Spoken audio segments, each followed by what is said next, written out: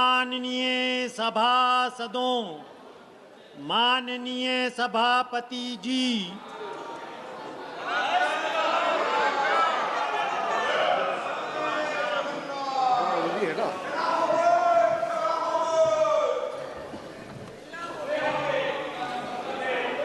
माननीय सदस्यगण, जिन्हें आज नियम 377 के अधीन मामले उठाने की अनुमति दी गई है, वे व्यक्तिगत रूप से तत्काल मामले का अनुमोदित पाठ सभा पटल पर प्रस्तुत करें। आइटम नंबर 19, केंद्रीय बजट पर सामान्य चर्चा। Doctor Shashi Tharoor ji. Thank you very much, Mr. Chairman. May I have your permission to speak seated? I am afraid I have a fracture on my foot. You are permitted, sir. Thank you, sir. Thank you for granting me the honor of voicing on behalf of the Indian National Congress my perspective on the Union budget presented by the Honourable Finance Minister, whom I'm glad to see in the chamber. Last year, when I was standing in this very place, I had remarked that the 2025 Finance Bill reminded me of the garage mechanic who said, "I couldn't fix your brakes, so I made the horn louder." Looking at the budget this year, I'm saddened to observe that though the horn has been muted, that there hasn't been enough movement. For this budget too appears to be a squandered opportunity, equivalent to rearranging the airbags on a crashing car while assuring the passengers that the chassis is sturdy and they will feel better afterwards. This budget is praised for prudence, but prudence without vision or fairness is hollow.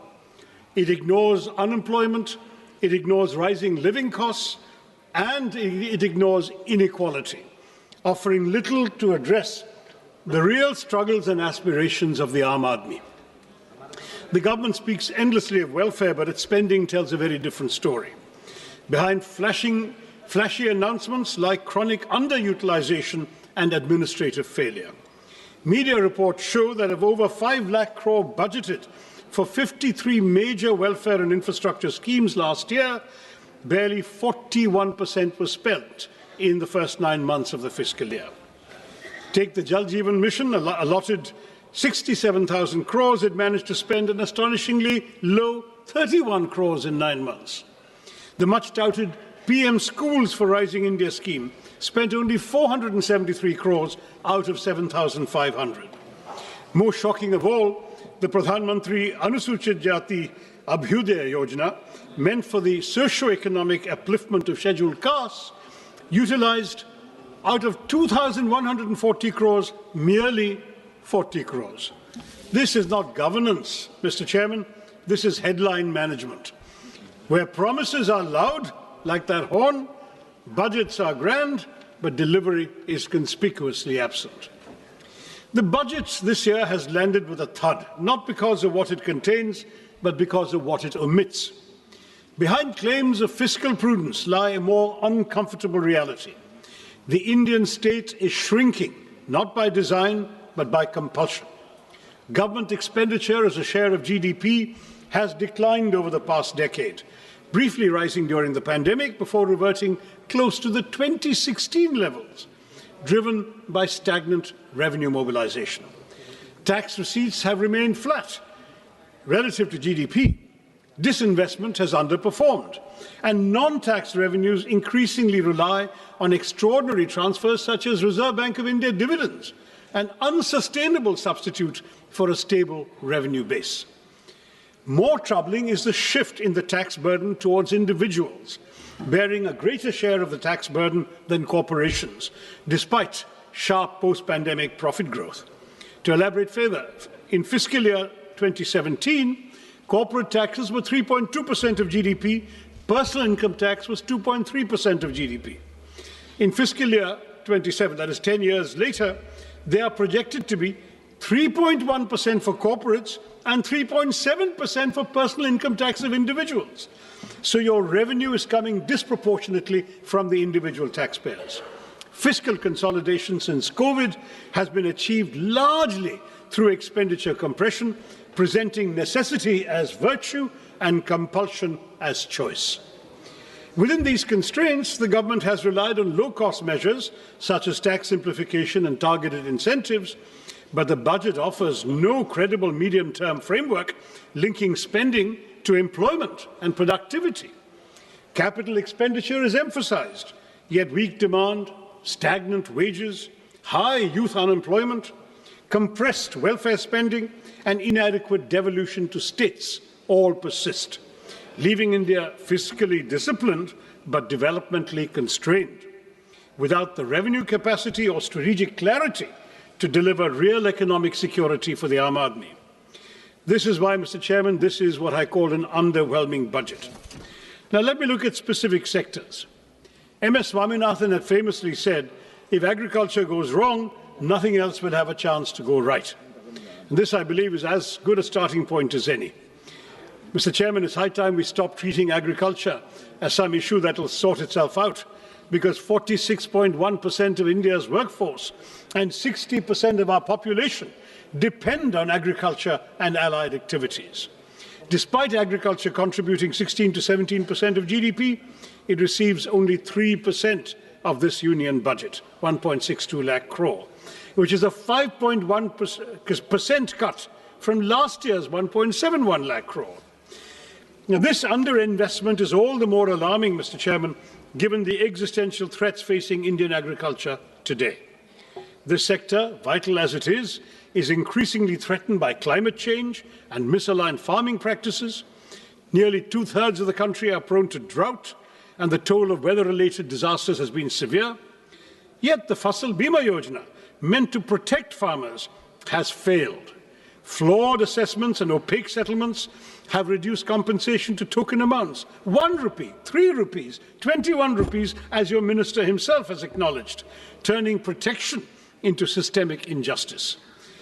Matters are worsened by cuts that leave the scheme at its lowest budget allocation in 8 years, fueling fears that new initiatives will repeat a familiar cycle of announcement without commitment, as seen last year when Gradley announced missions on cotton technology, pulses, vegetables, fruits, and hybrid seeds, all quietly faded with zero funding in the revised estimates.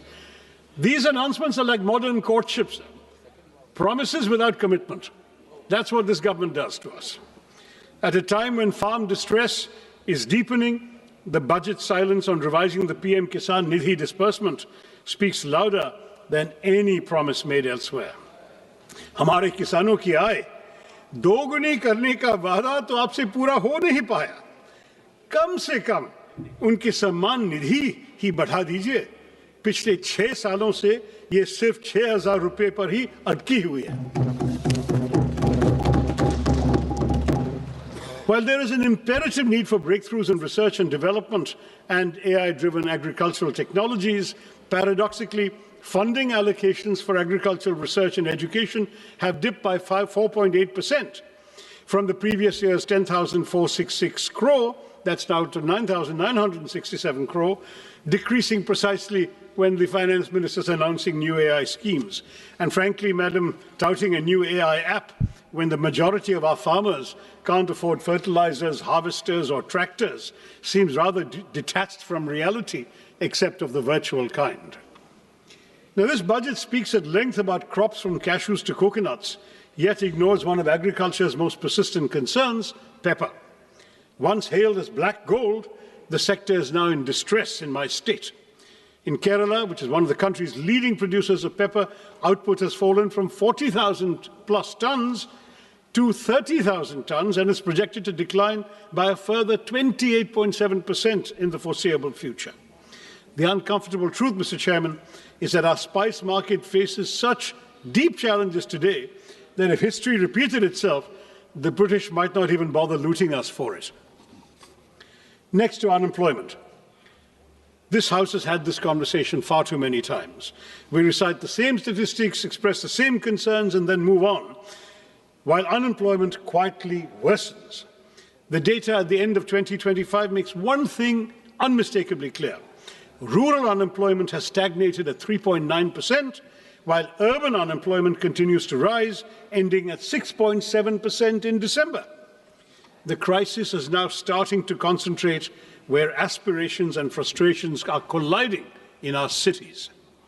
And yet even the centre's flagship responses have failed to rise to the moment. Under the Pradhan Mantri Kaushal Vikas Yojana, barely 41% of certified candidates secured placements. More than half of those jobs were concentrated in just 5 sectors.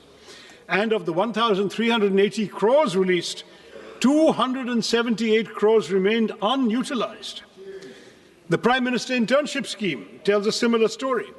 Allocation 10,831 crores. Ministry spends 526 crores in the first 9 months. This pattern is recurrent, sir. In fiscal year 25, allocations were cut after large unspent balances, with actual spending at just 680 crores. So much for creating employment when we can't even spend the money allocated for the job of creating employment. And what of gig workers, the backbone of our new economy? There is no mention of them in the budget. Their welfare has been deprioritized at a time when unrest grows over the absence of clearly defined benefits, time-bound claims and appeals mechanisms, and mandatory disclosure of work hours, earnings and deductions. This silence further weakens the gig workers' access to social security in practice. Any discourse about the workers of our country stands incomplete without a discussion about Manrega, now replaced by the ambitious VB-G Act. It increased guaranteed work days from 100 to 125, introduced weekly wage payments, but at the same time it hollowed out the legal employment guarantee. While Manrega was demand-driven, fully centrally funded for unskilled wages, and rooted in decentralized planning, the new Act caps central funding through state-wise normative allocations, shifts 40% of the wage costs to most states, and allows the scheme to be paused for up to 60 days during the peak agricultural seasons, shrinking the real window of guaranteed work. Once a state's allocation is exhausted, workers' statutory right to employment effectively ends. This converts an open-ended rights-based program into a budget-restricted, centrally rationed scheme where fiscal ceilings override legal entitlements. The VB-G scheme received a massive allocation of 95,000 crores in this budget, yet it has a major overlooked flaw that also needs to be addressed as soon as possible, Madam Minister. It attempts inclusion, but perhaps unintentionally drives technological exclusion. Manrega trusted the panchayats and gram sabhas to plan work based on local needs and community strengths. But the G Act mandates dashboards with GIS tools, PM Gati Shakti layers, central digital stacks. Local priorities are filtered through a Viksit Bharat National Rural Infrastructure Stack, making biometrics, geotagging, dashboards, and AI audits statutory requirements. Thus, for millions of tech workers, rural workers, one tech failure will mean exclusion without appeal and work without skill considerations. Now, when you have millions struggling to find work, Mr. Chairman, the least the government can do is to ensure that they move freely across the country to seek opportunities. But here too, Mr. Chairman, we see a pattern of neglect that is as consistent as it is shameful. Nowhere, I might add, is this neglect of connectivity clearer than in Kerala. Despite repeated demands for new railway lines to decongest existing routes, the state finds no mention in the Finance Minister's much-touted 7 high-speed railway corridor initiative. One is compelled to ask, does strategic connectivity end where political inconvenience begins? The consequences of this neglect are borne daily by passengers and railway staff alike in my state. Chronic overcrowding has pushed passenger capacity to dangerous limits. Sanitation has visibly deteriorated. Even basic facilities remain inadequate. It's telling, Mr. Chairman, that locomotive pilots entrusted with the safety of thousands are forced to work without assured access to toilets. For passengers, the experience is no better.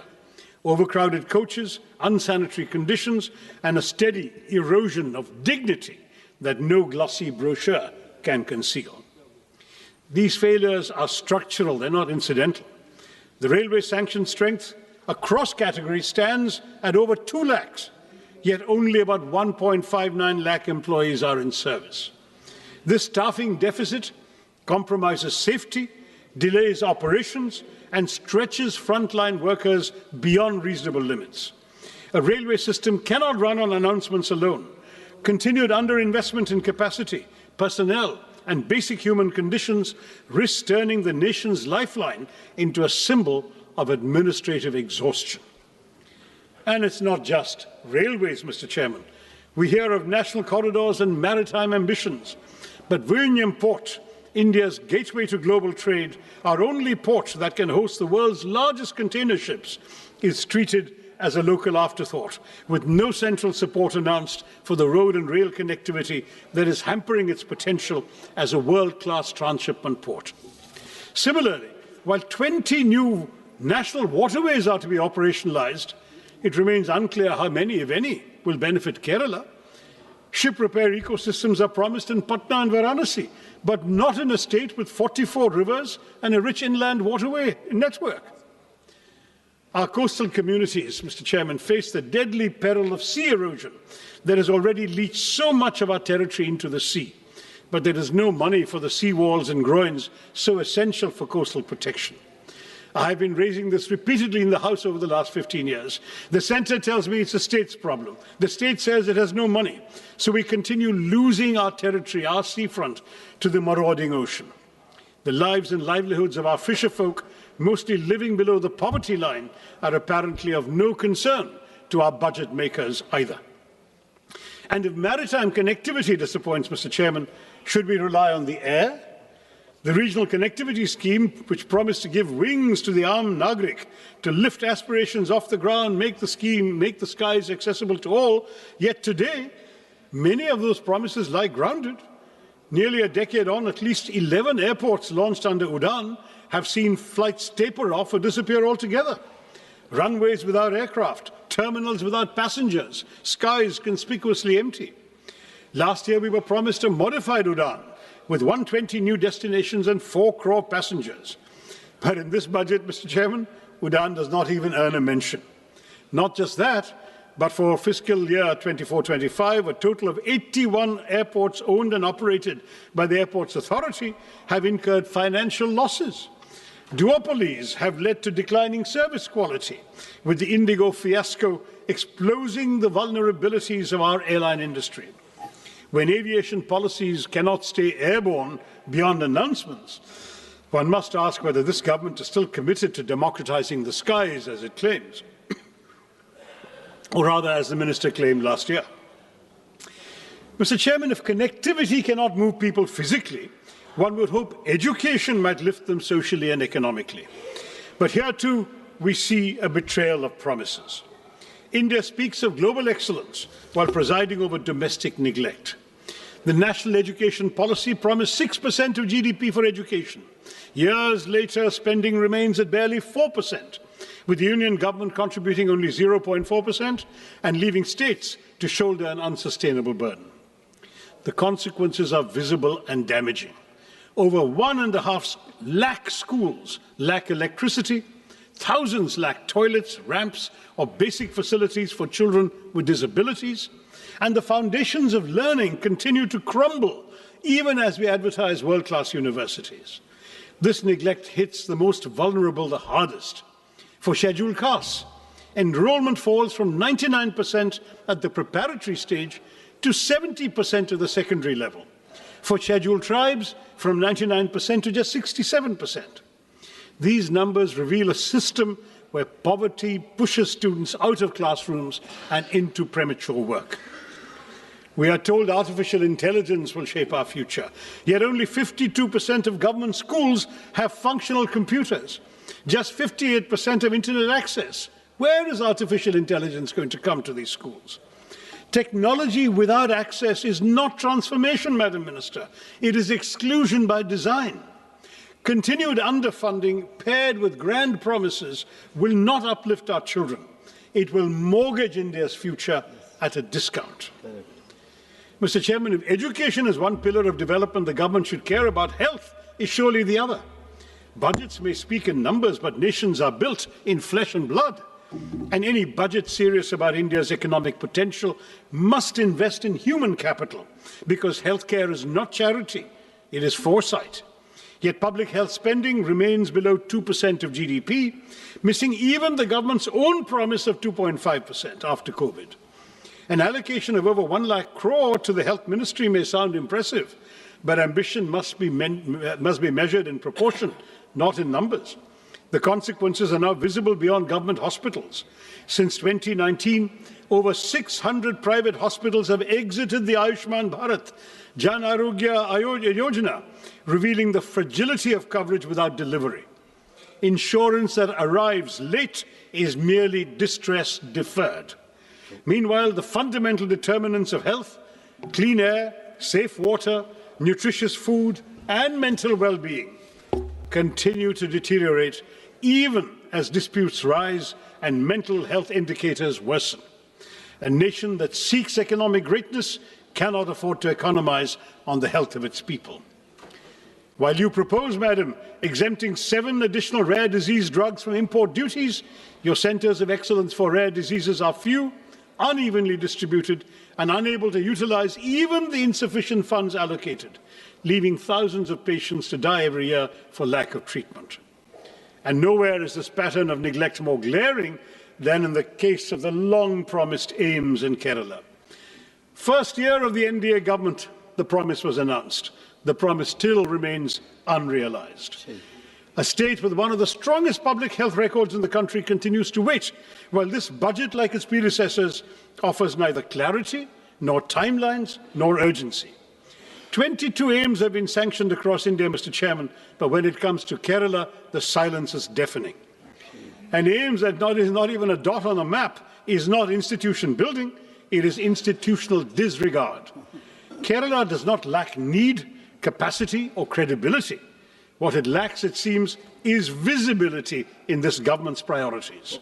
Why, Mr. Chairman, is Kerala invisible to this government? I'd like to know.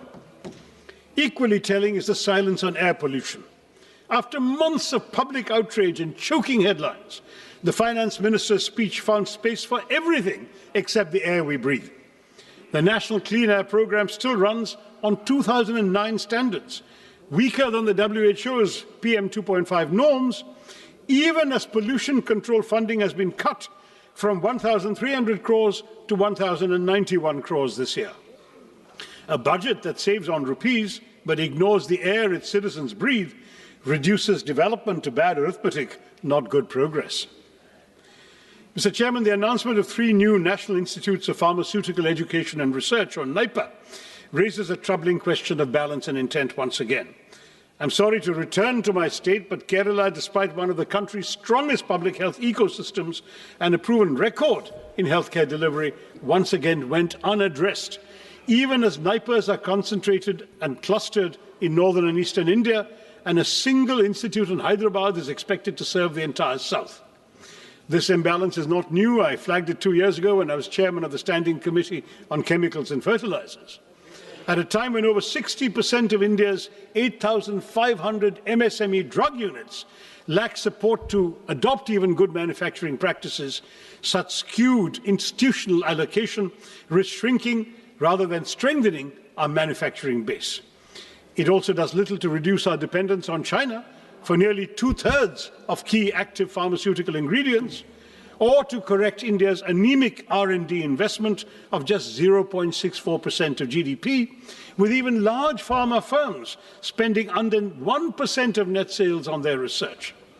The result is predictable: limited innovation, continued reliance on low-cost biosimilars, and life-saving biologics priced far beyond the reach of most Indians, where public health spending remains so much below the GDP target of 2.5%. Without correcting regional imbalance and backing institutions with serious R&D support, this NIPA initiative risks sounding visionary while delivering exclusion. Now, all of these shortcomings in the sectors I've surveyed, in infrastructure, education, healthcare, might have been bearable if at least the economic burden were distributed equitably. But as per the UNDP Inequality Adjusted Human Development Index, India ranks the lowest of all BRICS countries at 130. The silent shock absorbers of this economy are the middle class. They are now cracking under the strain. The symbols of success we see today, smartphones, cars, lifestyle assets, are only sustained by EMIs, Mr. Chairman, for the middle class, leaving the Aam Aadmi little room for health insurance, for savings or medical emergencies. Credit cards are once a luxury or a convenience. They've now become a lifeline. Defaults rose 28% last year to 6,742 crore rupees, not because Indian households are reckless, but because they're running out of room to breathe. With 2.9 lakh crore rupees in outstanding dues and 10.5 crore cards in circulation, borrowing has become the price of staying afloat. Even as households struggle, the tax burden has quietly shifted onto them. Personal income tax now contributes over half of all direct taxes, while the corporate share declines, as I mentioned earlier. And while last year's budget at least acknowledged middle-class housing stress through the Swami Fund, this budget offers only silence. Inflation may look subdued on paper, but for citizens, the cost of living has merely been shifted. When the state fails to provide clean air, safe water, and uncontaminated food, households are forced to buy privately what should be public goods: air purifiers, water filters, basic safeguards. This burden is unequal, Mr. Chairman. The privileged can protect themselves, while the poor remain exposed. A nation cannot grow by exhausting the very people who sustain it. The Aam Aadmi, who are financing this government, are being sent deeply troubling signals on taxation. A one-time concession allowing special economic zone manufacturing units to sell domestically at reduced duties is little more than tokenism when the SEZ ecosystem itself is collapsing, with hundreds of zones shut and employment in free fall.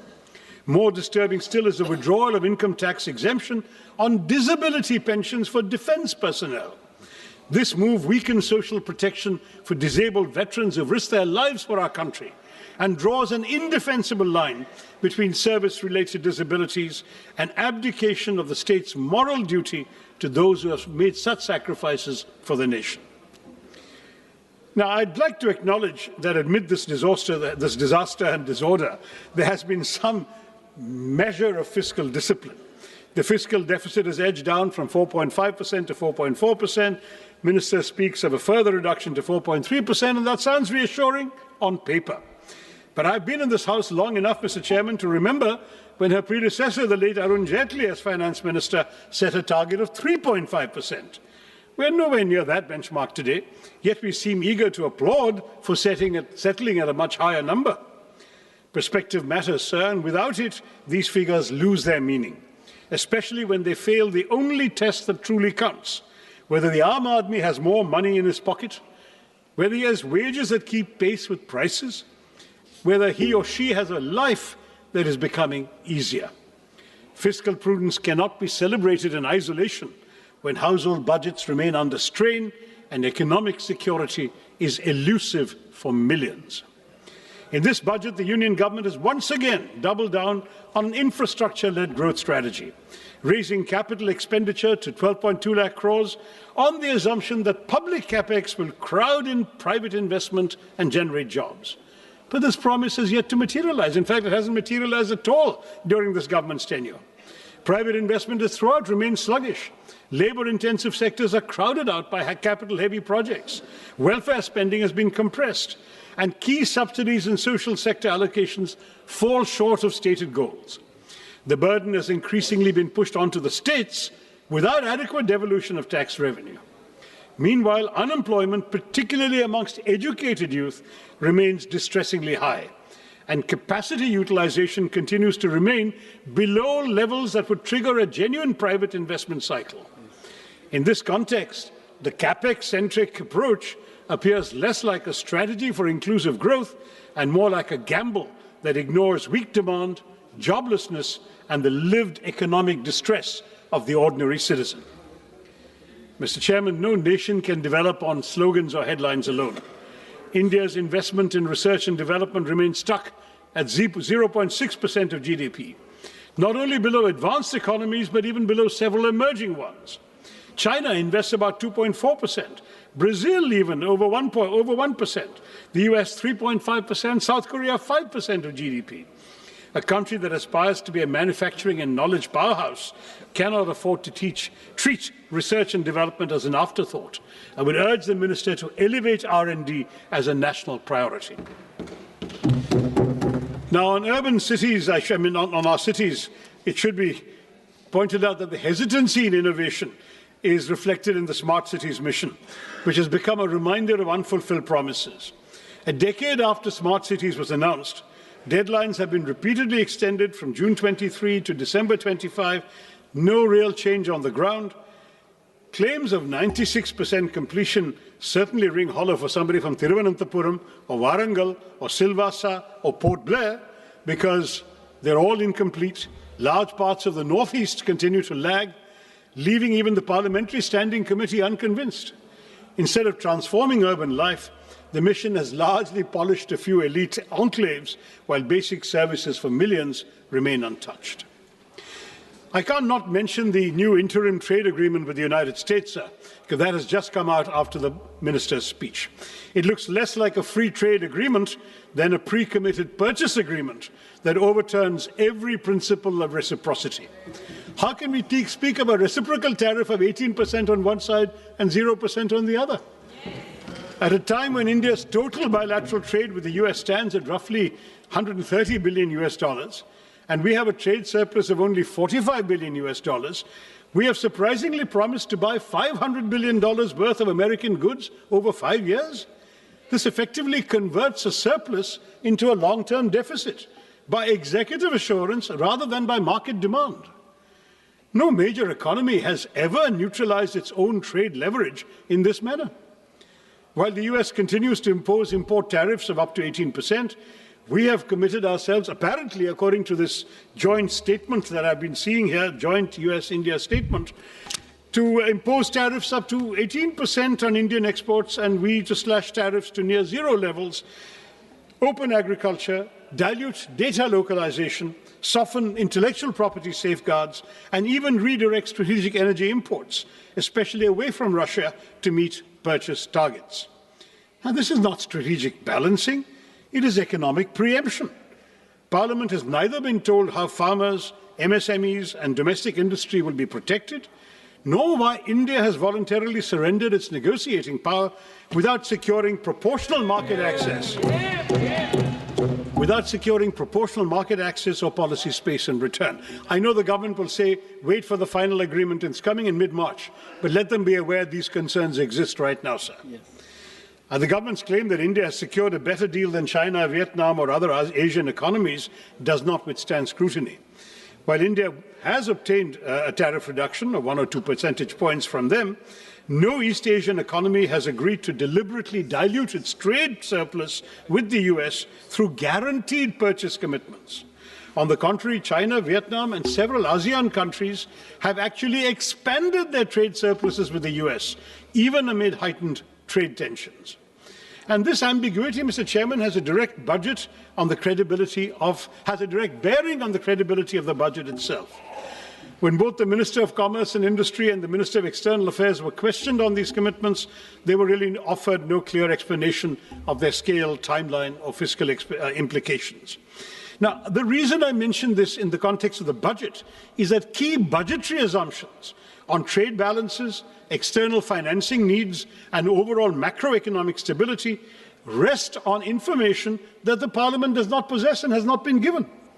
A budget framed amid such uncertainty is not just incomplete, it asks this House to approve numbers without knowing the obligations that may soon overtake them from this trade agreement. Now, I do want to say that when the two ministers play ping-pong with each other, saying it's not in their mandate to answer the question, each one attributes it to the other, then that looks like a rather disappointing game, because when no minister claims ownership of something like this, accountability disappears, and Parliament is left staring at a budget that conceals obligations that the government seems to lack the courage to admit openly. In short, Mr. Chairman, the real weakness of this government's budget lies in its implementation where rhetoric is not matched by reality. Let me quote that famous verse once again by Mirza Ghalib, which I think perfectly captures our reality today as reflected in this budget and its aspirations. हमको मालूम है जन्नत की हकीकत, हमें मालूम है जन्नत की हकीकत, लेकिन दिल बहलाने के लिए गालिब ये ख्याल अच्छा है. That seems to be what we have had inflicted upon us. We know the reality behind these claims, these tall promises, these narratives of model governance, but they're not policies grounded in outcomes. They're carefully curated illusions. Glossy schemes, utopian projections, they might soothe the imagination, dil to behlata hai. But everyday life for the ordinary citizen of India has remained unchanged. Hope is repeatedly sold, but delivery remains perpetually deferred. Viksit Bharat by 2047 is an admirable ambition, safely more than 2 decades away. This budget offers no credible pathway to reach it. Instead of narrowing the gap, it widens it. Unemployment continues to rise. Poverty hardens. Jobs remain scarce. Wages remain stagnant. Small businesses, already gasping for relief, are smothered under layers of compliance, while informal workers, gig workers who sustain our economy with their labor are pushed further into invisibility and insecurity. Government promises railways, yet stations crumble. They speak of flight, yet Udan has flown away. Our pepper, once celebrated as black gold, withers under neglect. Our long coastline stretches endlessly, but is ignored when it comes to protecting it. Education is curtailed precisely when it should be expanded, while the rhetoric of world-class technology and AI grows louder. 1.5 lakh schools still function without electricity, yet Viksit Bharat is spoken of as if the lights are already on. When vision is severed from reality, it ceases to be aspiration and becomes merely an illusion. A truly Viksit Bharat will not be built on slogans, Mr. Chairman, not built on speeches or symbolism, but on delivery that reaches the last citizen of India. Turning promises into outcomes is not a favor, it is not a choice. It is our kartavya, it is your kartavya, may I say to the government. Thank you, Mr. Chairman, and Jai Hind. माननीय श्रीमती अपराजिता सारंगी जी.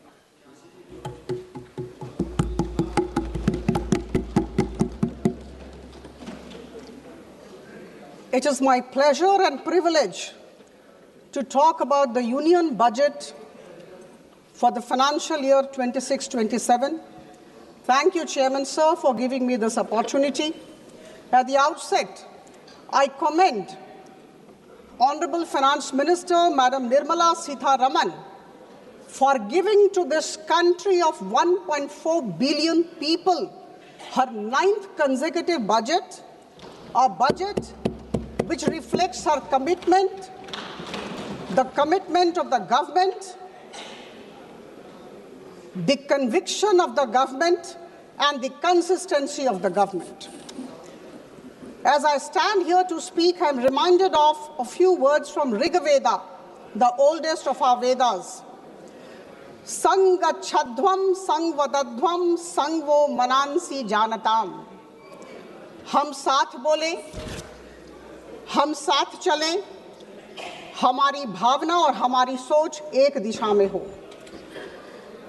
My dear colleagues, we are all moving towards one and only one goal in the country, and the goal is to make India Viksit Bharat by 2047. And I can say with all conviction at my command that this particular budget of the financial year 26-27 is definitely a very strong step in our common journey. For the sake of clarity, I must say, my dear friends, that our Finance Minister, Madam Nirmala Sitharaman, framed the blueprint around 3 kartavyas. Number 1, to accelerate and sustain economic growth. Number 2, to fulfill the aspirations of the people and build their capacities. And number 3, to align with our core objective of Sabka Saath, Sabka Vikas. Bandhugan, यह ऐतिहासिक budget सिर्फ संख्याओं का संकलन नहीं है, यह विकसित भारत की यात्रा में हम सब के लिए एक माइलस्टोन है, एक निर्णायक मील का पत्थर है। यह हमारी आर्थिक स्थिरता, सुधार और हम सब के सामूहिक आत्मविश्वास का दस्तावेज है। My dear colleagues, this particular budget of the Union government comes at a time when India is actually moving fast in its growth trajectory, and we must accept and acknowledge this. This is the first budget of the second quarter of 21st century, and that's why it's a very important budget for all of us, for all 1.4 billion Indians. Friends, we are aware of the fact that in 2014, we were the 10th largest economy, and at this juncture, our micro fundamentals are very strong. We are the 4th largest economy, bypassing Japan. We are going to be the 3rd largest economy, bypassing Germany very soon, and our forest reserves are very high. Our exports have gone beyond $800 billion, and I must say here, we have been all listening about inflation rate. The inflation at this juncture, December 25 figure, we are at 1.7%. And here while I say this, I must say that between 2011 and 2014, the average inflation of this country was 9.8%. I must say this, and I think all of us sitting in this house must appreciate this. Friends, the unemployment rate, all of us have been talking about the unemployment rate. It's declining every day, and at this juncture, it is 4.8%. We must realize this. हमारा देश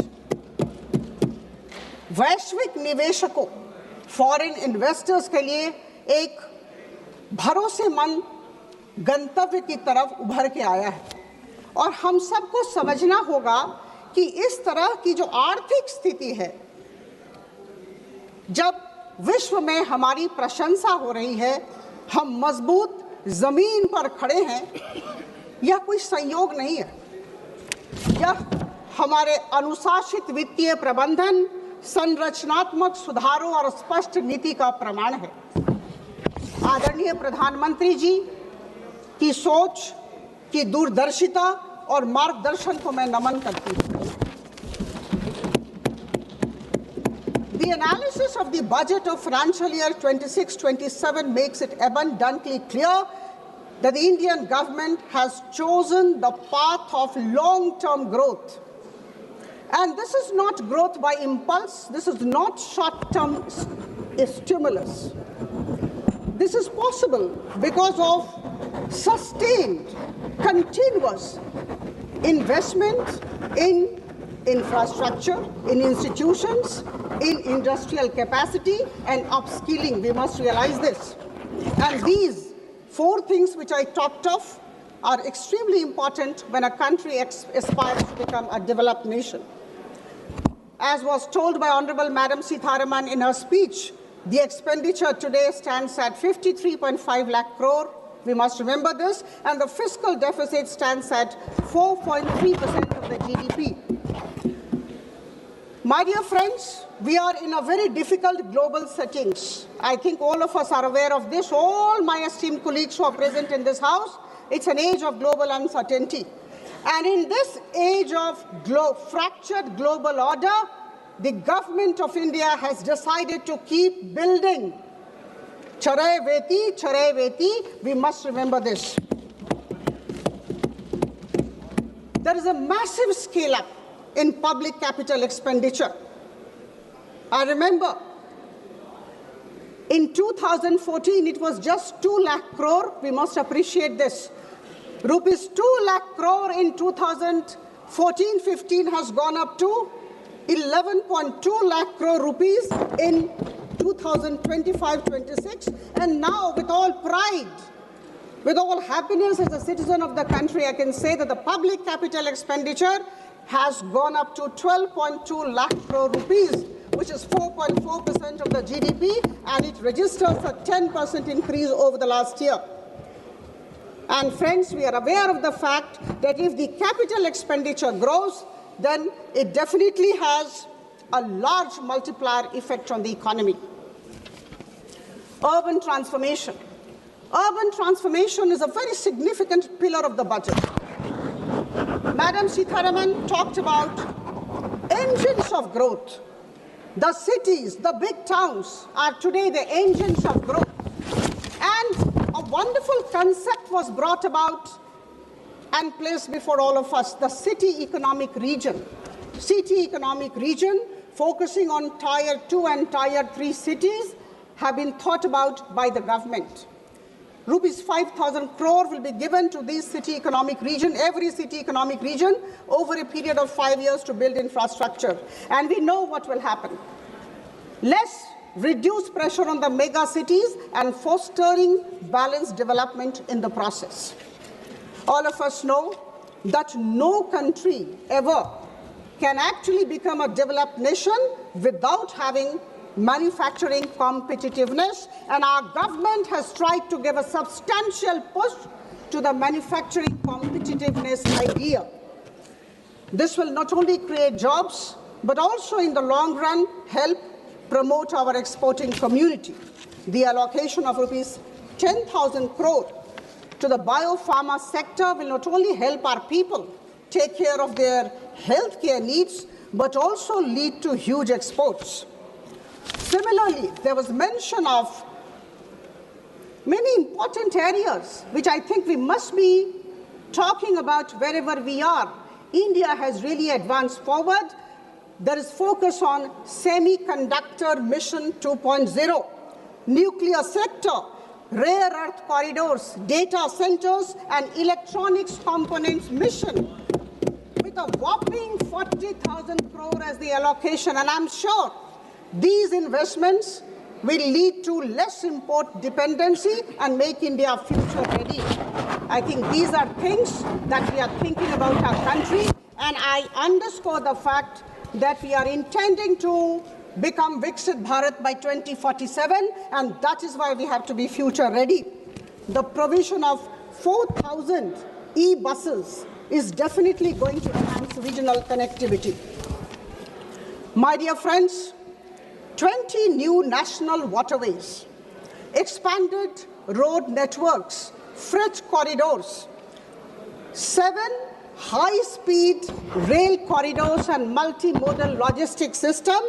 These are giant leap towards a more competitive, resilient, confident, and self-reliant Viksit Bharat by 2047. We may like it, we may not like it, but we need to accept it.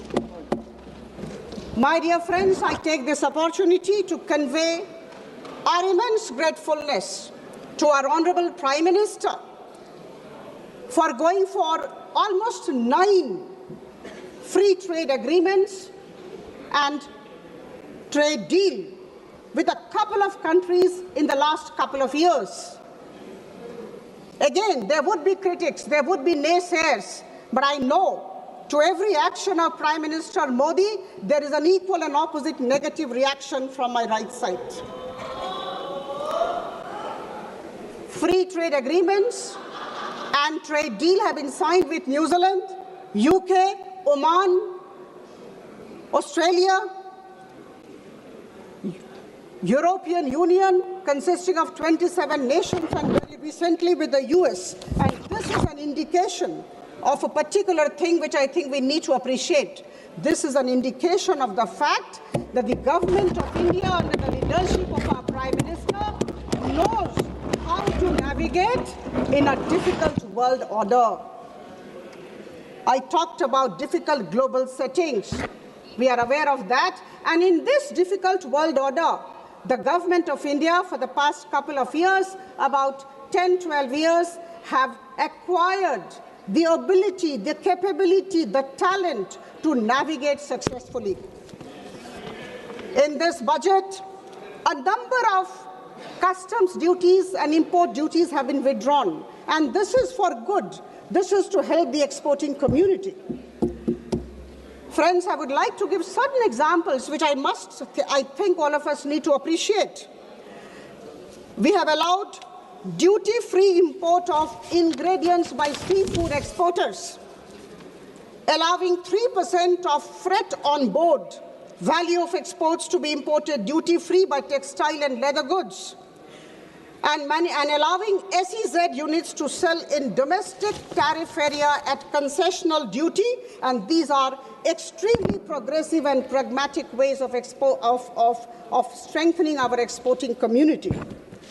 My dear friends, our Prime Minister and our Finance Minister have been talking all the while about the micro, small and medium enterprises. I would say they are the backbone of Indian economy, extremely important, and they control 4% of the manufacturing output. About 49% of India's total exports,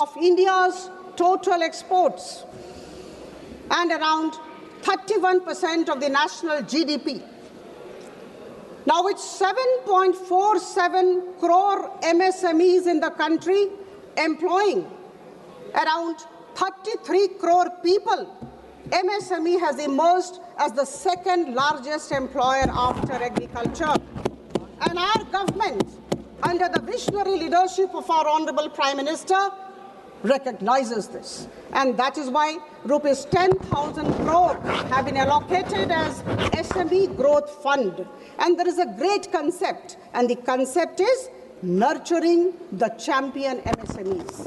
I think this is something very interesting, very innovative, and we all need to stand together and appreciate. Friends, a healthy India is a prosperous India. And here I must like to inform all of you, or rather help you recall, that Madam Nirmala Sitharaman allocated rupees 1.06 lakh crore for the Ministry of Health and Family Welfare in this budget. And this is a staggering 194% increase over the 2014-15 levels. In order to make our healthcare affordable and even accessible to many people, you know, the customs duties, the import duties have been withdrawn from 17 cancer drugs and drugs of many diseases which are rare by nature. I think this is something for which our government, Prime Minister Modi's government, needs to be commended and complimented. Now, my dear friends, could anybody think about AVGC, animation, visual effects, gaming and comics? This government is planning to raise about 2 million professionals by 2030 in AVGC sector. Absolutely out of the box idea, you may like it or not, but this is highly innovative and an out of the box idea of our government. Now here, the government will be supporting the Institute of Creative Technologies Mumbai to raise these professionals and to actually establish content creator labs in about 15,000 secondary schools and 500 colleges. It is very easy for me to read out, as my dear friend just did. When you are convinced about what your government is doing, you know, you need not read out from the papers. I know what our government is doing and how my government is ensuring that India moves forward. I don't have to look into papers for data and statistics. We are convinced that the government is moving forward, and this confidence is coming out when we speak about the government's good works. Friends, there is a very interesting thing. Ma'am, kindly address the chair. Yeah, thank you. To ensure sustained economic growth, and also at the same time to keep fiscal deficit in check, is an interesting phenomenon. It's a challenge. And I'm extremely happy to inform the House that we recognize, we appreciate that this government has been doing that. Our growth momentum has been sustained, and at the same time, fiscal deficit is low, 4.3%, as I told earlier. This is a challenge which has been taken on by the government. The budget of financial year 26-27 is definitely pragmatic, pro-people and balanced in nature. हमें सशक्त, आत्मनिर्भर और विकसित भारत बनाना है। बंधुगण, आदरणीय प्रधानमंत्री जी की सोच, उनके दिग्दर्शन, उनकी सकारात्मकता के सामने हम सब नतमस्तक हैं। मैं नमन करती हूं और उनके लिए दो पंक्तियां। मैं सोच भी बदलता हूं, मैं नजरिया भी बदलता हूं, मंजिल जाने तक का जरिया भी बदलता हूं। और अगर बदलता नहीं कुछ तो सिर्फ अपना लक्ष्य नहीं बदलता हूं, अपना पक्ष नहीं बदलता हूं। आप सबको बहुत बहुत धन्यवाद। कहना आसान है, करना कठिन, लेकिन हमारी सरकार आदरणीय प्रधानमंत्री जी के बलिष्ठ नेतृत्व में आगे बढ़ती जा रही है। आइए हम सब संग गच्छध्वम संग वदध्वम संग वो मनांसी जानताम, हम साथ चले, हम साथ बोले और हम सब की सोच और भावना एक दिशा में हो। बहुत बहुत धन्यवाद। माननीय श्री अखिलेश यादव जी।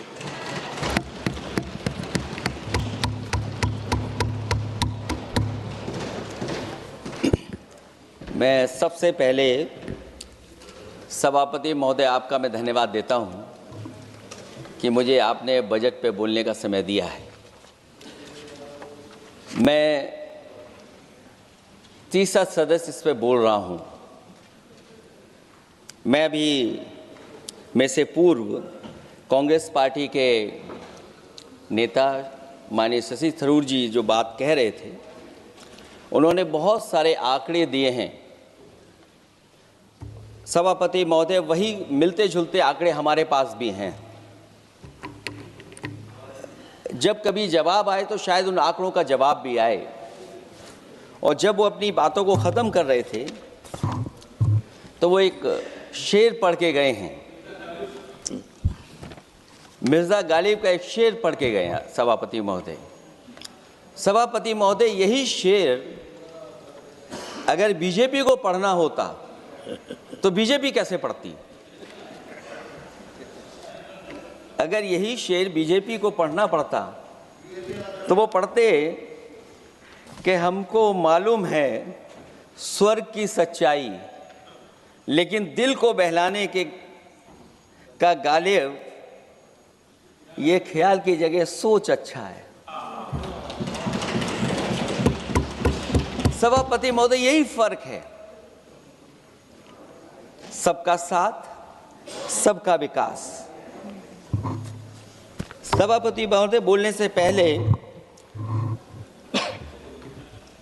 मैं जब बजट को देख रहा था और अक्सर सरकार को पिछले कई सालों से चलता हुआ मैं देख रहा हूं, मैं कहना चाहता हूं, क्यों झूठे ख्यालों में दिन रात करें, जो बनाते हैं हवा में बातों के महल, आओ उनसे कुछ ज़मीनी बात करें। सभापति महोदय, बजट आने से पहले और बजट आने के बाद पूरा देश और पूरे देश में ये बहस चल रही थी कि अमेरिका को लेकर के डील होने जा रही है। सभापति महोदय, मुझसे पहले अभी जो भारतीय जनता पार्टी की माननीय सदस्य बोल रही थी, और भारतीय जनता पार्टी का ये पक्ष है कि हम लोगों ने दुनिया में बहुत सारे देशों से फ्री ट्रेड एग्रीमेंट कर लिया है। सभापति महोदय, मैं भारतीय जनता पार्टी की सरकार से जानना चाहूँगा, अभी कितने देश और बचे हैं जिससे आप फ्री ट्रेड एग्रीमेंट नहीं कर पाए हैं? कुछ ऐसे भी देश बचे होंगे शायद जिनसे आपकी इच्छा होगी कि हम फ्री ट्रेड एग्रीमेंट कर लें। और सभापति महोदय का फ्री ट्रेड एग्रीमेंट हो भी जाते हैं, जो लोग कभी रुपए के बारे में बहुत चिंता करते थे, कभी कभी उम्र से, कभी कभी दूसरे लोगों के उससे जोड़ देते थे, इतने सब फ्री ट्रेड एग्रीमेंट होने के बाद और अमेरिका से डील नहीं ढील हुई है, उसके बाद हमारा रुपया कहाँ पहुंचेगा? और अगर यही डील होनी थी तो 11 महीने इंतजार क्यों कराया? अगर यही डील होनी थी सभापति महोदय तो 11 महीने किस बात का इंतजार था? हमारे कारोबारियों को या हमारे जितने भी उद्योग से जुड़े लोग हैं उनके साथ ये परेशानी क्यों? बजट पर सबसे पहला सवाल यही है कि डील पहले बनी है बजट।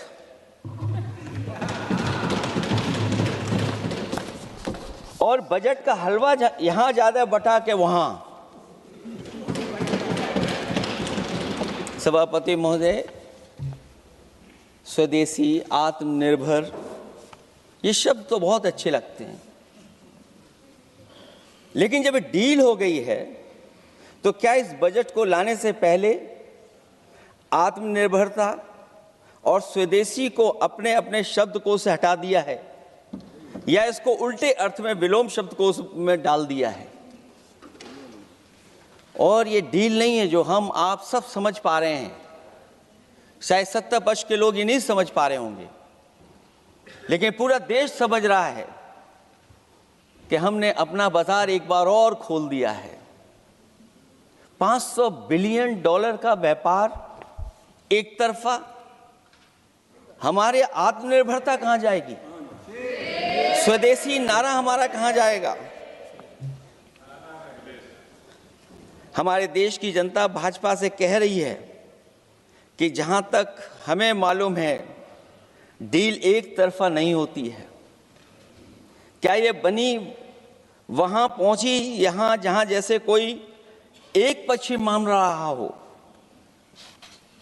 जनता भाजपा से यह भी जानना चाहती है कि 0 बड़ा के 18।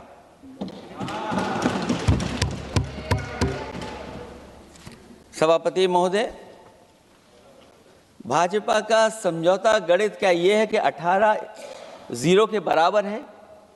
क्या 18 हमारा 0 के बराबर है?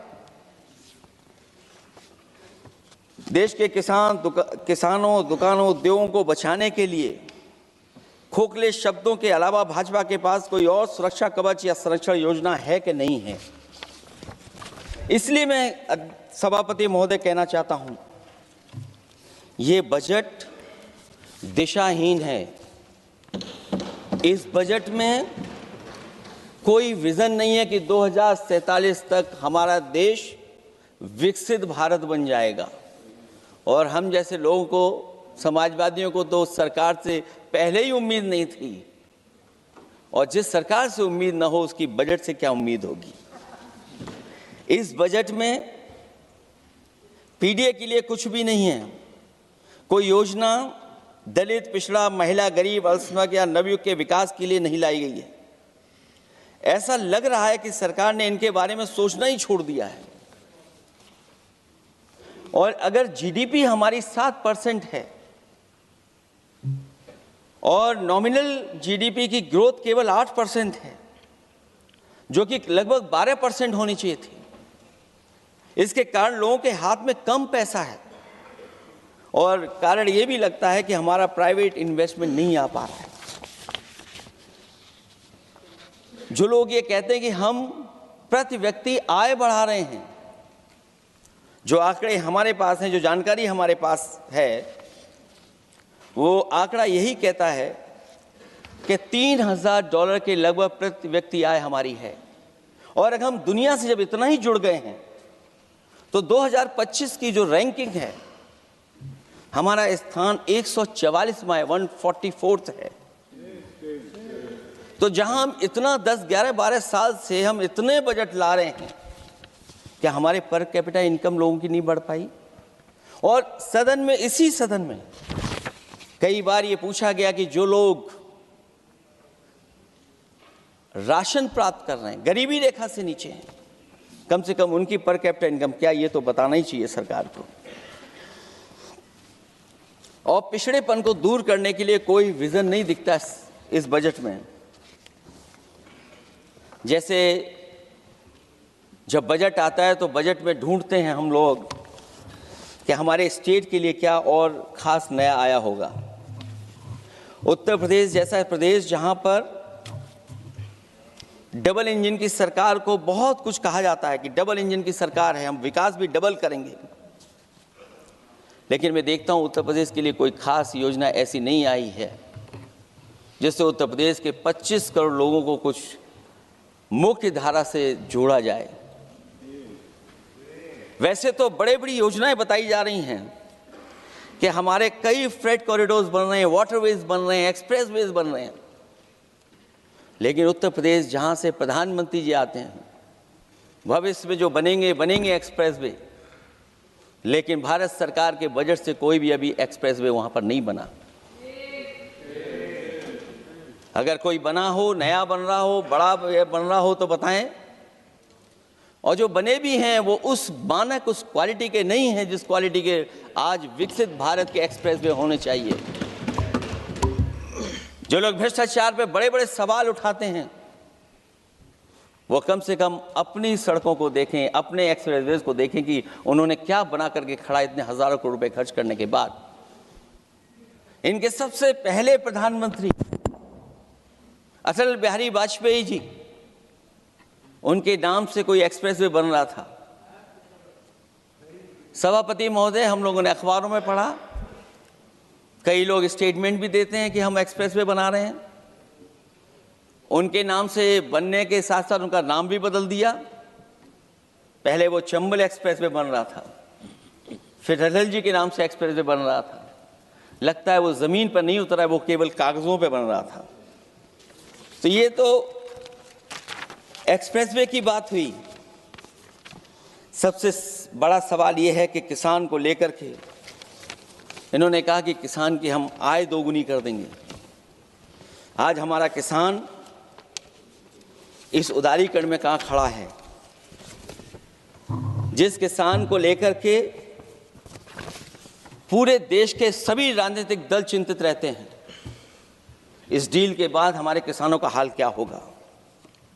और जब सब कुछ विदेश से ही आएगा तो हमारा किसान भारत में क्या उगाएगा, जमीन पर क्या होगा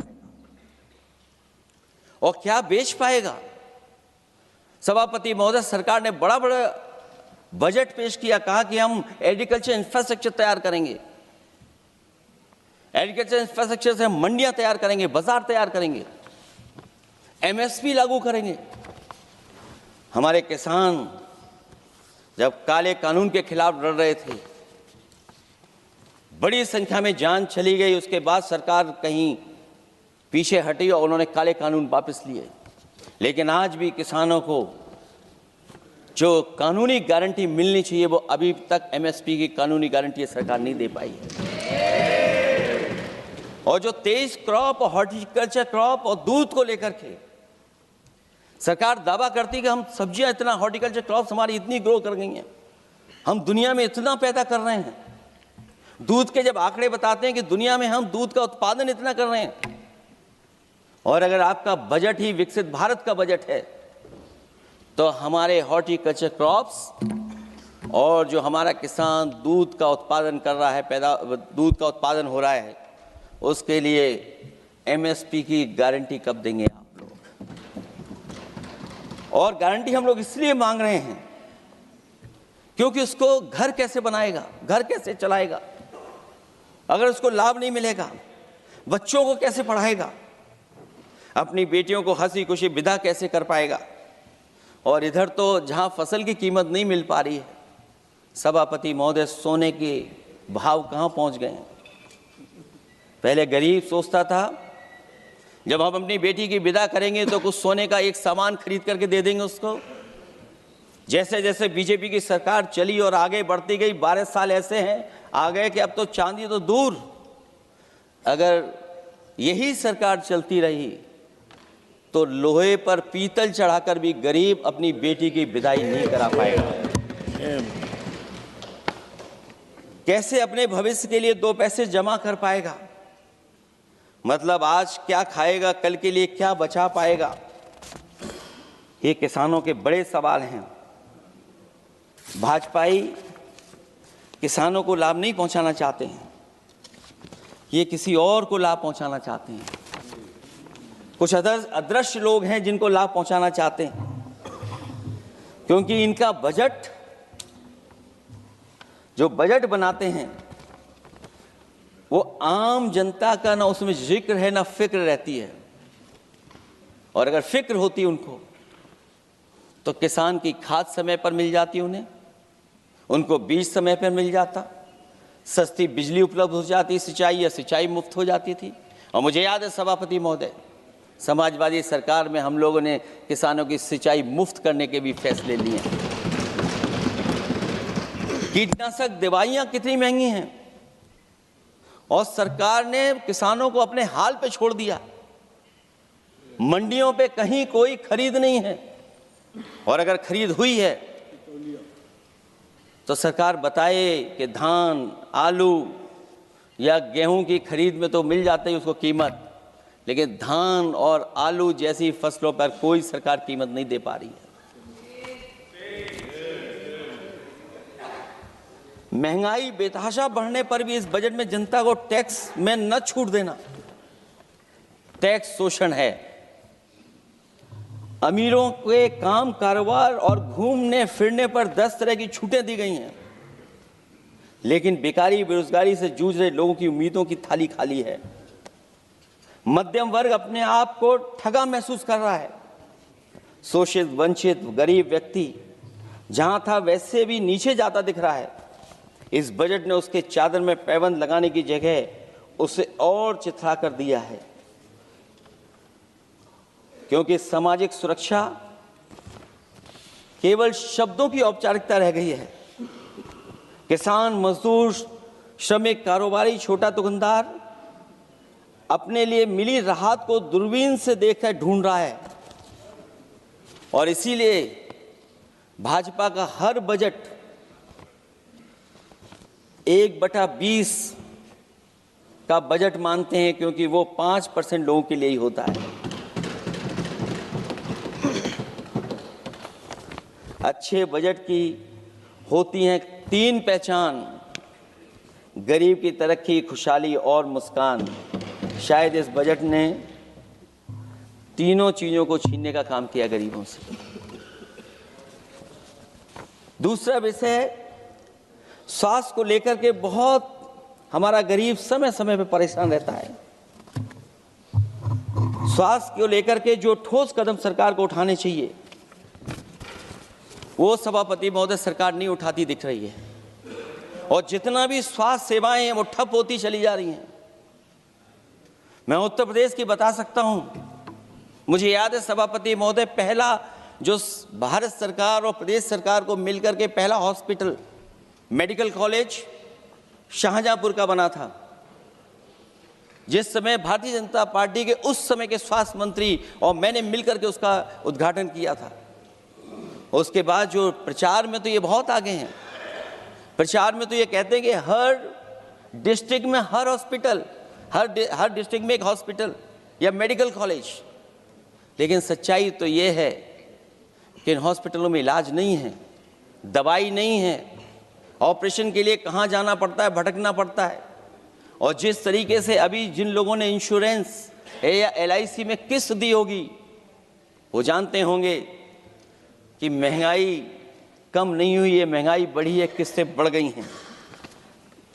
उदाहरण के लिए दिल्ली के एम्स के लिए 5,600 करोड़ रुपए, और आयुष्मान भारत के लिए पूरे देश के लिए सरकार ने जो बजट रखा है वो 4,700 करोड़ रुपए है।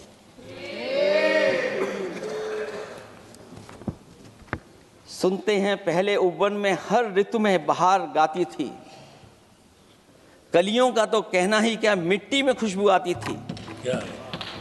ये भी ज्ञात हमें उपवन में कुछ ऐसे भौरे आए थे, सारा चमन कर दिया मरघट, अपने साथ जहर लाए थे। लेकिन अगर चमन वाले ही भौरों के रंग ढंग अपनाएं, माली तुम ही फैसला कर दो, हम किसको दोषी ठहराएं। सभापति महोदय, मैं उत्तर प्रदेश से आता हूं, जहां पर प्रधान संसदीय क्षेत्र है। राजमाता पूजनीय अहिल्याबाई होलकर जी, उनकी मूर्ति थी, उसको बुलडोजर से तोड़वा दिया। सभापति महोदय, कोई कल्पना कर सकता है एक मणिकर्णिका घाट जो हमारी पौराणिक पहचान रही, सदियों से हमारी विरासत की पहचान रही, सनातनी काशी की विरासत रही, वहां पे इनकी सरकार ने प्रधान संसदीय क्षेत्र में बुलडोजर चला करके हमारी पूजनीय अहिल्याबाई होलकर की मूर्ति को इन्होंने तोड़ने का काम किया। और सभापति महोदय, केवल एक मूर्ति नहीं, वहां पर अगर हम गिनती करेंगे, एक नहीं, दो नहीं, तीन नहीं, चार नहीं, पांच नहीं, छह नहीं, सात नहीं, लगभग 100 मंदिरों को तोड़ने का काम इसी सरकार में हुआ है। केवल मंदिर नहीं तोड़े गए सभापति महोदय,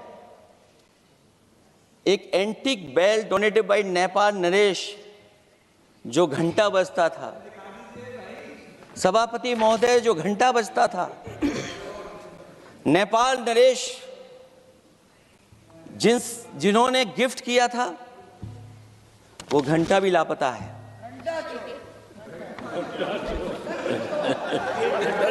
केवल घंटा ही लापता नहीं है,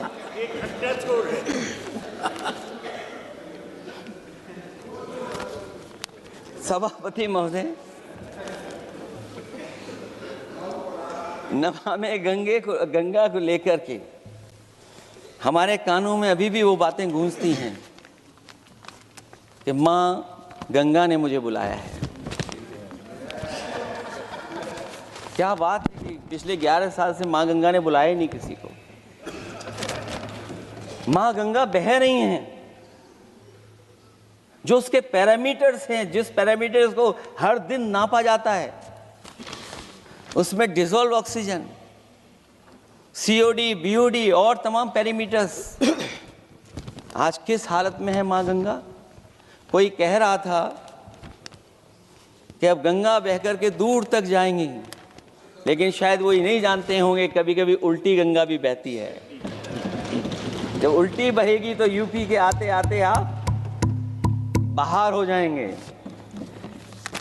सभापति महोदय, नमामि गंगा, मां गंगा में जुड़ने वाली नदियां, वरना नदी को एक संरक्षण कैसे हो, ब्यूटिफिकेशन कैसे हो, रिवर फ्रंट कैसे बने, उसकी शुरुआत की थी। लेकिन सभापति महोदय, इनकी बुलडोजर सरकार ने उसका काम रोक दिया। काली नदी किस हालत में है। यमुना के बारे में दिल्ली की सरकार जब बनानी थी तो कहा कि हम दुनिया का सबसे बेहतर रिवर फ्रंट बनाएंगे यमुना पर, इसी राजधानी में कहा गया। आज बताइए यमुना की हालत क्या है। और अगर यमुना दिल्ली में गंदी हो रही है तो ये बह करके जब यूपी जाती है तो मथुरा में भी गंदी है। और थोड़ा बहुत साफ गंगा इसलिए हो जाती है क्योंकि जब चंबल का पानी उसमें जुड़ता है, थोड़ी बहुत यमुना साफ हो जाती है। उसके बाद यमुना में भी कोई सफाई का सरकार ने इंतजाम नहीं किया। और आज भी मैं कहता हूं, देश का सबसे अच्छा रिवर फ्रंट अगर कहीं बना है तो लखनऊ में बना है, गोमती रिवर फ्रंट। जो लोग ये कहते हो कि दूसरा रिवर फ्रंट अच्छा है, मैं उनसे कहूंगा कि लखनऊ के रिवर फ्रंट पर भी घूम करके आइए, तब आपको मालूम पड़ेगा कि रिवर फ्रंट क्या होता है। 26 जनवरी इसी वर्ष मैंने एक प्रतिष्ठित अखबार को पढ़ा और उसमें देखा मैंने कि high uranium in India's ground water samples लिए गए हैं। एक्सपर्ट्स वार्न कर रहे हैं कि सेवरल हेल्थ रिस्क हैं उससे। Lead pollution alarming in 69 rivers in India contaminated, rivers are contaminated. हमारे पानी में पेस्टिसाइड है, इंडस्ट्रियल वेस्ट है, अनसेफ है ड्रिंकिंग के लिए। हमारी नदियों में मरकरी है, डेंजरस लेवल। और जितनी भी हमारी वाटर बॉडीज हैं इंडस्ट्रियल टाउन्स के आसपास, सब में टॉक्सिक है, मरकरी है, बड़े पैमाने पे डेंजरस है पानी वहां का। और कई जगह इंडस्ट्री का सीधा सीधा वेस्ट जा रहा है।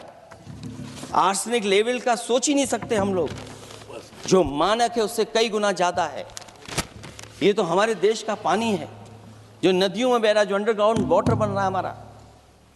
ठीक ही कहा हमारे माननीय सदस्य ने कि जो संपन्न हैं, प्रिविलेज्ड हैं, वो लोग तो पानी साफ करने की मशीन खरीद सकते हैं। हमारा गरीब क्या खरीदेगा? गरीब की हेल्थ को कितनी परेशानी और रिस्क है। यहां तक कि अंतर्राष्ट्रीय प्लेटफॉर्म पर हमारे देश को भी सुनना पड़ा एक प्रतिष्ठित चैनल पर कि आपके देश में इन्वेस्टमेंट क्यों आएगा, क्योंकि वहां आ ही नहीं सकता है, क्योंकि आपकी हवा खराब है। सोचिए, देश का पानी खराब हो, और ये मैं नहीं कह रहा हूं, पानी खराब सरकार को मालूम है, नहीं मालूम है, लेकिन जो प्राइवेट कंपनियां हैं जिनको अपना पानी बेचना है, तो वो बता रही है कि आपके भारत के पानी में क्या क्या है। और ये बात गलत है तो सरकार ऐसी कंपनियों पर प्रतिबंध क्यों नहीं लगाते हैं कि इस तरह अपनी कंपनियों का सामान बेचने के लिए झूठा प्रचार कर रही हैं। जो चर्चा होने लगती है हवा खराब है, हालांकि उत्तर प्रदेश आते आते सरकार की भी हवा खराब हो जाती है। सरकार सबको डराती है, लेकिन सरकार को कोई नमस्कार न करे उसको नहीं डरा सकते। हमने तो कहा कि तुम लखनऊ से गए हो, लखनऊ का जो अदब है, लखनऊ का जो हमारी पहचान है, कम से कम अगर नमस्कार नहीं कर सकते तो आदाब तो कर ही देते वहां जाकर। जो लोग पिछड़े पीडीए उनके पक्षधर बनते हैं, आरक्षण को लेकर के कहते हैं कि हम आरक्षण देंगे, उनकी सरकारों में क्या अपॉइंटमेंट हो रहे हैं। मुझे याद है इससे पहले जब बहस हुई थी सदन में, वहां से बात निकली थी कि किस तरीके से अपॉइंटमेंट हो रहे हैं यूनिवर्सिटीज और कॉलेजेस में। मैं उसी पे कुछ कहना चाहता हूं। ये अपनी अपनी किस्मत है, कुछ कलियां खिलती हैं ऊपर और दूसरी मुरझा जाती हैं झुके झुके जीवन भर भूं पर। माना बदकिस्मत है, लेकिन क्या वे महक नहीं सकती हैं? अगर मिले अवसर अंगारे सी क्या दहक नहीं सकती हैं? जिस तरीके से आरक्षण पर खिलवाड़ हो रही है उसकी कोई कल्पना नहीं कर सकता था। विकसित भारत तभी विकसित भारत माना जाएगा जब हमारे पिछड़े, दलित, आदिवासी, अल्पसंख्यक मुसलमान भाई को बराबर का हक मिलेगा।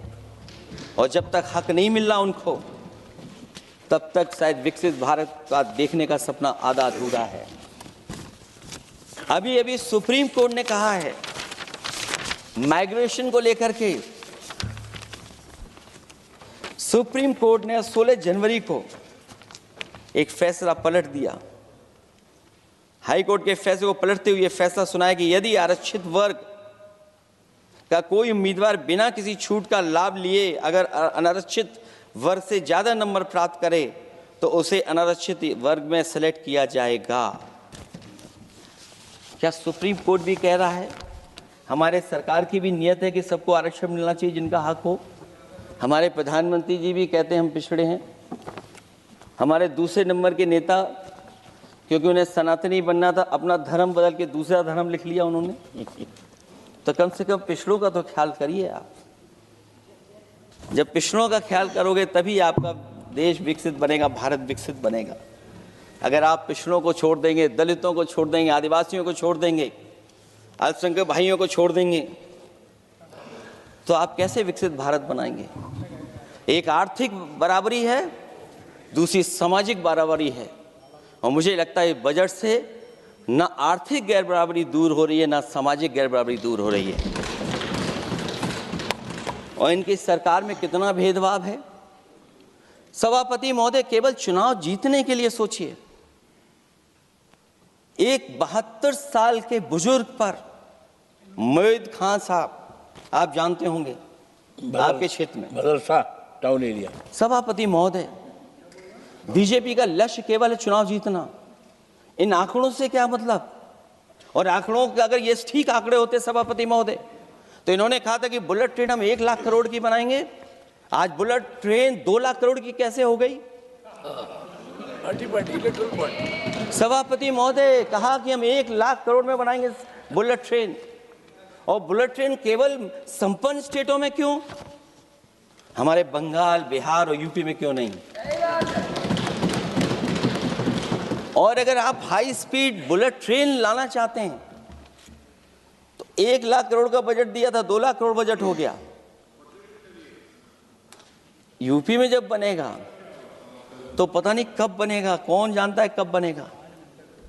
चुनाव जीतने के लिए इनकी सरकार के लोगों ने झूठा फंसाया। ये सब जुमला है, जुमला। झूठा फंसाया, और इसलिए फंसाया कि वो मुस्लिम है, इसलिए फंसाया। 72 वर्ष के बुजुर्ग को 19 महीने जेल में रखा गया। समाजवादी पार्टी को बदनाम किया गया, और केवल इसलिए कि चुनाव जीत जाएं आप, अयोध्या का चुनाव जीत जाएं, क्योंकि अयोध्या का चुनाव हारे थे आप लोग। मैं अयोध्या की महान जनता का धन्यवाद देता हूं कि उन्होंने कम्युनल पॉलिटिक्स का समापन किया है। वो विकास के रास्ते पे जाना चाहते हो। मैंने पहले भी कहा, फिर कहता हूं, आपका विकास अयोध्या का तो मैं जानता हूं कैसा है, क्योंकि लोगों ने काशी को क्यूटिव बनते नहीं देख पाए। अगर हम सब सदस्य हैं और हमारे प्रधान सांसद के संसदीय क्षेत्र को अगर हम क्यूटिव न बना पाए, आप विरासत मिटा रहे हैं। वहां पर कई सौ पुरानी दाल मंडी, जिसमें केवल वोट नहीं मिलता, इसलिए दाल मंडी को आप डिमोलिश कर देंगे आप। अल्पसंख्यक बनारस। और इसको अयोध्या को जीतने के लिए 72 वर्ष के एक व्यक्ति को झूठा केस लगाया, झूठा फंसाया, जेल भेज दिया।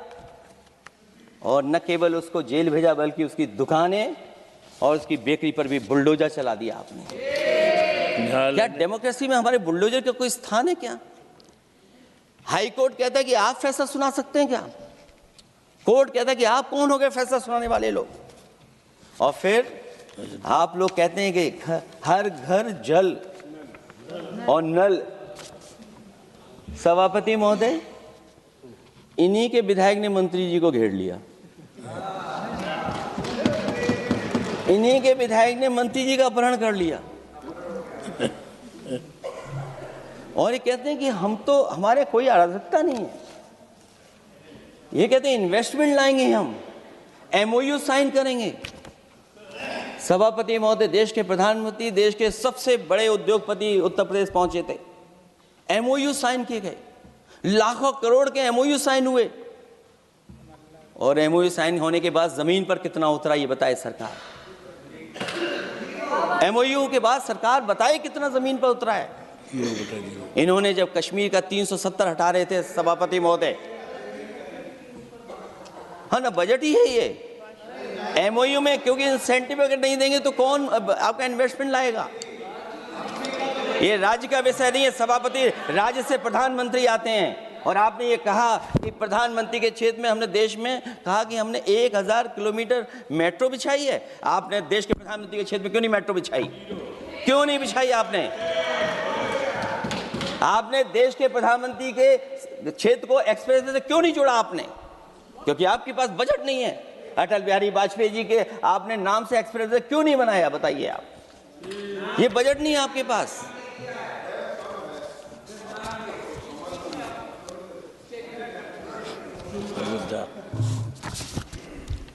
अयोध्या एयरपोर्ट घोटाला, एयरपोर्ट बनते ही पानी टपकने लगा। एयरपोर्ट तो दिल्ली का है, बजट तो दिल्ली ने दिया होगा। अयोध्या रेलवे स्टेशन, हमारे कन्नौज का रेलवे स्टेशन बनते ही गिर गया, और गिरने के बाद अभी तक नहीं बन पाया। तो ये बजट का हिस्सा नहीं है क्या? आप वाटरवेज बात कर रहे हैं, गंगा साफ नहीं है, आप पानी का जहाज कहां ले जाएंगे? बिहार में जाकर के रुक जाएगा। पिछली बार भी एक पानी का जहाज चला था, बनारस से जाते ही बिहार में रुक गया, जाकर के पटना भी नहीं पहुंच पाया। Rampath, sewer line smart city का हिस्सा है। आपका स्मार्ट सिटी कैसा है? इंदौर में पानी पीने से कितने लोगों की जान चलेगी सभापति महोदय? और कोई शहर बता दीजिए जहां कूड़ों का ढेर ना हो। जब देश के प्रधानमंत्री जी ने झाड़ू उठाया हो और उसके बाद भी कहीं कूड़ा ना हटे सभापति महोदय। भजन संध्या स्थल घोटाला हुआ, अंतर्राष्ट्रीय मीडिया सेंटर बनाया, उसमें भी पानी गिर रहा है।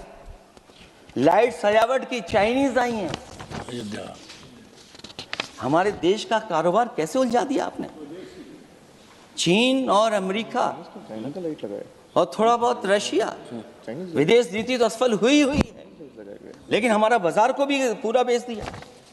और चीन के सवाल पर सभापति महोदय, चीन हमारी जमीन पर भी निगाहें रखे हुए है और हमारे बाजार पे भी। इसलिए जो सरकार फैसला ले बड़ी सावधानी से ले। मैं कितनी बातें बताऊं वहां पर। सेना जमीन ले लिया, जमीनें जाने कहां चली गई हैं। इसलिए सभापति महोदय, ये बजट दिशाहीन है। ये 2047 में हमारा विकसित भारत तो नहीं बनेगा। और जिस तरीके से बेरोजगारी बढ़ी है, बेरोजगारी को लेकर के जो चिंता रही, हमेशा रहती थी, और जो सरकार ने बड़े बड़े फैसले भी लिए थे, जानकारी दी थी कि हम बेरोजगारी ऐसे दूर कर लेंगे। मेक इन इंडिया का जो सपना दिखाया था, आखिरकार मेक इन इंडिया का सपना कहाँ पूरा हो पा रहा है? मेक इन इंडिया का जो शेर था वो जंग खा रहा है सभापति महोदय।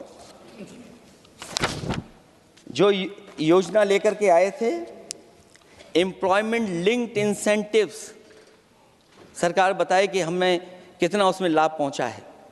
2024-2025 के बजट में इन योजनाओं के लिए 33,000 करोड़ रुपए आवंटित किए गए थे, लेकिन खर्च कितना हुआ? 1,700 करोड़ रुपया केवल। एक आपने पिछली बार सपना दिखाया था कि इंटर्नशिप की योजना,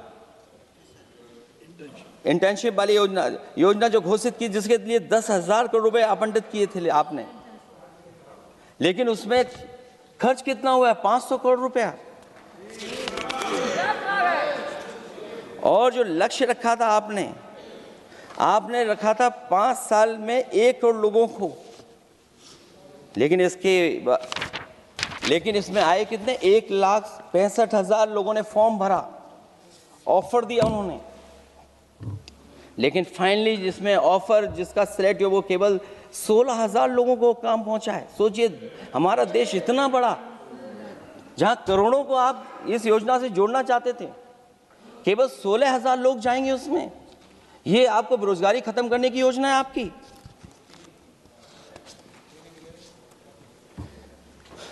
माननीय वित्त मंत्री जी के सदन के सामने स्थिति स्पष्ट करनी चाहिए कि मनरेगा एक महत्वपूर्ण योजना थी जिसमें गरीबों को ग्राम स्तर पर रोजगार मिलता था, राइट टू वर्क के अनुसार थी। इस योजना को समाप्त करते हुए आपने क्या नाम रखा है? बीबी राम जी। और हमारे राम जी कहाँ बैठे हैं? कहाँ है हमारे राम जी? पीछे बैठे, जिन्हें बचपन से हम देखते आए राम जी। ये हमारी खुशकिस्मती है कि राम जी सदन में बैठे हैं, लेकिन आप राम जी का अपमान कर रहे हैं। आपको उनको यहाँ नहीं बैठा सकते, आपको यहाँ बैठाना चाहिए नंबर 2 पर। अगर आप सच्चे मायने में सभापति महोदय बीपी राम जी, आप कृपया, देखिए वित्त मंत्री राम जी को ही नहीं जानती हैं। अखिलेश जी, हे भगवान, हम क्या करें अब? अखिलेश जी, आप कृपया बजट पे आ जाइए। आप कृपया बजट पे आ जाइए अखिलेश जी। सभापति महोदय, बजट पे आइए, बजट पे आइए। एक मिनट क्या बोले? फिर बोलना दोबारा। नहीं, आप बजट क्या बोलिए? नहीं सभापति जी, बोलिए। नहीं सभापति महोदय, जिन्होंने गोली चलाई वो आपका राम मंदिर बना रहे हैं। सभापति महोदय, जिन्होंने गोली चलवाई वो राम मंदिर बनवा रहे हैं। अगर कुछ पता ना हो तो जाकर के पूछ लेना, पता कर लेना। आधी अधूरी जानकारी के साथ मत आया करो यहाँ पर। अब आप बताइए सभापति महोदय, बीबी राम जी नाम बदल दिया आपने। यूपी जैसा बड़ा स्टेट, उसको क्या मिलेगा अब, जहां पर 1,000 ग्राम सभाएं अर्बन हो गई हैं। जब 1,000 ग्राम सभाएं अर्बन हो गई हैं और 40% व्यय प्रदेश सरकारों पर डाल दिया गया है, ये स्कीम कैसे चलेगी आपकी? मैंने पहले ही कहा था कि एमएसपी की लीगल गारंटी मिलनी चाहिए, और जिस तरीके से किसान आत्महत्या कर रहा है, एनसीआरबी के आंकड़े सरकार के पास होंगे कि किसान कितनी आत्महत्या कर रहा है। जिन्होंने ये कहा कि 2022 तक हम दोगुनी आय कर देंगे, आप बताइए आलू की पैदावार की क्या आय दोगुनी हो गई? धान की पैदावार करने वाले की आय दोगुनी हो गई। आपको गाय से बहुत प्रेम है। हमारे क्षेत्र में खुद एक काऊ मिल्क प्लांट बना, यूपी का पहला काऊ मिल्क प्लांट। आपकी सरकार ने उसको बंद कर दिया।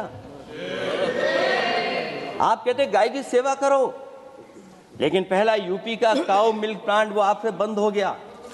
अगर शायद हम ऊंट के मिल्क की चॉकलेट बना रहे होते उस प्लांट से, तो वो प्लांट चलता रहता। आय दोगुनी कितनी हुई है बताएं सरकार? मत्स्य पालन और पशुधन विकास की तरफ सरकार का कोई ध्यान नहीं है। सरकार का कहना है कि वित्त अच्छी हुई है, लेकिन क्या कारण है कि एफडीआई में लगातार कमी आ रही है? विदेशी इन्वेस्टर्स क्यों बाहर ले जा रहे हैं? भारत में इन्वेस्ट करने के लिए क्यों नहीं इच्छुक हैं? और शेयर मार्केट क्यों इतनी जल्दी गिर जाता है? रुपए के मूल्य में डॉलर के विरुद्ध निरंतर गिरावट आ रही है, और इसके बाद सभापति महोदय, इस डील और ढील के बाद हमारा रुपया कहां होगा, ये सरकार जरूर बताए हमें। मैन्युफैक्चरिंग में कोई सुधार नहीं हो रहा है। अभी भी हम जीडीपी के 15% पर मैन्युफैक्चरिंग पर निर्भर हैं, जबकि मैन्युफैक्चरिंग के शेयर मेक इंडिया के अनुसार अभी तक 25% होना चाहिए था। इससे स्पष्ट लगता है कि मेक इन इंडिया, आत्मनिर्भर भारत और पीएलआई योजना सफल नहीं हो पाई हैं, और उसी का परिणाम है कि आज हमारे नौजवानों को रोजगार और नौकरी नहीं मिल पा रही है। सरकार उद्योगपतियों के साथ खड़ी है। सरकार द्वारा लेबर कोड्स लाए गए हैं, जिन लेबर रिफॉर्म्स के रूप में दर्शाया जा रहा है वो लेबर कोड एम्प्लॉयर के हित में है, लेबर के पक्ष में नहीं है और मजदूरों के नहीं है। अब अधिकांश उद्योगों द्वारा लेबर को कोई भी नौकरी से निकाला जा सकता है। इतना तानाशाही होगी कि जब चाहेंगे तब निकाल देंगे। उनके 8 घंटे से अधिक काम कराया जा सकता है। परमानेंट एम्प्लॉयमेंट की बजाय कॉन्ट्रैक्चुअल एम्प्लॉयमेंट की व्यवस्था की है सरकार ने। सोचिए, यही सरकार है कि सबका साथ सबका विकास। एयर पॉल्यूशन को लेकर के मैं पहले ही कह चुका हूँ, और शहरी विकास तो इनका मैंने क्यूटो को मैं देखा है, इसलिए उस क्यूटो के बारे में मैं ज़्यादा नहीं कहना चाहता हूँ। अंत में मैं इतना ही कहूँगा कि स्वास्थ्य और शिक्षा के केवल 10% और 14.2% बजट बढ़ाया गया है, जबकि पिछले वर्ष का पूरा बजट इन दोनों मदों में खर्च ही नहीं किया गया है। आखिरकार सरकार बताएगी खर्च क्यों नहीं हुआ, आखिर क्या कारण है, किसकी वजह से खर्च नहीं हुआ है। जल जीवन मिशन में 50,000 करोड़ रुपए खर्च नहीं हो पाए हैं, और प्रधानमंत्री आवास योजना में 40,000 करोड़ रुपए, और हमारे देश के प्रधानमंत्री ने गांव गोद लिया था। वो लगता है उस गांव को अनाथ छोड़ दिया है प्रधानमंत्री जी ने। वो गांव ही अनाथ छोड़ दिया है। आरबीआई के डेटा के अनुसार इनकम में जो नीचे 80% हैं, उनकी इनकम का शेयर 36% से घट करके 32% हो गया है, और हर वर्ष में रियल वेजेस 2% कम हो रही हैं। आखिरकार इसका कारण क्या है? मुझे उम्मीद है सरकार बताएगी कि इसका कारण क्या है कि जिसकी वजह से लगातार गिरावट होती जा रही है। मैं रैंकिंग में नहीं जाना चाहता हूं कि हमारी रैंकिंग कहां है, गैर बराबरी की रैंकिंग में हम कहां पहुंच गए हैं, हम कितना नीचे पहुंच गए हैं। जो तरह तरह की रैंकिंग समय समय पर आती हैं, उन रैंकिंग के बारे में सरकार को ज़रूर पता होगा कि हम एजुकेशन इंडेक्स में कहाँ हैं दुनिया में, हम हेल्थ इंडेक्स में कहाँ हैं दुनिया में, और जो एयर क्वालिटी के इंडेक्स है उसमें हम दुनिया में कहाँ हैं। इसलिए सभापति महोदय, मैं अंत में इतना ही कहना चाहता हूँ कि ये बजट दिशाहीन है। 2047 तक विकसित भारत तो नहीं बनेगा, लेकिन हमारे गरीबों के साथ बहुत अन्याय होगा। जिस तरह एआई पे बात की गई है, एआई अगर अच्छाई और भलाई के लिए हो तो अच्छी बात है, लेकिन पता नहीं भारतीय जनता पार्टी पे कितना रिसोर्सेज हैं कि एआई और जितना भी हमारा वो है जो बजट है वो सबसे ज़्यादा खर्च वो करते हैं दूसरों को बदनाम करने के लिए। इसलिए इन्हीं शब्दों के साथ मैं सभापति महोदय का धन्यवाद देता हूं। मैं उम्मीद करता हूं कि सरकार इस बजट को गरीबों की तरफ मोड़ेगी, पीडीए के लोगों की तरफ मोड़ेगी, जिससे वो भी मुख्य धारा में खड़े हो सकें। बहुत बहुत धन्यवाद। माननीय सदस्यगण, अभी हम केंद्रीय बजट पर सामान्य चर्चा में हैं। अगला माननीय स्पीकर माननीय श्री अभिषेक बनर्जी जी।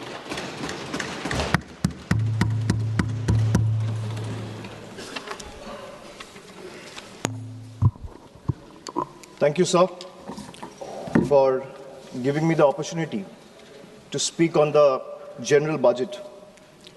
Sir, I rise here today not merely just a member of the opposition, but as a voice of billion Indians who were promised Achhe Din and who today struggle to survive under the weight of soaring costs. So this union budget was presented on Maghi Purnima, a day which is ideally meant for clarity, renewal of purpose, and moral responsibility. Yet, sir, this budget offers none of these. It does not heal the economy. Rather, this budget curates headlines. It speaks loudly in slogans, but softly in solutions. So this is a budget that rewards those who can avoid taxes through privilege and punishes those who pay them honestly through compulsion. With all due respect to the Honorable Finance Minister, I think the Honorable Finance Minister is appearing to practice the Robin Hood model in reverse. She drains the poor through taxation and inflation while rewarding the rich with concessions and privileges. Sir, even a cup of tea today comes with GST, but relief for the common man comes with condition, clauses, terms, and regulation. This is not a simple tax regime. It's a maze where only the powerful knows the exit and the honest taxpayer keeps paying the entry fee. Sir, Akhilesh ji was speaking before me. He was saying, UP के लिए क्या मिला है मैं इस budget में देखना चाह रहा था. Sir, 85 minutes का finance minister का speech था. Bengal was not even mentioned once.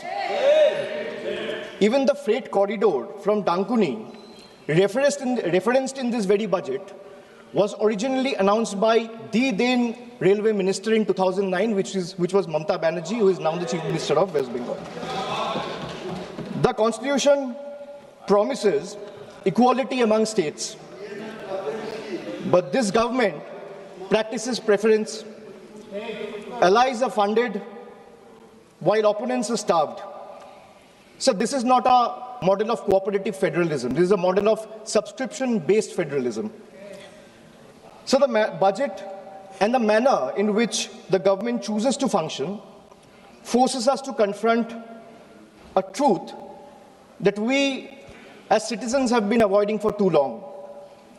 So in November 2021, on a stage thousands of miles away at the Kennedy Center, Veer Das, a young stand-up comedian from India, spoke of two Indias.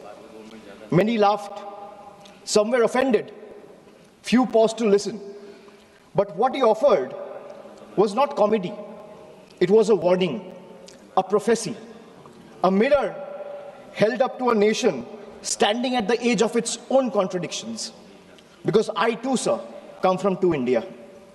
And I come from an India which proclaims Ek Bharat, Shresth Bharat. And I also come from an India where mother tongue becomes a marker of suspicion, where speaking Bengali makes you a Bangladeshi and eating fish makes you a Mughal. Sir, I come from a part of India that gave birth to revolutionaries and wrote courage in blood. And I also represent an India where saying Joy Bangla or singing Amar Sonar Bangla is enough to strip you and brand you a labeled Ghuspetiya. Sir, I come from an India that thunders Sabka Saath, Sabka Vikas. From every podium, And I come from an India where West Bengal's rightful dues to the tune of 1,96,000 crores are frozen in cold bureaucratic silence. Sir, what is withheld is not just money.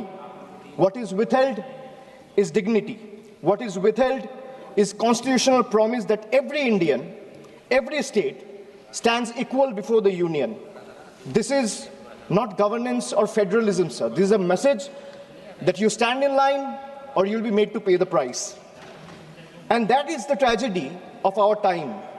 India has two faces, but that one India is being asked to kneel before the other is the truth that we all are facing today.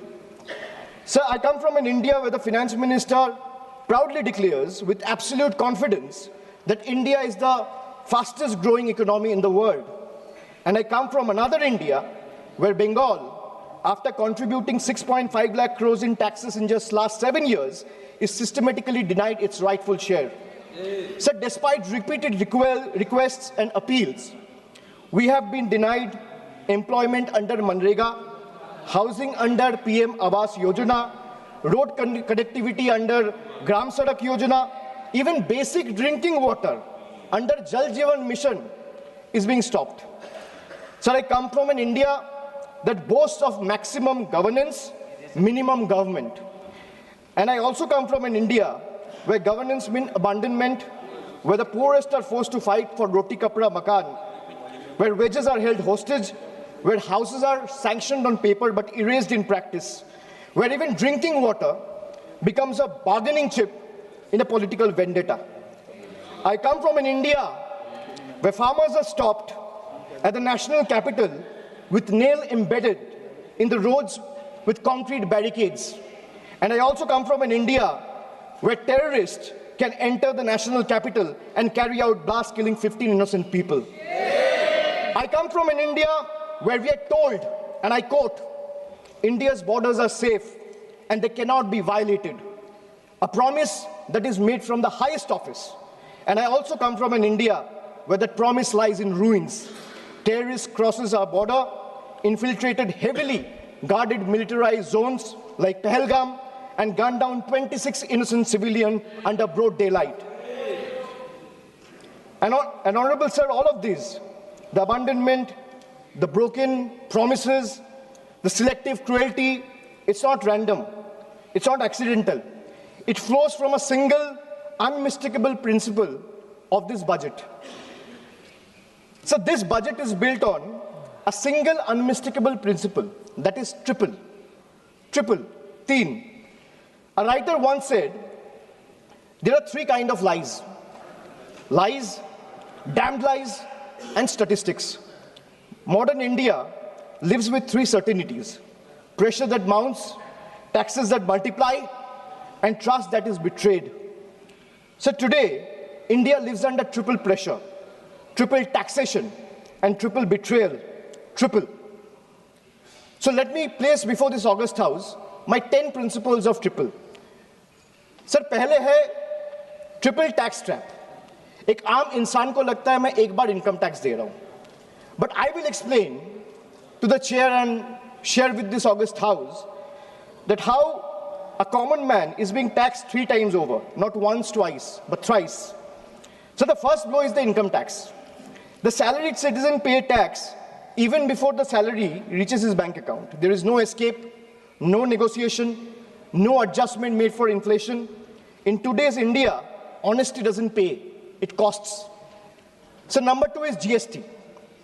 From the first biscuit with the morning tea to a school notebook, from sugar and spices in the kitchen to the electricity bills, from hospital expenses to medical expenses, from soap in the bathroom to the software at work, indirect taxes follows everywhere. Sir, जहां सरकार की welfare schemes नहीं पहुंचती है, वहां भी GST पहुंच जाती है. The government celebrates record GST revenue, but this number do not reflect growth or prosperity. They reflect a system squeezing revenue from consumption, often from necessity, not choice. So third tax is inflation. the most silent tax of all. The tax that rises without permission and collects without responsibility. It's a slow leak in the common man's wallet. For the middle class, inflation feels like the salary comes on time, but it doesn't last the month. The same grocery list costs more, the same school fees feel heavier, and the same electricity bill shocks more than even before. Nothing extra is being bought, yet money disappears faster. It quietly eats into savings meant for children's education, family travel, medical emergency, or old age. Sir, I come from an India that proudly calls itself a Vishwa Guru. And I also come from an India that is teaching the world how to extract triple tax out of a single citizen. So my triple number 2, triple pain of proving your existence. So let us be honest. Voting today is no longer considered enough. Having one's name on the electoral rolls for decades is no longer enough. Even service to the nation is no longer enough. You may be a decorated soldier, a Nobel laureate, a sitting High Court justice, or even a member of this august house, and still you have been asked to prove that you belong. This strikes the heart of Article 326 of the Constitution, which guarantees adult citizens the right to vote. Sir, in Bengal alone, 150 lives have been lost in the last couple of months, and nearly 1 crore people are today being treated as suspects. If electoral rolls are so unreliable that every citizen must continually reprove their legitimacy, then by that same logic, sir, the legitimacy of this very house, formed on the basis of this very electoral rolls, is itself questionable. Yes. So my triple number 3, and I'll talk of 3 betrayal. First betrayal is where the global crude oil prices crash. Indian citizen sees no benefit.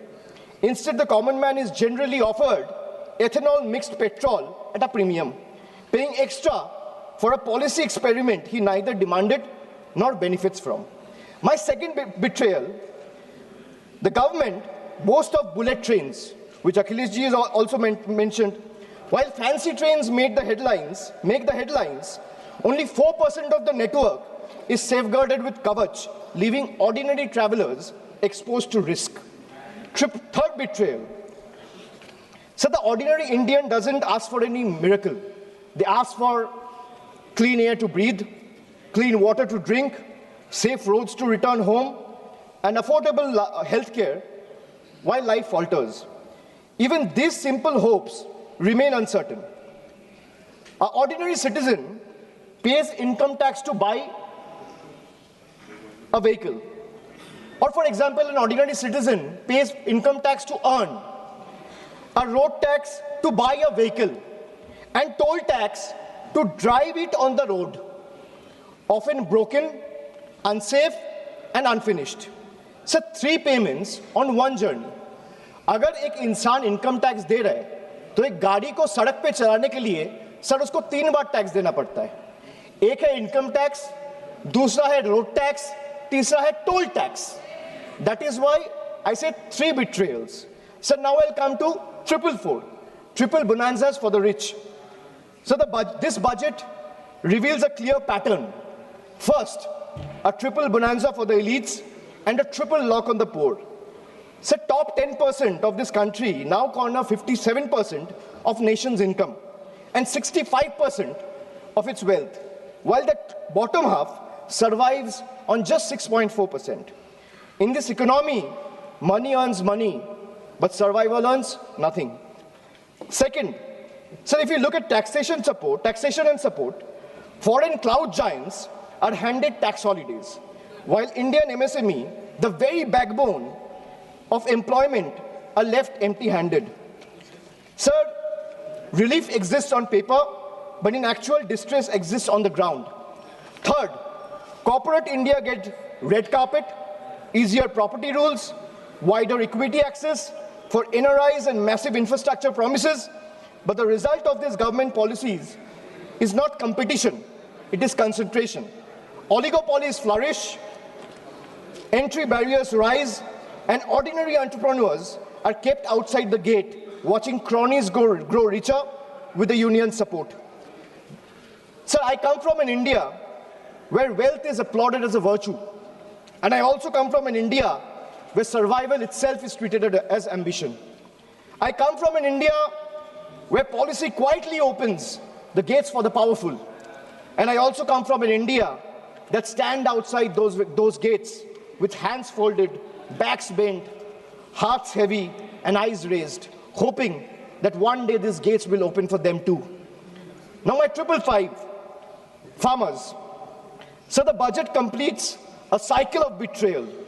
Every day, nearly 30 farmers dies by suicide. Not because they failed, but because policy failed them. 5 years after the historic farmers' movement, which saw 700 lives lost, the union government has still refused to legalize MSP. Promises were made at protest sites, assurances were echoed in parliament, but delivery never followed.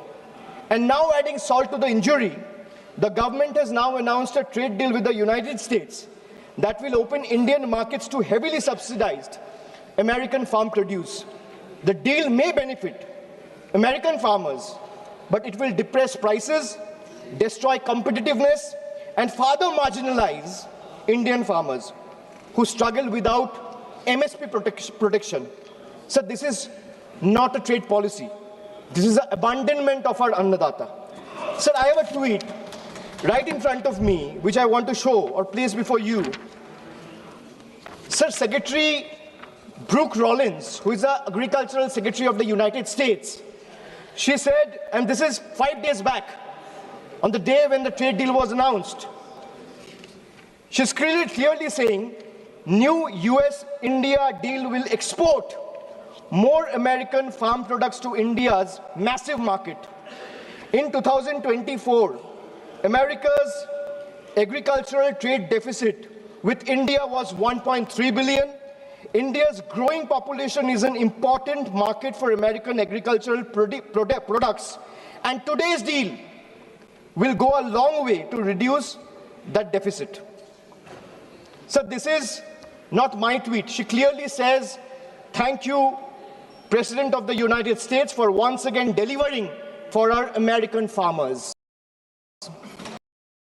If the government doesn't agree with a tweet, so where is the disapproval letter, or where is the communication that the government has sent in protest to the tweet that has been sent out 5 days back? Sir, America का agriculture secretary कह रहे हैं इस deal से America का किसानों का फायदा है, इसीलिए हम अमेरिका का सभापति का धन्यवाद करता है. And the Indian government or the union has not written a line in protest of what the agriculture secretary has tweeted. So now I come to youth. So the much publicized PM internship scheme was allocated over 10,800 crores. Less than 5% of the amount has been utilized. Similarly, the PM Young Achiever Scholarship, which was meant to uplift the talented students from marginalized backgrounds, saw 31% of its fund go unused in financial year 25-26. Sir, if I speak of women, more than 86 women are raped every day in this country. A number that reflects systematic collapse, not isolated crime. Sir, Bengal exercised its constitutional authority and passed the Aparajita Bill, a stringent anti-rape law providing the strongest deterrence against crime against women. So the bill was duly sent to the union through the governor about 18 to 19 months ago. For a year and a half, it has remained pending without any decision. So when a democratically passed law maintained to strengthen protection is left in a limbo, it expresses a lack of intent. This reminds me that I come from an India that promises to double farmers' income. And I come from an India where 1 lakh 11,174 farmers and agricultural laborers, brothers and sisters have been forced to commit suicide. I come from an India which launched Beti Bachao, Beti Padhao, and I come from another India where every 16 minutes a rape or a crime against women is being reported. So now I come to 3 cracks in the Constitution. Number 1, so hatred has now been normalized. It has moved from margin to the mainstream. So if I talk about cases registered for promoting enmity between religious and social groups, the number of cases has doubled between 2021 and 2023. And this rise didn't happen in silence. It happened alongside political speeches, public rallies, and calculated dog whistles. When hate goes unpunished, it spreads. When it spreads, minorities pay the price. Second, hate is no longer whispered. It has become a broadcast. So our country has documented more than 1,300 hate speeches in a single year. When such volume of hate fills public space, the government refuses to act decisively, swiftly, then the message is clear, sir. Intimidation is tolerated and silence is the union's policy. Third, sir, the education empowerment scheme under the Ministry of Minority Affairs has just used 8% of its total funds, while the 35% of the ministry's allocation, 27% under tribal affairs, and 28% under scheduled tribes remain unutilized. Sir, even schemes like a scholarship like Maulana Azad National Fellowship, Pre-Matric Scholarship, and Paro Pradesh have been hollowed out. So now I come to 777, which is the triple power grab. Over the last decade, the government has treated institutions as the government's own personal property. So the parliament is silenced, debates are curtailed, scrutiny is abandoned, and even the deputy speaker's post is kept vacant because dissent is inconvenient. Sir, investigating agencies no longer investigate, they intimidate, chasing the opposition with raids and arrests. While convictions become negligible, as independent institutions weaken, public institutions are put on the auction block. Air India, BPCL, the shipping corporation, built by generation with public money, are being sold like distressed assets, hastily, without any sort of accountability. So this is described as reform, but it is actually a managed handover. When institutions are bent to serve power and national assets are reduced to headlines and handover, the constitution is not broken in protest, it's torn apart. Sir, I come from an India where the Honorable Prime Minister says, na khaunga, na khane dunga. And I also come from an India where questioning the washing machine that gave reprieve to 23 of the 25 leaders who joined the BJP makes you the most corrupt one. So now I come to triple jumla on finances. Agriculture. So the budget waxes eloquent about coconut, cocoa, cashew, sandalwood, fisheries and AI advisories, but remains silent on MSP assurances, procurement expansion. There is no price stabilization fund, no diesel support, no fertilizer relief, and no electrical subsidy. This is diversification without security, and it leaves the majority of Indian farmers trapped in distress. Sir, even the PM Kisan scheme has been stuck at 6,000 rupees since December 2018. Despite soaring input costs and record diesel prices, sir, in actual, if we see, real terms, farmers are earning less each year. A rupee in 2018 is not a rupee in 2026. Sir, if I speak of healthcare, the government spends less than 0.26% of the GDP. And they might have questions on my source of information. If the need be, I will place all the sources before the table by 8 p.m. tonight. The government spends 0.26% of GDP on public health even today. The national health policy promised 2.5% of GDP. What we get instead is postponement, excuses, and under-allocation. In a country where illness is still the fastest road to poverty, this budget chooses flyover over first aid, optics over oxygen, and announcement over actual care. So if I speak of infrastructure, the smart city mission promised transformation in 100 cities with over 2 lakh crore. Yet a decade later, what we have is half-dug roads and half-built homes. Instead of finishing the job, this budget announces new economic regions. Sir, under the Jal Jeevan mission, funds were cut by 74%, forcing states to pick up the bill.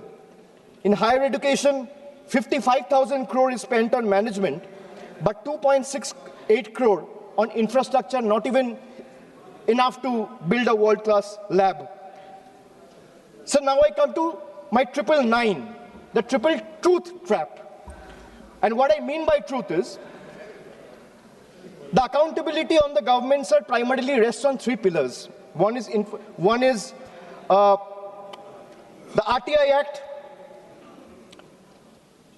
But when I speak of transparency, it diluted the RTI Act by expanding personal information as a ground for refusal.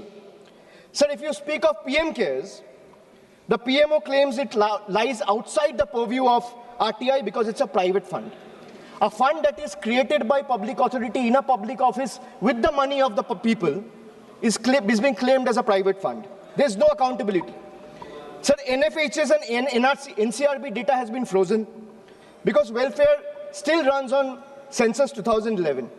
Sir, if I am to summarize the budget from the perspective of 3 stalwarts, B.R. Ambedkar warned us. What is the moral verdict of the budget? If we were to look at it from the perspective of Dr. Ambedkar, Gandhi ji, or Swami Vivekananda, Dr. Ambedkar warned us that democracy is not just institutions. It is a constitutional morality. Gandhi ji taught us economics divorced from ethics is violence.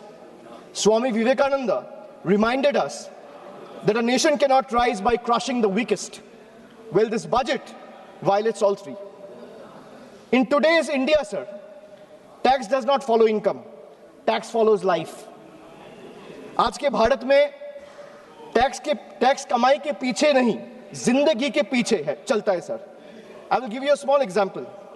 A baby is born, his milk and diapers are taxed. He grows, his education is taxed. He studies, his books, pencil and mobile data are taxed. He starts earning, his income is taxed. He saves for future, his savings are taxed. He spends to survive, his survival is taxed.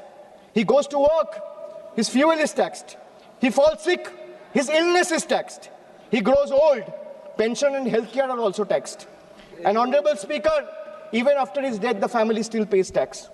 बच्चा पैदा होता है, दूध और diaper पर tax, पढ़ाई शुरू होती है, शिक्षा पर टैक्स, किताबें, notebook, pen, pencil, mobile data सब पर टैक्स, कमाई शुरू होता है, इनकम पर टैक्स, सर बचत करता है, बचत के ऊपर टैक्स, जीने के लिए खर्च करता है, खर्च पे टैक्स, काम पर जाता है, पेट्रोल डीजल पर टैक्स, बीमार पड़ता है, इलाज और दवाई पर टैक्स, बुढ़ापा आता है, पेंशन और इलाज पे टैक्स, और मौत के बाद भी सर शोक सभा में अगरबत्ती जलाने के लिए भी परिवार को टैक्स देना पड़ता है.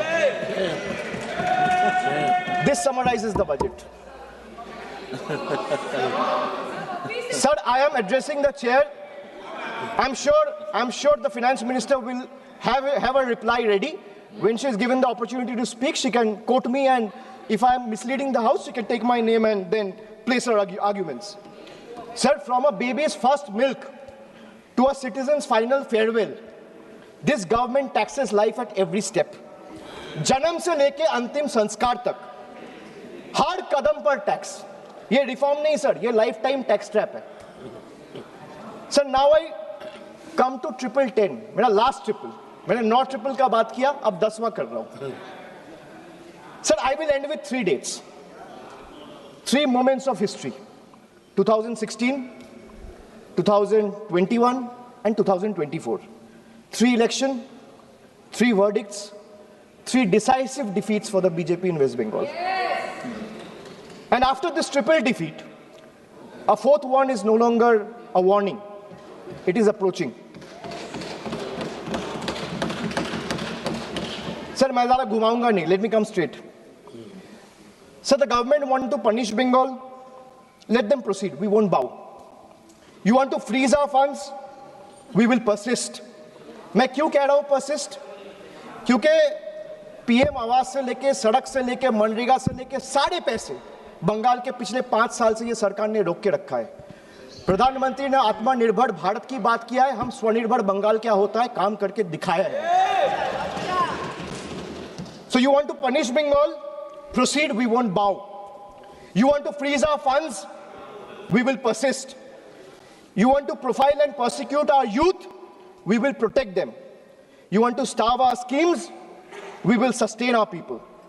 Bengal's spine was not ever bent by surrender, nor softened by sermons of hate.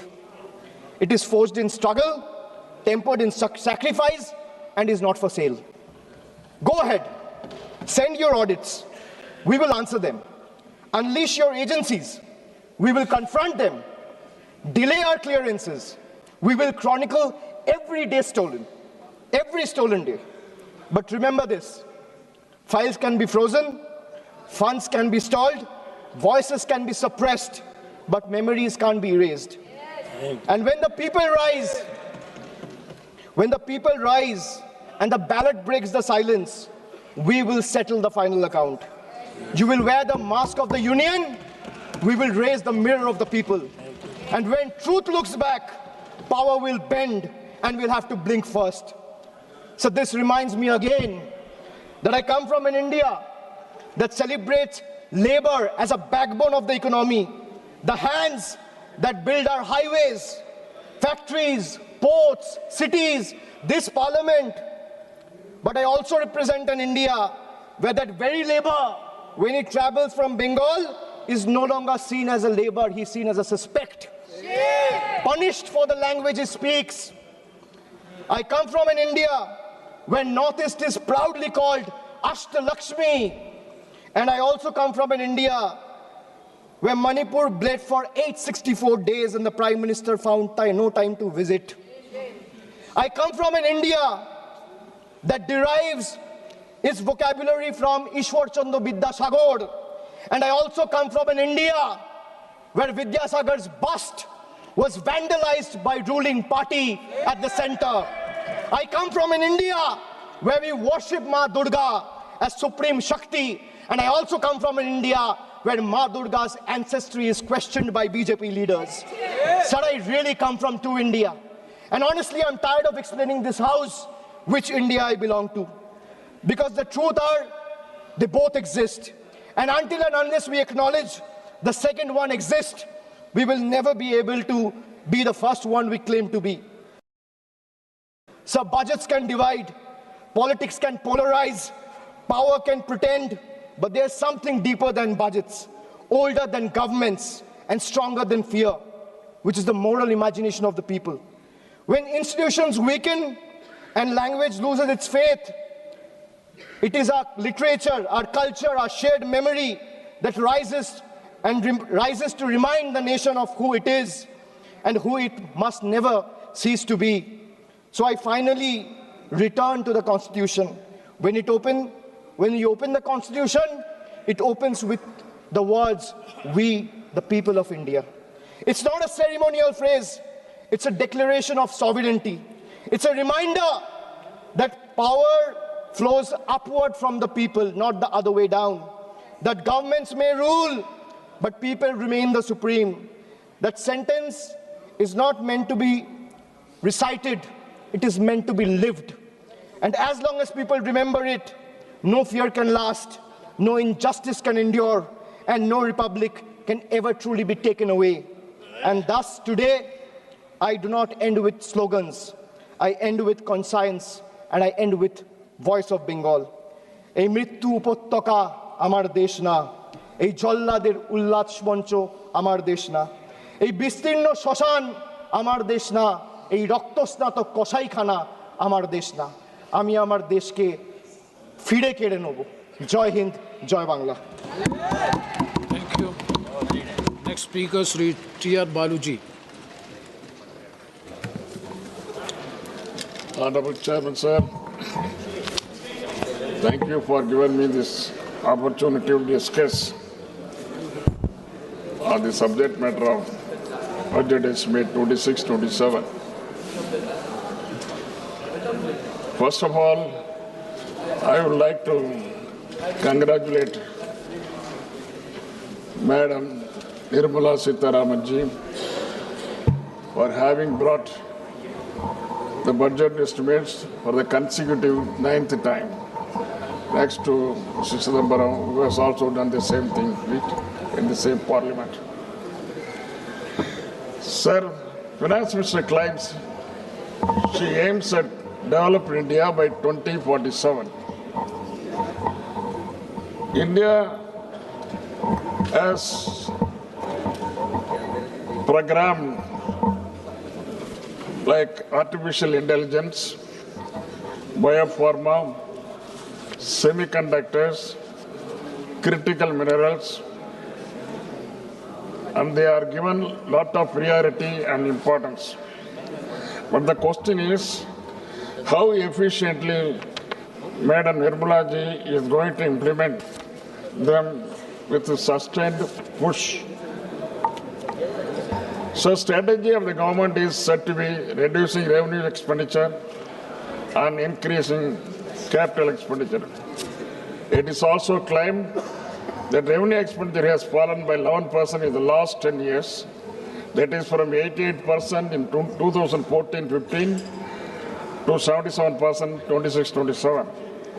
It is also stated that the reduction of the revenue expenditure included 7% of subsidies. But what is the reality?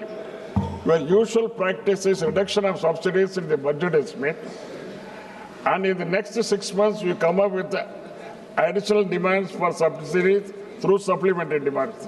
That is what I have also mentioned in the last supplementary demands in 25-26. Within 6 months, things became haywire. Now, at the end of the current fiscal year, you are saying that the revenue receipts shortfall is around 78,086 crores. Decrease in revenue expenditure is 1,05,503 crores. The fall in capital expenditure is 1,44,376 crores. It's a very huge fall. It gives no hope of credibility. Budget 26-27. Expenditure estimated is 53.43 lakhs crores. Expenditure proposed in 25-26 was 50.65 lakhs crores. Now FM is asking 3 lakh crores more in upcoming fiscal year. Usually the government used to announce big schemes in the budget, but even after several months, no progress is the result. Last year, 15th August, Employment Linked Incentive, ELI, scheme was announced, and the incentive to labor and industry to provide additional 3.5 lakhs crores, 5 crores jobs, with the outlay of 99,446 crores was launched, but the scheme has not taken off. Another non-starter is Research and Development Innovation, RDI scheme, announced with the effect from 1/7/25 and was said to be implemented with a corpus of 1 lakh crore, and provision of 20,000 crores was made in 25-26 budget. But no progress has been achieved in this effort. Also, this was also properly responded by the Honorable Minister during his reply in the Lok Sabha. Coconut production in Tamil Nadu. Tamil Nadu is the second largest coconut production state. 12 lakh acres are under cocoa cultivation next to paddy. Besides Pollachi, Pattukottai, Tiruchi, Dindikkal and others, southern districts are major coconut producing districts. It has got high export potential to an extent of 3,500 crores per year.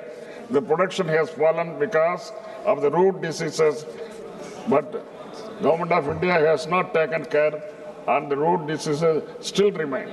Economic survey pointed out that the agricultural growth has slowed down to 3.5% in 25-26 from 4.4%, nearly 1.1% fall. The tariff and trade agreement unilaterally announced by USA bound to open floodgates to import of agricultural products into India. This will be disastrous for farmers and farm sector. The finance minister has said in her speech that rich value crops like coconut, cocoa, sandalwood, cashews, etc. will be given special support. But the allocation was just 350 crores only. The farmers' organization are condemning this announcement of government is nothing but a naive rhetoric. Banana is another crop that requires special attention and support from Government of India. Tamil Nadu is #1 in banana cultivation and exports around 4,000 crores every year. Government of India should come forward to give special intensive to banana cultivation to boost exports. Union government has been giving stepmotherly treatment to Tamil Nadu, and there has been no special scheme or financial allocation so far. Even the prestigious projects like Saith Samudram, which were implemented by UPA, has been shelved on political grounds. UPA government had gifted 69 large projects and very important projects in all sectors during 2004 and 2014. The last of the schemes included the Tamil as Sammuri, Chennai port as to Madurai elevated bridge of 21 kilometers, abolition of Sanva to protect textile industry, new railway station, new Norway division at Salem, Thiruvarur Central University, IEM at Trichy, Indian Maritime University at Chennai, etc. On the contrary, it lasts 12 years. For the past 12 years, one project has come, that is AIMS Madurai. Not yet taken up. AIMS Madurai is still under the ground. It has not yet been taken up. Tamil Nadu CM had also stated during UPA, Tamil Nadu was allotted 11% of plan expenditure, and now Tamil Nadu is given 0 only. Government of India is not funding Metro Rail Project number 2, Samagra Shiksha Fund to the tune of 3,548 crores, not yet released. Madurai and Coimbatore Metro, which has been provided 21,000 crores, and project submitted to the Central Union Government has not given approval. But at the same time, small towns like Agra, Bhubaneswar, Navi Mumbai, and Indore have been permitted. Jal Jeevan Fund, rupees 3,112 crores had not been released. Railway schemes, 289.73 crores to Thiruvananthapuram, Kanyakumari not released so far for the land acquisition. Further, to purchase 931 hectares of land, funds have not been provided. CM Tamil Nadu has also urged that the devolution from the divisible pool from taxes should be increased to 50%, but it has fallen on deaf ears of the union government, and at present 41% is retained. I also urge the Government of India that cess and other taxes which are not being shared with the state should be abolished immediately, or they should be brought under the divisible pool. Such anti-federal attitude and exploitation must be ended. What happened to the promises made by the Honorable Prime Minister of India? 2 lakhs jobs per year. What has happened? 15 lakhs per family. What has happened? Nobody, it's all dumbfounded. For this question, always for the past 10 years, Government of India, the people of Government of India representing the Government of India, they are keeping lukewarm position only. Much talked about MSP not implemented. double the agriculture income not implemented. And Dr. Swaminathan's recommendations have become only slogans to every election. People of the industry, business, the middle class, and even the ordinary men on the street have expressed dissatisfaction and said your budget is nothing but rhetoric of a sloganeering government with little use to the common mass. Before I conclude, how are you going to arrest the jet speed depreciation of rupee against US dollar? It is already around 92 per dollar. Prime Minister has lauded this budget as a historic. There is proverb in Tamil, Kakaki Tangunjam Pungunji. It means to a crow, its offspring is golden. Thank you very much. Thank you very much. Next speaker, Sri B. Nagaraju.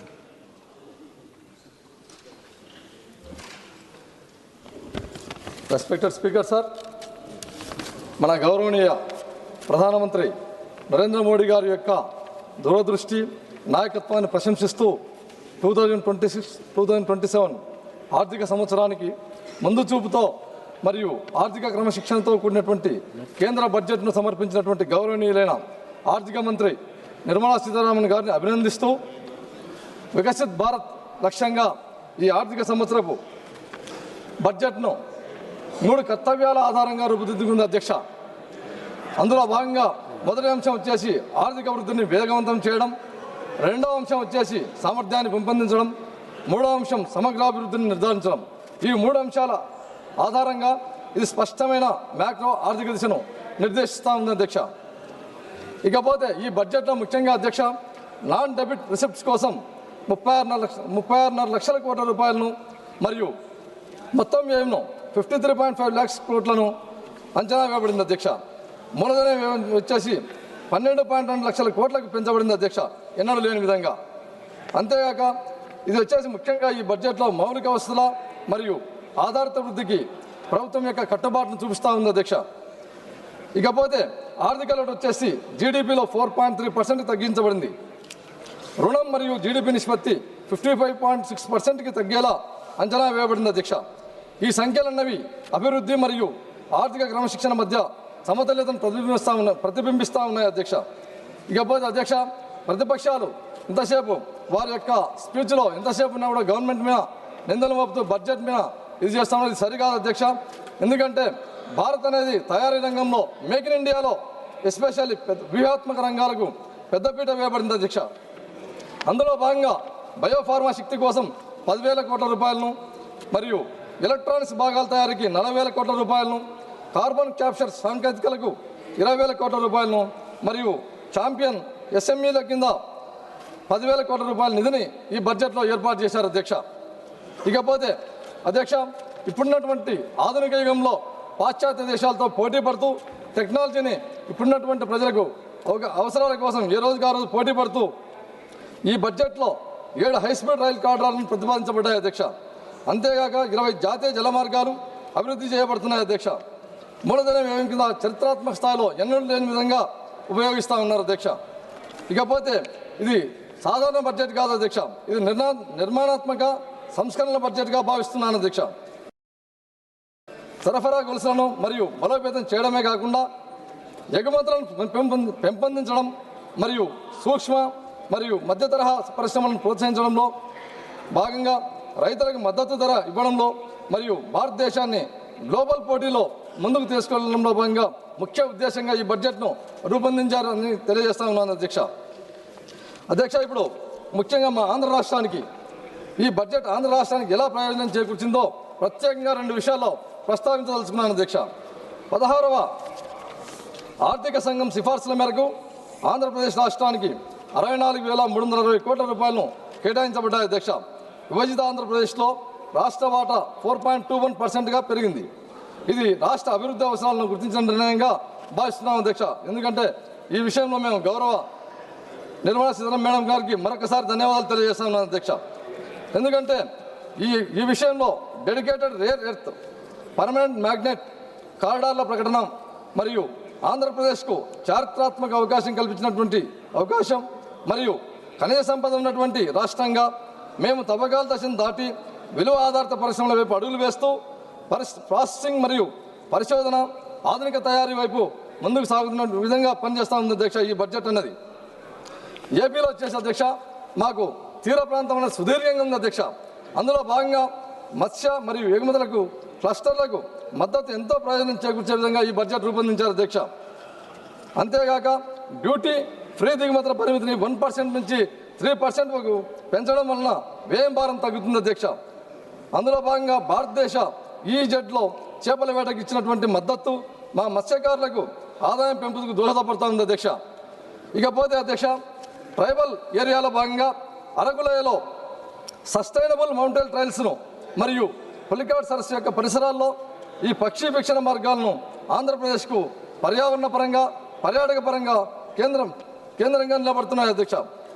ఇవి కాక ఉపాధి అవకాశాలను పెంచడమే కాకుండా గిరిజన ప్రాంతాలకు మద్దతు ఇస్తూ ఉన్నట్టుగా ఈ బడ్జెట్లో కేటాయించారు అధ్యక్ష.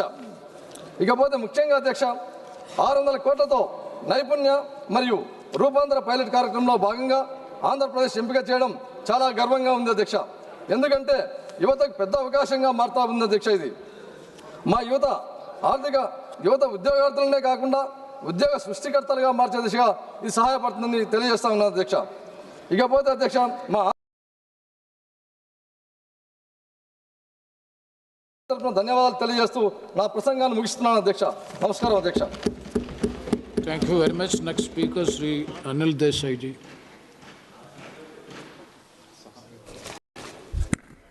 Thank you, Deputy Chair, sir.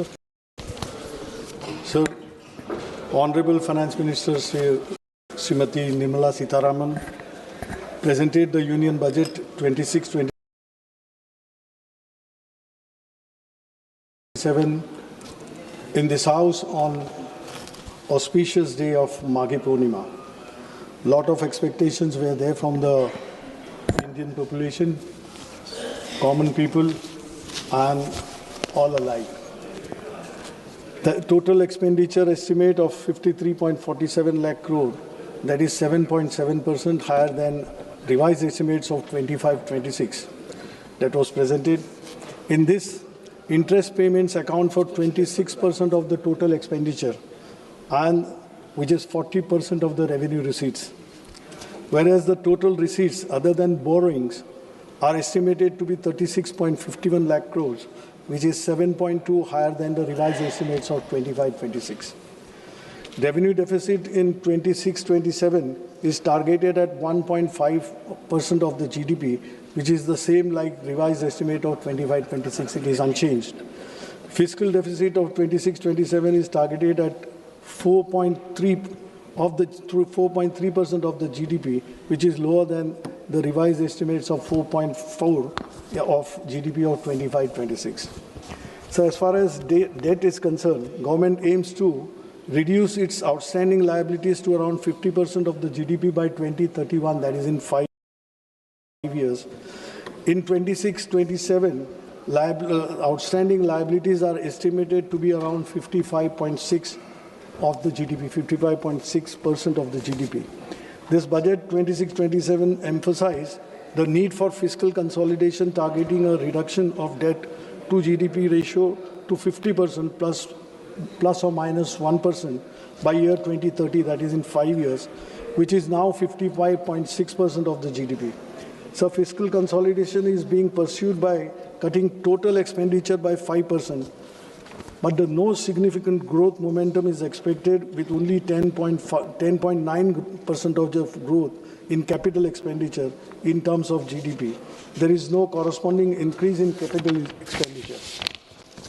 So there is marginal increase in union government revenue expenditure, which shows at 39.44 lakh from 25-26 revised estimate to 41.25 lakh crores in 26-27. That is a growth of around 4.5%.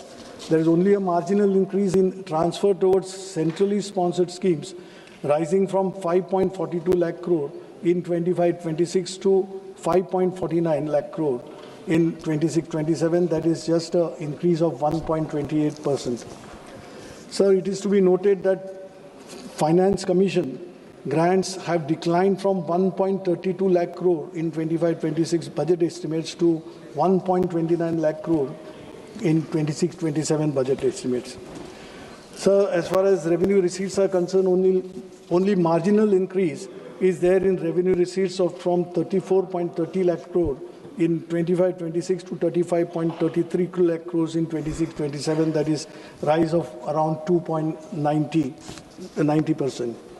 There is no estimate of GST compensation cess collection, and budget is silent about the future of GST compensation cess. I think I would request Honorable Finance Minister to shed some light on this aspect, because we would like to know how the compensation cess stands and what is the future course of it. The share of the states has fallen from 14.22 lakh crore in 25-26 to 14.22 lakh crore in 25-26 to 13.93 in 25-26 RA, which is decline of minus 2.07 for year 26-27.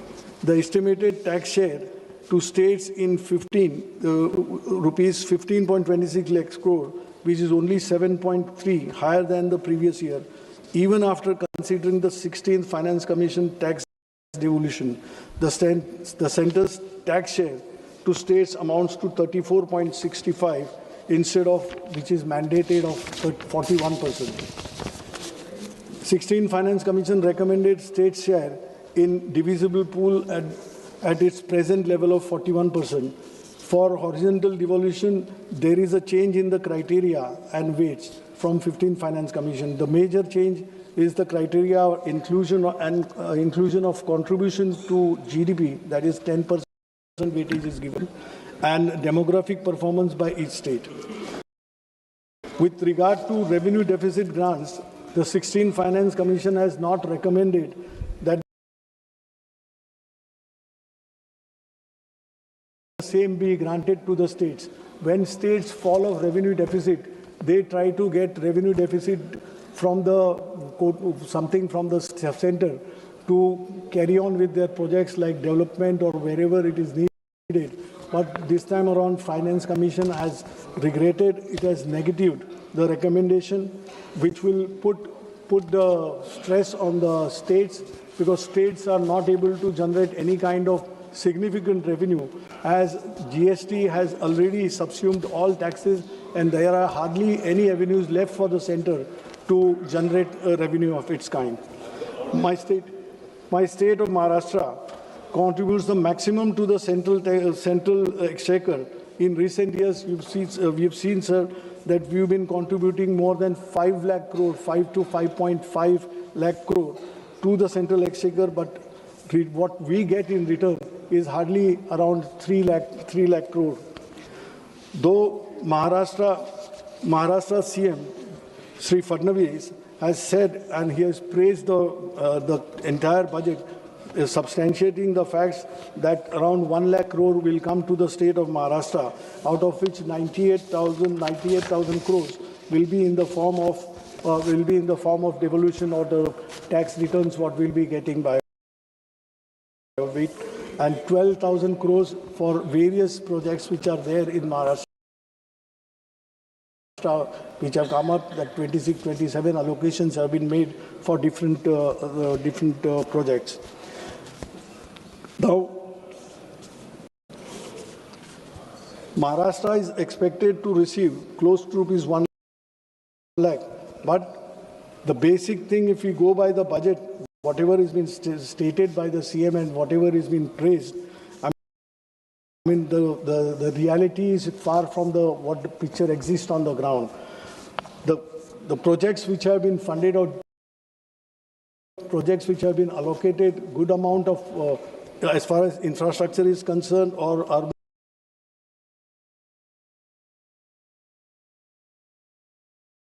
urban development projects are concerned, the projects which have been there in the pipeline, projects which have been initiated and which are in progress, they have been exorbitantly cost escalation has taken place, the overvaluation is being done, and it is favoring the contractors, which comes from the, to the government, and it gives suspicion for a lie or for suspicion to raise our doubts as far as corruption is concerned in Maharashtra. So whatever projects which are there, Mumbai-Aurangabad high-speed rail, that is 6,103 crore has been provided for that corridor. Mumbai metro projects, 1,702 crore has been provided for that. Mumbai urban transport project, MUTP 3, 462 crores have been allocated. Now, green mobility projects in MMR region, that is Mumbai metropolitan region, 155 crores have been allocated. Intelligent transport system ITS on Samriddhi Mahamarga, that is 680 crores. Now these are, and Pune Metro Rail project, that is 517 crores. These projects which ought to have been completed by long, but it is not yet completed. That escalation is on, overvaluation is being done, and this non-completion is not only proving inconvenient to the people, but it comes as a hindrance in the progress of Maharashtra. And who is benefiting out of it? Only contractors are benefiting out of it, and that is in connivance with the government officials or the politicians who are there in the treasury benches of Maharashtra. So these are the things, not leveling the charges, but this is what is seen by the people, felt by the people, and people feel that progressive state like Maharashtra, why it is taken back seat. Now, sir, finance and economy is concerned, as far as this budget is concerned, high-level committee on banking for Vikasit Bharat is been proposed. Now, banking sector, that is the backbone of Indian economy. Now, this public sector, which had the strength, yesterday only or today only in the papers it has come, that State Bank of India has registered a 31,000 crore profit in the last quarter. So that is the strength and that is the capacity potential what our public sector banks, insurance or whatever public sector units are there. Instead of strengthening them, the government steps are going in the direction of weakening them. Why are we going for disinvestment? Why are we coming with the disinvestment plan? Every year we present a budget. Last year's, I think, 75 to 80,000 crores were meant to be recovered in the revenue was to be received by way of disinvestment. But what has happened? Not even 40,000 crores came our way. And today, banks like IDBI, which is just, IDBI employees are worried that why it is being thought or why it is being put on the panel that it will be privatized. Private banks are not going for the people, they are not going for the employment, they are not going to help you. Now in the banks, instead of having where the potential is so large, when you have good profits, banks which were shouldering the responsibility of addressing the unemployment issue in the country, now they are not, because government has tied their hands. Whenever we talk to managements, they are saying we are not getting clearance from the finance ministry. So if this be the case, where would the people go? When we call that brain drain is happening day in, day out from India, where the youth would go if they are not finding, despite having good qualifications, they are not having any chances to get employment into banks or public sector, this thing where they would make their future. If that is so, they have no alternative but to leave the country. And this is a sad situation when we talk of creating employment. On one side, wherever employment opportunity, capacity is there, employment is not given. Even this is happening in case of insurance companies also. Insurance companies who were doubted that one day all three general insurance companies were to be made one, or they were to be, by way of disinvestment, they were to be decided. But now that, their solvency ratio and everything which has come up with the employees' hard work, now the government's stance is, fortunately, it has changed. But these are the things, which we need to look.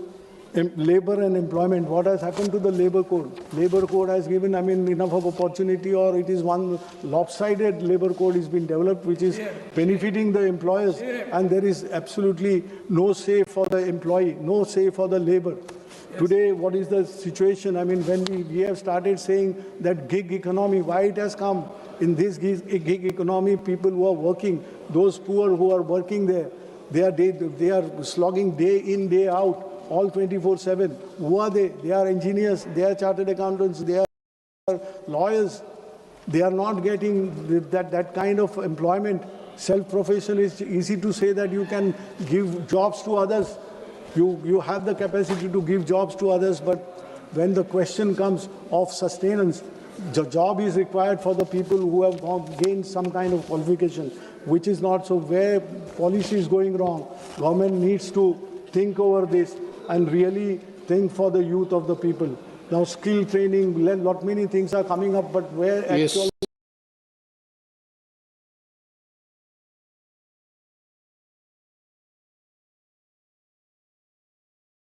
where the things are going. So 2 minutes. Education. Now government, with the new national education, new education policy, it has a lot of flaws. What about the teachers? What about the students? There is a wide gap between urban and rural teaching, rural institutions, where you don't get teachers. And teachers also are facing that problem is not yet addressed, that TET, Teachers Education Eligibility Test. Those who joined as a teacher long back when this law wasn't there, even they are made to appear for that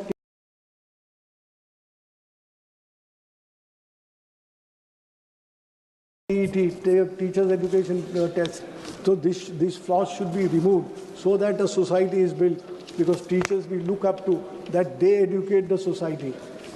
So as far as health is concerned, health, whatever provisions and allocations are there, they're not up to 2.5% as declared by the government, not provision of 2.5% to the GDP. Now, what is the situation in the state, my state of Maharashtra? If you see the plight of the government hospitals, no one would dare to go, no doctors, there is no medicine, patients are lying on there are no beds for patients to accommodate on the beds, they are lying on the corridors. And this kind of things which is happening not only in rural areas in the city like Mumbai also. No, please try to conclude. Once.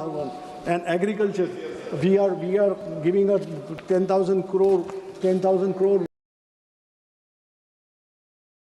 credit line. Everything is spelled out. Everything is there on the paper. But what is the reality?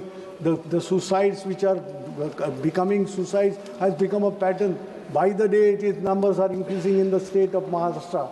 What is happening? Why it is happening? Pradhan Mantri Fasal Bima Yojana, really is it working? It is on the paper. Why? When a farmer is paid a claim of ₹3 and 6, you can imagine how that working is, what the formula is, who is formulated that, and what is the agencies doing, what are the people doing. And a poor farmer, his dreams are finished. He has nothing to look up to. And they are finishing their lives because there is nothing, no tomorrow for them. So last, but not the least, the main is Manrega. Now it is renamed as VBG Ramji. But what is the basic character of this scheme itself is changed. Now it is the government, if needed, the central government was funding 90% of it, 100% of it. But now if it is needed by the state would request the guarantee of days, which is shown that it is 108, is extended from 100 to 125 days. What is the use of it? You have changed the character, killing the Manrega, killing the poor labor in the country. Yes, and thank you. To conclude, I'm just concluding, I would say that when we think that robots and AIs will be the future of tomorrow, Viksit Bharat, but see, government should ensure that people who are living human beings in India, they are taken care of before the AIs rule over. Thank you. Thank you very much. Next speaker, Sri Dileshwar Kameet. Please. Dileshwar Kameet.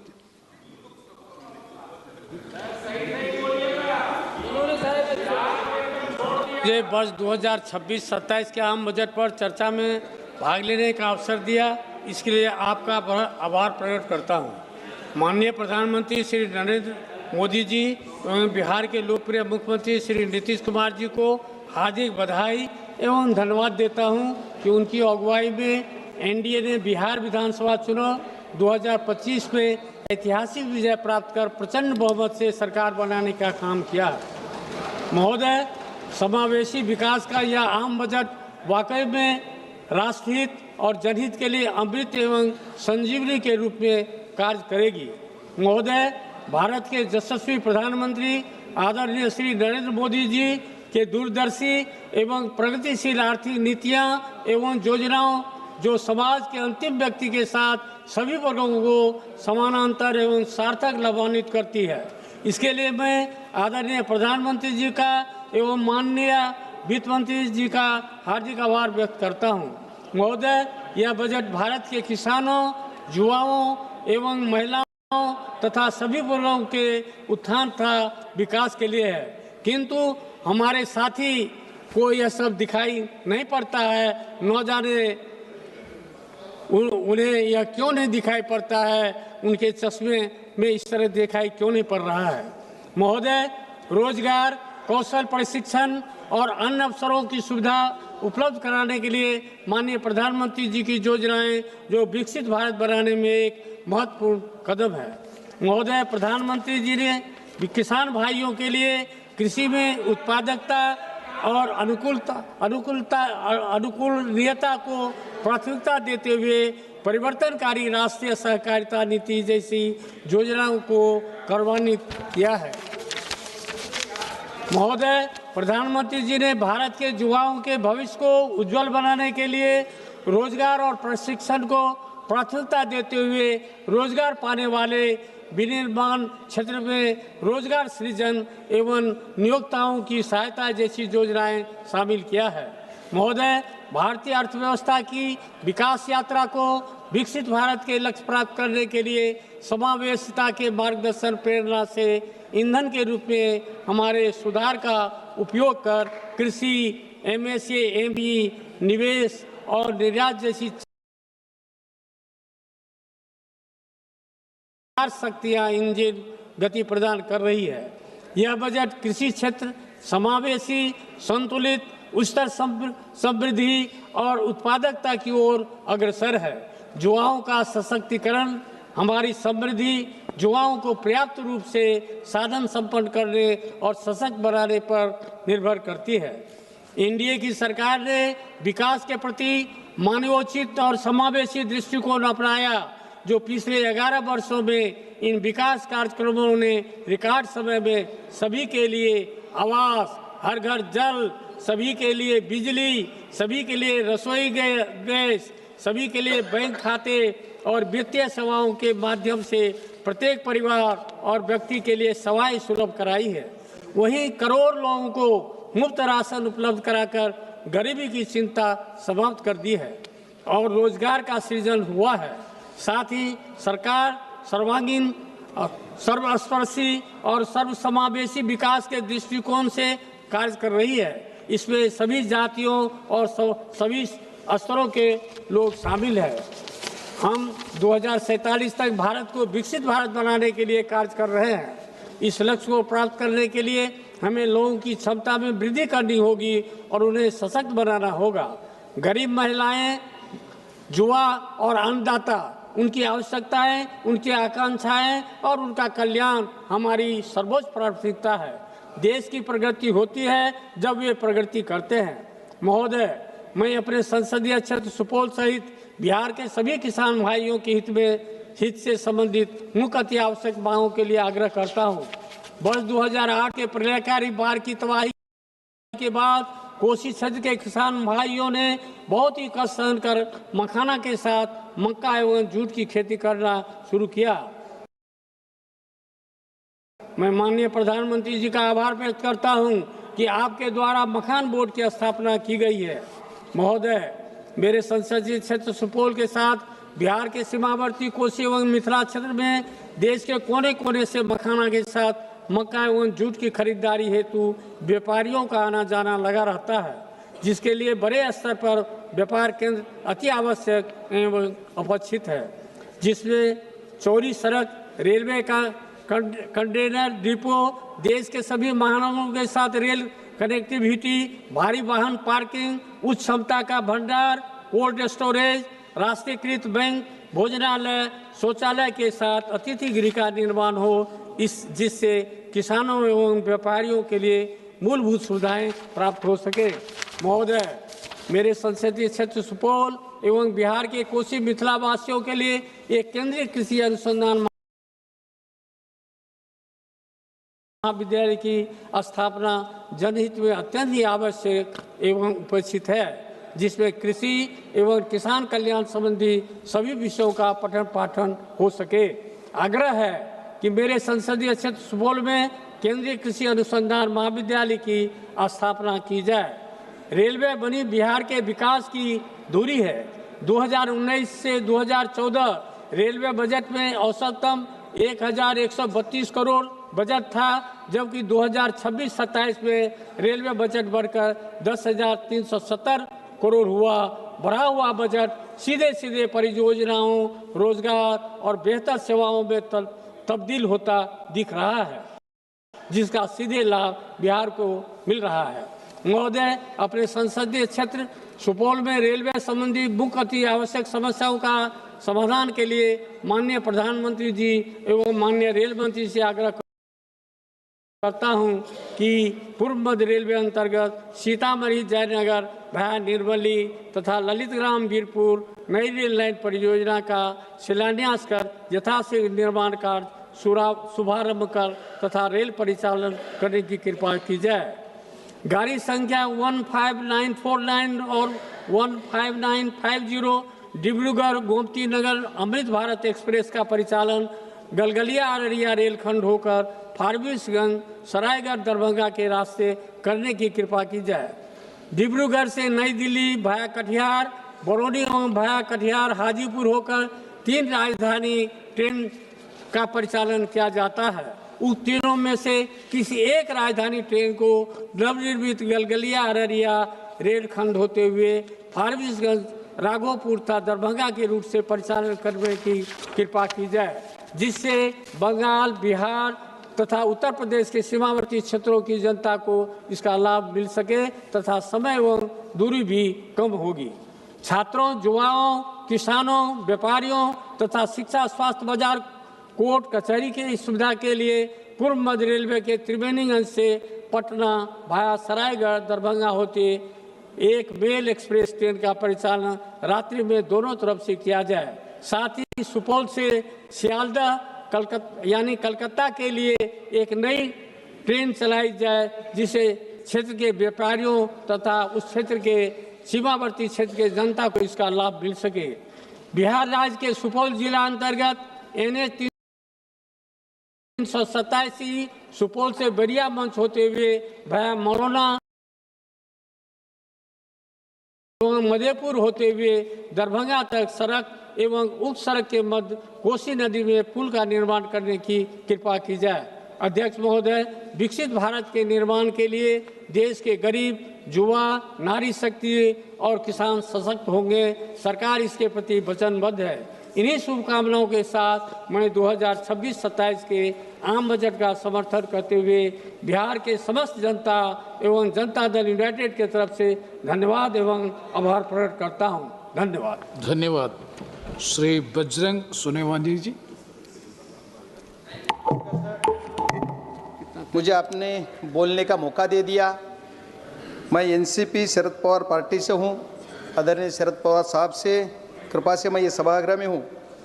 मुझे बहुत खेदजनक बात ये budget पे बात करते time पे बोलना है कि महाराष्ट्र के वित्त मंत्री जो डेप्यूटी सीएम थे, उनका निधन 14 दिन पहले हो गया। इस सभागृह में सदस्य थे। पहले मैं उनको भावपूर्ण श्रद्धांजलि अर्पण करता हूँ। और माननीय अध्यक्ष जी, मैं सन 2026-27 या अर्थसंकल्पावर बोलण्याची संधी दिल्याबद्दल आपले मनपूर्वक आभारी आहे। महोदय, यावेळच्या अर्थसंकल्पामध्ये सरकारचा कोणता स्पष्ट दृष्टिकोन, ठोस धोरण किंवा देशवासियांसाठी काहीतरी करण्याची ठाम इच्छाशक्ती दिसून येत नाही। हा अर्थसंकल्प घाईघाईत कोणताही सखोल विचार न करता जमिनीवरील वास्तव्यानं समजून तयार करण्यात आलेला नाही। नेहमीप्रमाणे याला ही अर्थसंकल्प न म्हणता सरकारचा आणखी एक जुमला बजेट म्हणणे अधिक योग्य होईल। महोदय, मी या सभागृहापुढे काही महत्त्वाचे मुद्दे मांडू इच्छितो। मागील अर्थसंकल्पात मांडलेले मुद्दे यावेळेस केवळ रंगरंगटी करून नव्या स्वरूपात पुन्हा सादर करण्यात आलेले आहेत। महोदय, माननीय अर्थमंत्री महोदयांनी सुधार एक्सप्रेस या संकल्पनेची मोठ्या गाजावाजात घोषणा केली आणि सरकारने 350हून अधिक सुधारणा केल्याचे सांगितले। मात्र 350 सुधारणा नेमक्या कोणत्या याचा तपशील देण्यात आलेला नाही। जीएसटी सोडल्यास कोणताही ठोस सुधारणा झाली हे स्पष्ट होत नाही। जीएसटी सारखा विषय गोरगरिबांना लुटण्याचा विषय जीएसटी मध्ये होतो। जीएसटी मध्ये बरेच काही बदल केले, हे बदल सुद्धा चुकीच्या पद्धतीने आहेत असं माझं मत आहे। महोदय, जीएसटी बाबत सांगायचे झाले तर हा कर घाईघाईत रात्री 12 वाजता घंटानाद करत लागू करण्यात आला। विरोधकांनी वारंवार सूचित केले ही सर्व संबंधित चर्चा करून विचारपूर्वक हा कर लागू करावा, पण सरकारने कोणतीही सूचना मान्य केली नाही। आज सरकार स्वतःच्या चुकीच्या निर्णयामुळे निर्णय झालेल्या अडचणी दुरुस्त करण्याचा प्रयत्न सुधार एक्सप्रेस या नावाखाली करत आहे। माझा सरकारला थेट प्रश्न आहे की तुमच्या चुकीच्या जीएसटी धोरणामुळे ज्या व्यापाऱ्यांचं, उद्योजकांचं आणि सामान्य नागरिकांचं नुकसान झालं, त्या सर्व लोकांना सरकार नुकसान भरपाई देणार आहे का? महोदय, एमएसएमई क्षेत्रासाठी दरवर्षी आश्वासने दिली जातात, पण वास्तव्य असे आहे की काही सरकारच्या काळात लघु मध्यम उद्योग दिवसेंदिवस अडचणीत सापडत आहेत। अनेक छोट्या उद्योग बंद पडण्याच्या मार्गावर आहेत। त्यांना वाचवण्यासाठी सरकारकडे कोणते स्पष्ट धोरण नाही। सरकार याच्यासाठी कुठलीही पावले उचलत नाही, त्याच्यामुळे उद्योजक अडचणीत येत आहेत। आपल्या देशातील उद्योजक सक्षम आहेत, पण सरकारच्या चुकीच्या धोरणामुळे ते आज अडचणीत सापडलेले आहेत। उत्पादन क्षमता असूनही बाजार व्यवस्थेसाठी ठोस धोरण नसल्यामुळे देशाची उत्पादकता कमी होत आहे आणि परिणाम भारत हा फक्त एक मोठा उपभोक्ता देश होत आहे आणि याचा फायदा परदेशी देश घेत आहेत। हीच सरकारची नीती आणि नियत म्हणावी लागेल। माननीय अध्यक्ष महोदय, सरकारने बरेच काही धोरणं राबवले। मागच्या काळामध्ये सरकारने या देशामध्ये साखर उद्योगासाठी इथेनॉल प्रोजेक्ट उभारण्यासाठी इंटरेस्ट सबमिशन स्कीम राबवली आणली। इंटरेस्ट सबमिशन या नावाखाली करोडो रुपयाचे प्रोजेक्ट उद्योजकांनी उभे केले, साखर कारखानदारांनी उभे केले आणि त्याचा परिणाम काय झाला तर मागच्या 2 वर्षापूर्वी 7 डिसेंबर 2023 ला रातोरात एक 2 वळीचं पत्र काढलं आणि सांगितलं इथेनॉल प्रोडक्शन बंद करा। माननीय अध्यक्ष महोदय, आपके माध्यम से मैं अर्थ मंत्री जी के कहना चाहता हूं कि अध्यक्ष अर्थ मंत्री जी ने ये करने से जो उद्योजक है उनका कितना घाटा हो गया, ये कभी सभागृह को बोलना चाहिए, देशवासियों को बोलना चाहिए। परिणाम क्या हो गया तो ये देश के जो किसान है, किसान का जो माल पैसा मिलने वाला था, किसान का पैसा उनको कम मिल गया क्योंकि ये रातों रात बंद कर दिया। ये बहुत बड़ी बात है। इथेनॉल प्रोजेक्ट 200, 400, 500 करोडचे उभे केले आणि 500 करोडचे इथेनॉल प्रोजेक्ट उभे केले, तर त्याचा इंटरेस्ट सबमिशनची जी स्कीम आहे त्याच्या ती बंद तर झालीच, पण त्यांचं जे इंटरेस्ट सबमिशनचं जे पैसे आहेत जे सरकारनं वाटायची हमी दिली 2-2, 3-3 वर्ष त्यांचे पैसे मिळत नाहीत। ही सरकारची नियत उद्योजक संपवायची आहे असं माझं मत आहे। त्याच्यामुळे सरकारने त्याच्यावर सुद्धा काहीतरी ठोस पाऊल उचलला पाहिजे। एवढंच नाही तर किसान जे ऊसाचे शेतकरी आहेत, ऊस उत्पादक शेतकऱ्यांसाठी साखरला MSP लागू करायची। दरवर्षी FRP वाढली जाते पण MSP वाढत नाहीये। जर FRP तुम्ही दरवर्षी वाढवता खूप आनंदाची गोष्ट आहे की शेतकऱ्याला FRP पण पैसा मिळाला पाहिजे, पण साखरेची MSP कोण वाढवणार? सरकारला आपल्या माध्यमातून मी एवढीच विनंती करणार आहे की तुम्ही MSP पण वाढवा। आज या कृषी प्रधान देशामध्ये ऊसाची शेती असो, आलूची शेती असो, गव्हाची शेती असो, बटाटा असो, सगळ्या शेतकऱ्यांना MSP दिली पाहिजे। ही काळाची गरज आहे, पण हे सरकार MSP देत नाही, ही दुर्दैव आहे। आणि सरकारने सांगितलं कृषी प्रधान देशामध्ये की आम्ही शेतकऱ्यांचं उत्पन्न दुप्पट करू, पण शेतकऱ्याचं उत्पन्न दुप्पट न होता निमपटीवर येते। याच्यासाठी सरकारने ठोस निर्णय घेतला पाहिजे अशी माझी सरकारला विनंती। महोदय, या अर्थसंकल्पात व्यापाऱ्यांना पुन्हा कर्ज घेण्याचा सल्ला देण्यात आला। याचा अर्थ सरकारला प्रत्येक व्यापारी कायम कर्जाच्या ओझ्याखाली राहावा असं वाटतंय। महोदय, बनारस पाटणा येथे जलमार्गावरील जहाज दुरुस्ती कारखान्याची घोषणा करण्यात आली, मात्र नद्यामधील पाण्याची पातळी कमी असल्याने हे जलमार्ग प्रकल्प आधीच अपयशी ठरत असताना अशा घोषणा कितपत व्यावहारिक आहेत यात हाच प्रश्न मला पडतो. महोदय, आरोग्य क्षेत्रावर बोलताना आरोग्य क्षेत्राबाबत मोठमोठ्या घोषणा केल्या जातात, पण आज ही देशातील अनेक रुग्णालयामध्ये पुरेसे डॉक्टर नाहीत, नर्सेस नाहीत, कर्मचारी नाहीत आणि आवश्यक उपकरणाची कमतरता आहे. विद्यमान आरोग्य पायाभूत सुविधाकडे सरकारचे लक्ष आहे असं वाटत नाही. कारण माझ्याच मतदारसंघातील बीड जिल्ह्यातील अंबाजोगाई येथे स्वामी रामानंद तीर्थ ग्रामीण रुग्णालय वैद्यकीय महाविद्यालय हे 5 ते 6 जिल्ह्यामध्ये एकमेव आधार आहे. दररोज जिथं 2500 ते 3000 रुग्ण OPD साठी येतात, पण तिथे आजही डॉक्टर, स्टाफ, नर्सर, कर्मचारी यांची आवश्यकता असून व उपकरणे तीव्र कमतरता आहे. त्याच्यामुळे सरकारने नवीन घोषणा करण्याऐवजी आधी उपलब्ध असणाऱ्या पायाभूत सुविधा सक्षम कराव्यात अशी मागणी मी या सभागृहाच्या माध्यमातून माननीय अर्थमंत्र्यांच्या माध्यमातून सरकारला विनंती करतो की माझ्याकडं हे जे माझ्या जिल्ह्यामधलं रुग्णालय या वैद्यकीय महाविद्यालयामध्ये ज्या पूर्वी 50 विद्यार्थ्यांचा स्टाफ होता त्याची मर्यादा वाढवली, 50चे 100 केले, 100चे 150 झाले, पण स्टाफ मात्र जे नर्सेस जे डॉक्टर्स जे आहेत ते फक्त 50 प्रमाण आहेत. आज 150 संख्या जर झाली असली विद्यार्थ्याची आणि OPD पहिली जिथं 500 होती तिथं आता 5000 OPD झाली, पण तिथला तुमचा जो स्टाफ आहे ते वाढत नाही. त्याच्यामुळे औषधाची कमतरता आहे. त्या समितीचा अध्यक्ष पण मी जिल्ह्यात आहे, पण त्या समितीचा अध्यक्ष असताना सुद्धा मला तिथं सांगितलं जातं की औषधं नाहीत. याच्यासाठी सुद्धा सरकारनं गांभीर्यानं बघितलं पाहिजे असं मी सरकारला विनंती करतो. या अर्थसंकल्पातील सर्वात हास्यास्पद बाब म्हणजे शहरी आर्थिक क्षेत्र क्रमांक 39 तब्बल 11 वर्षांनंतर सरकारला Tier 2 व Tier 3 शहरी देशाच्या प्रगतीत योगदान देऊ शकतात हे कळले. याचा अर्थ गेली 11 वर्षे नागरिकांना शहरी नागरिकांना दुय्यम दर्जाची वागणूक देण्यात आली, हीच सरकारची अप्रत्यक्ष कबुली आहे. महोदय, माझा जिल्हा तसा विचार केला किंवा मी ज्या जिल्ह्यातून येतो तो जिल्हा ग्रामीण भागात आहे. महोदय, माझ्याकडे माझी जी ओळख आहे कि किसान का बेटा बोल के मेरी पहचान है, इसलिए मैं रिक्वेस्ट करता हूं सर की शेतकऱ्यांना न्याय मिळाला पाहिजे. कृषी प्रधान देशामधल्या माझ्या शेतकऱ्यांना न्याय मिळाला पाहिजे ही माझी मागणी. काजू आणि चंदन अशा सर्व चर्चेला उल्लेख अर्थसंकल्पात करण्यात आला. काजू आज सर्वसामान्यांच्या आवाक्याबाहेर आहे आणि चंदन उत्पादक दक्षिण भारतातील शेतकरी आपल्या मालाच्या विक्रीसाठी त्रस्त आहेत.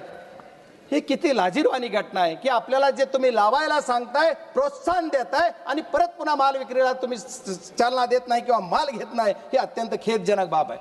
माननीय महोदय, माझा जिल्हा ग्रामीण आहे, माझा मतदारसंघ ग्रामीण भागाचा येतो. ग्रामीण भागाच्या ह्याच्यासाठी आपण जर विचार करायचा झाला तर आमच्याकडे आमचे महाराष्ट्राचे मुख्यमंत्री महोदयांनी 14 ते 19 या काळामध्ये सरकार होतं त्यांचं, त्यावेळेस त्यांनी वॉटर ग्रेड ही योजना मी माझ्या बीड जिल्ह्यासाठी आणेल अशी एक घोषणा केली. पण आज तब्बल 11 वर्ष झालं तरी पण काहीही नाही. माझ्या या जिल्ह्यासाठी वॉटर ग्रेड नाही, पण आहे त्या प्रोजेक्टमधून पाणी द्या, गावोगाव ते पाणी आलं पाहिजे. माझं उजनी धरणातलं पाणी आमच्या मांजरा धरणात आलं पाहिजे, मांजरा धरणाचं पाणी जिल्ह्यात फिरलं पाहिजे. याच्यासाठी लागणारा निधी माननीय अर्थमंत्र्यांनी या बजेटमध्ये माझ्या जिल्ह्याला द्यावा ही माझी विनंती आहे. महाराज अध्यक्ष महोदय, लखपती दीदी योजना केवळ निवडणुकीपुरती केंद्रीय घोषणा ठरली आहे.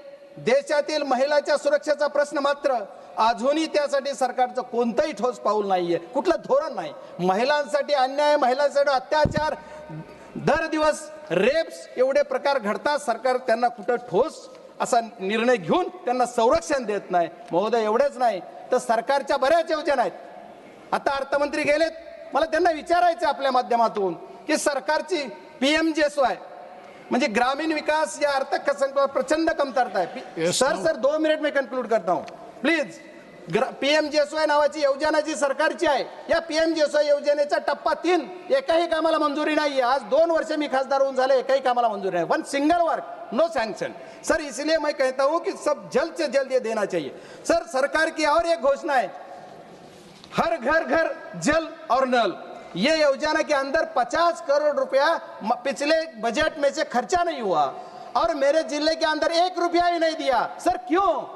अगर 50,000 करोड़ तुम्हारा लैप्स होता है और मुझे 1 रुपया ही नहीं मिलता। ये खेदजनक बात है, क्योंकि अपोजिशन वाला एमपी है बोल के नहीं दिया है क्या? ऐसा मेरा सवाल सरकार से, मेरा रिक्वेस्ट है सर 2 मिनट मेरा समय है मेरे पार्टी का, उतना दे दीजिए प्लीज। और सर मेरे जिले के अंदर टेक्नोलॉजी पे आप बोल रहे 21 भारत, अभी क्या क्या करना है? भारत 1 नंबर पे लाना है, कौन से टाइप पे लाना है सर?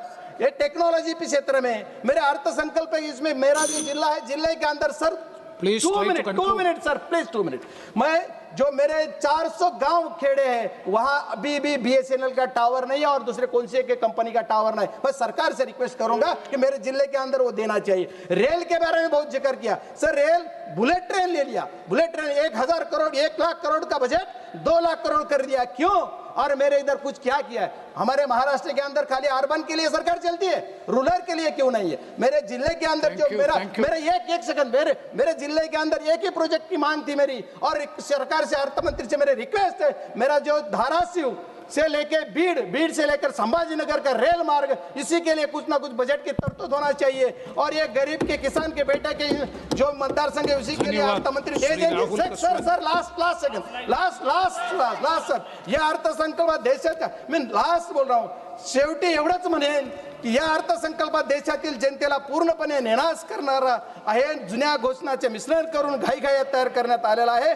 अर्थसंकल्प। आम्हाला या गोष्टीतून काहीच मिळणार नाही। मी माझ्या सर एक लफ्ज खाली एक सरकार के लिए धन्यवाद अध्यक्ष महोदय, धन्यवाद अध्यक्ष महोदय। मैं आज आपका धन्यवाद देता हूं, आपने मुझे बजट पे बोलने का मौका दिया है। अध्यक्ष महोदय, तथ्यों के साथ खड़ा हुआ हूं, सुर्खियों के साथ नहीं। सरकार के अपने ऑडिट खाते, बजट, व्यक्तित्वों और संसदीय उत्तरकों के साथ जब इन्हें एक साथ पढ़ा जाता है तो एक पैटर्न साफ दिखता है कि घोषणाएं आगे दौड़ती हैं, नतीजे पीछे रह जाते हैं और जवाबदेही सदे हुए शब्दों की ओट में गायब हो जाती है। अध्यक्ष महोदय, यूनियन बजट 2025-26 में आकर समाप्त होते होते हम सरकार ने फ्लैगशिप स्कीमें, बड़ी बड़ी हेडलाइंस एलोकेशन के जरिए बार बार बेचने की कोशिश करी। पिछले कितने बजटों को चेक करेंगे तो हर बार कुछ न कुछ बजट में नया आता है, पर कोई कंपैरेटिव उसका कोई चार्ट नए पार्लियामेंट में कभी पेश हो पाता है कि क्या स्कीमें लॉन्च हुई और उनका आज पब्लिक एट लार्ज में फील्ड में उनका क्या इम्पैक्ट रहा है। लेकिन मैं आपको एक स्टार्टिंग शुरुआत करनी चाहूँगा पीएम पोषण स्कीम के साथ में। एक भारत सरकार की बेहतरीन प्रोग्राम ना अच्छा है, पोषण को हम इम्प्रूव करना चाहते हैं और अच्छा एक जिसका गवर्नमेंट ऑफ इंडिया के एक ऑफिशियल अगर आप डैशबोर्ड भी चेक करो तो 21-22 के अंदर इस प्रोजेक्ट के इस स्कीम के लिए जो बजट एस्टीमेट थे वो 11,500 करोड़ पे थे, जबकि एक्चुअल एक्सपेंडिचर 10,000 करोड़ के आसपास ही हुआ। फिर 23-24 में ये 11,600 करोड़ बढ़ा दिया गया, एक्चुअल एक्सपेंडिचर 8,400 करोड़ हुआ। 24-25 में 12,500 करोड़ कर दिया गया, एक्चुअल रिलीज 9,900 करोड़ हुआ। और 25-26 में बजट एस्टीमेट 12,500 करोड़ हुआ और एक्चुअल रिलीज 6,170 करोड़ पे हुआ। सर अध्यक्ष महोदय, मैं कहना चाहता हूं कि सरकार स्कीमों के साथ में जब बजट एस्टीमेट अनाउंस करती है, रिवाइज एस्टीमेट होते हैं मिड ऑफ द ईयर के अंदर, वहां आधा दम तोड़ जाता है और जब ये एक्चुअल में लागू होती हैं तो इनकी हालत और भी दयनीय हो जाती है। और ऐसा ये नहीं कि किसी एक स्कीम के साथ है, अनेकों स्कीम के साथ में है। आज की तारीख में भी जो हम डेटा देते हैं NFHSA का जो डेटा देखेंगे तो हमारी कितनी ही बच्चियां आज की तारीख में हम स्कूलों के अंदर आयरन जिंक की टैबलेट्स दे रहे हैं, एनेमिक बच्चियां हैं। और पीएम पोषण प्रोग्राम की रियलिटी ये है कि गवर्नमेंट ऑफ इंडिया से बजट भी पूरा अपना स्पेंड नहीं हो पा रहा। ऐसे ही आप देखेंगे अनेकों स्कीमें। अभी स्कूल शिक्षा के बारे में बात करते हैं, समग्र शिक्षा एक अभियान चला, उसके अंदर 31,000 करोड़ पे 21-22 में सैंक्शन किए गए, 30,000 भी खर्च नहीं हुए। 23-24 में 37,400 करोड़ सैंक्शन हुए और वो पैसा आज तक खर्च नहीं हुआ। हालत ये है कि राजस्थान के अंदर हाई कोर्ट के ऊपर एक अपना राजस्थान गवर्नमेंट ने अपना वक्तव्य दिया है कि राजस्थान गवर्नमेंट के अंदर 56% ऑफ स्कूल्स के जो रूम्स हैं वो जर्जर हालत में हैं, अनयूजेबल हैं और मेजर रिपेयर्स मांगते हैं। राजस्थान के अंदर एक स्कूल के अंदर बिल्डिंग गिरने से 7 बच्चों की मृत्यु हुई। गवर्नमेंट ऑफ राजस्थान ने आनन फानन के अंदर पूरे स्कूल के राजस्थान के स्कूल्स का डेटा कलेक्ट करवाया और डेटा कलेक्ट करने के बाद ये मालूम पड़ा कि स्कूल के अंदर 2,83,780 रूम तो ऐसे हैं जो जर्जर हालत में हैं और उनके पास में उनमें कमरों में बैठने की बच्चों की स्थिति नहीं है, और 2,19,000 ऐसे कमरे हैं जिनको मेजर रिपेयर वर्क्स चाहिए। और गवर्नमेंट और हाईकोर्ट ने साथ साथ में ये भी कहा, और एक रिपोर्ट जो सामने आई कि गर्ल्स राजस्थान के स्कूलों में पानी कम इसलिए पीती हैं क्योंकि राजस्थान में वर्किंग टॉयलेट्स तक नहीं, और समग्र शिक्षा अभियान की हालत यह है कि उसके लिए बजट नहीं। मेरी कॉन्स्टिट्यूंसी अकेले में 1600 से ऊपर कमरों की रिक्वायरमेंट्स है सर, पर गवर्नमेंट के पास में कहीं कोई पैसा नहीं। स्टेट सब्जेक्ट, सेंट्रल सब्जेक्ट के ऊपर बात घूमती रह जाती है। ऐसे कितने स्कूल हैं सर, चूरू लोकसभा क्षेत्र से आता हूं, 50 डिग्री का टेम्परेचर टच करता है, आज भी बच्चे बाहर पेड़ के नीचे पढ़ने को मजबूर हैं, पर सरकार के पास में विकसित भारत का विजन के अंदर बच्चों के लिए कोई विजन नजर नहीं आता कि कैसे ये बच्चे पढ़ेंगे, कैसे ये बच्चों के स्कूल की प्रॉपर रूम्स मिलेंगी। ये हालत समग्र शिक्षा अभियान की है। अभी सरकार ने बहुत अच्छा एक नया अनाउंसमेंट किया है, हर बार अनाउंसमेंट होता है। अभी इस बार के बजट में AVGC कंटेंट क्रिएटर लैब्स खोली जाएंगी, animated, visual effects, gaming and comics की लैब्स खोली जाएंगी, 15,000 लैब्स खोली जाएंगी। बड़ी अच्छी उम्मीद है, पर कहाँ से इनकी हम ट्रेनर्स कहाँ से लेके आएंगे, ट्रेनर्स को हम स्किलिंग कैसे देंगे, कैसे इनके इक्विपमेंट्स आएंगे, कौन रख रखाव करेगा। अटल टिंकरिंग लैब्स खुली, आज उनका असेसमेंट कहीं हमारे पास में नहीं है। अनाउंसमेंट के बाद में अनाउंसमेंट है, पर कहीं भी ये चीज समझ में नहीं आता कि कैसे स्कूली शिक्षा के अंदर आगे बढ़े। सर, राजस्थान के अंदर हालत तो ये है कि आज की तारीख में मेरी कॉन्स्टिट्यूंसी में 83% स्कूल्स में हम बच्चों को आर्ट्स पढ़ा रहे हैं, मात्र 17% ऑफ स्कूल्स, गवर्नमेंट स्कूल्स में सिर्फ साइंस और कॉमर्स है। उन 17% स्कूलों में से 53% स्कूलों के पास में कोई वर्किंग लेबोरेटरीज नहीं है। कौन सा बच्चा, डिजिटल एज की हम बात करते हैं, हम AI टेक्नोलॉजी की बात कर रहे हैं, कैसे बच्चे तैयार होंगे। शिक्षा के प्रति सरकार की इतनी जबरदस्त उदासीनता है जिसके बारे में जितना बोला जाए उतना कम।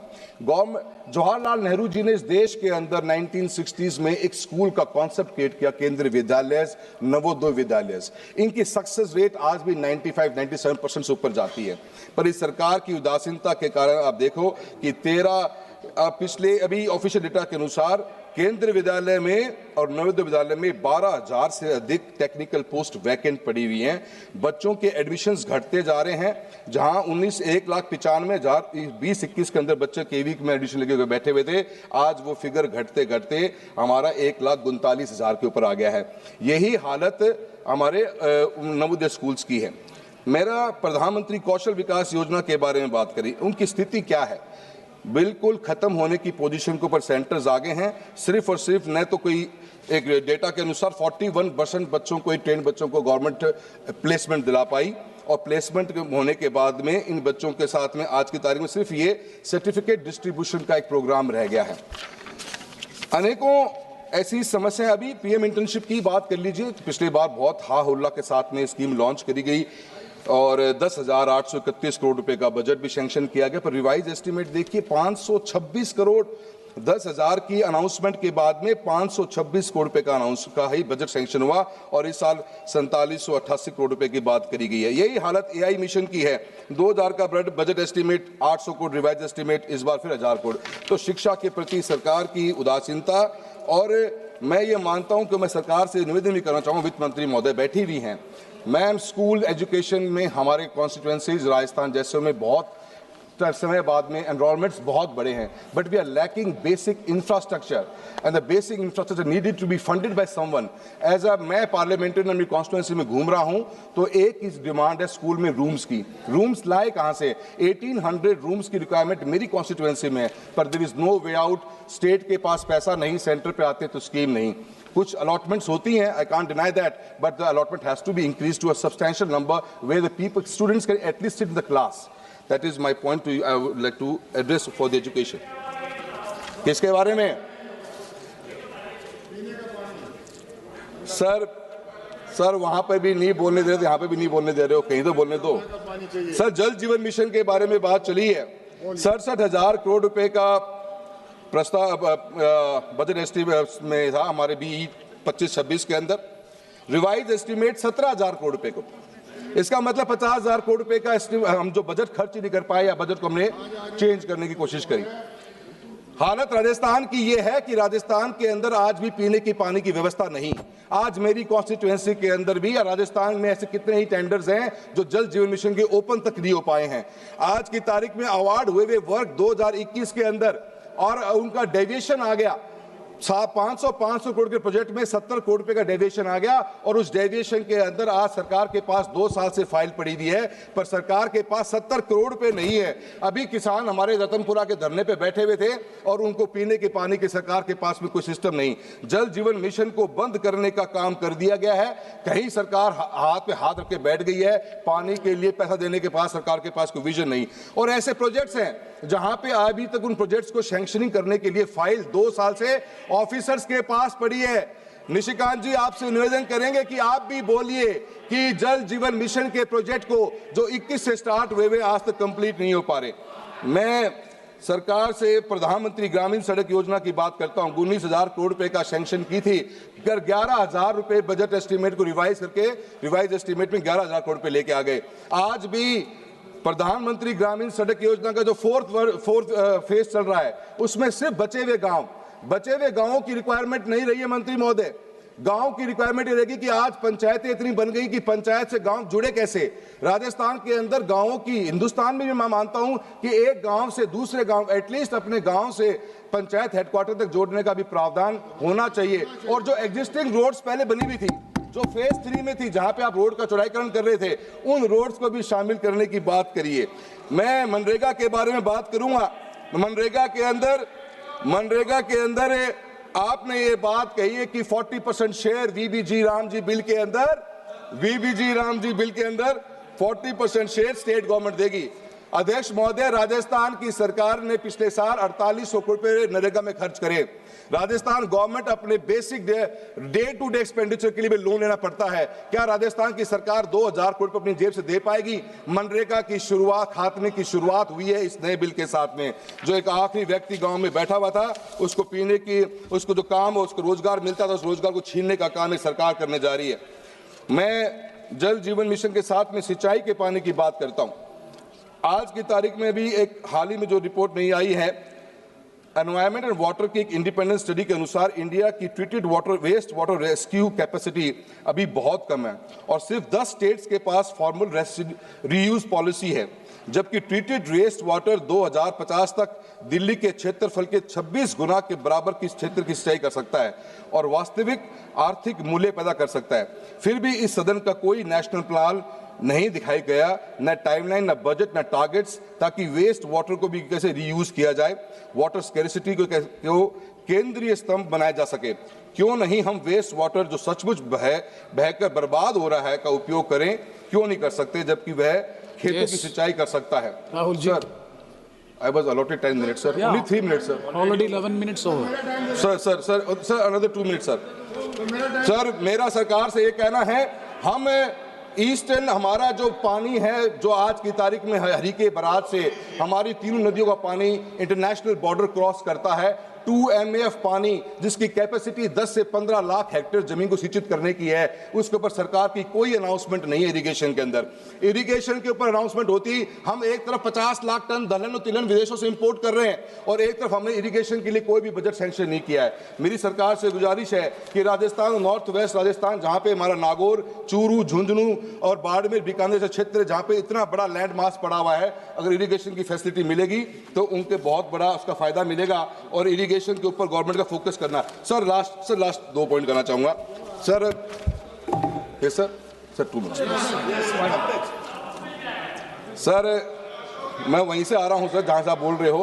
राष्ट्रीय राजमार्गों की बात करूंगा सर। नेशनल हाईवे के अंदर हर साल बजट बढ़ रहा है, पर सर हम हमारे स्टेट्स जो हाईवेज हैं उनकी ओवर कैपेसिटी हमारी यूटिलाइजेशन हो रही है, स्ट्रेस बढ़ता जा रहा है। सर डिजाइन जो हाईवे की, सर एक एग्जांपल देता हूं, जयपुर से लेकर किशनगढ़ का हाईवे राजस्थान के अंदर है सर। 50,000 PCU के लिए डिजाइन हाईवे आज 1,26,000 PCU पे वो कर रहा है। आए दिन एक्सीडेंट होते हैं। अभी पिछली बार इलीगल कट्स पे एक्सीडेंट होने पर 100 से ऊपर लोगों की जान गई। सर सरकार के पास में नए हाईवेज के लिए कोई प्लान नजर नहीं आ रहा। राजस्थान को सर इस बजट में राजस्थान का नाम तक भी नहीं लिया गया। सर रेलवेज के लिए कहना चाहूंगा, न्यू रेलवे लाइंस के लिए बजट एस्टिमेट 32,000 करोड़ रुपए का था, 30,000 करोड़ खर्च करे। सर मेरी लोकसभा कॉन्स्टिट्यूएंसी चूरू के अंदर सर सीकर से नोखा, खाटू श्याम जी से करनी माता वाया मुकाम नोखा बिदासर होते हुए सरदार शहर से नौहर, सरदार शहर से मांगड़ और सादुलपुर तारानगर गजसिंहपुर की रेलवे की लाइन की डिमांड बहुत ज्यादा है। मैम हर बार जब हम सर्वे करवाते हैं आरओआई नेगेटिव आती है, राजस्थान में फ्रेट नहीं है, so there has to be some viability gap funding kind of stuff Rahul ji, next speaker श्रीमती मैं आखिर में sir last sentence sir please sir आपने बिल्कुल बोलने नहीं दिया सर। बोल दे भाई, अब बोलिए ना सर। ये सर निशिकांत जी हमेशा डिस्टर्ब करते हैं सर, सभी को करते हैं, आप मुझे भी कर रहे हैं सर। डॉक्टर साहब बैठिए, डॉक्टर साहब बैठिए। सर वादों की दुकान सस्ती रही हर साल, पर गरीब की थाली रही खाली की खाली। कागज पर चमकते हजार, कागज पर सपने चमकते हजार, जमीन पर मगर सिसकता परिवार। पिछले बजट के हिसाब नहीं और इस बजट पर विश्वास नहीं, राजस्थान का हिस्सा नहीं तो विकसित भारत सिर्फ एक नारा है और एक नारा ही रहेगा। धन्यवाद। Madam ji Purandeswari ji.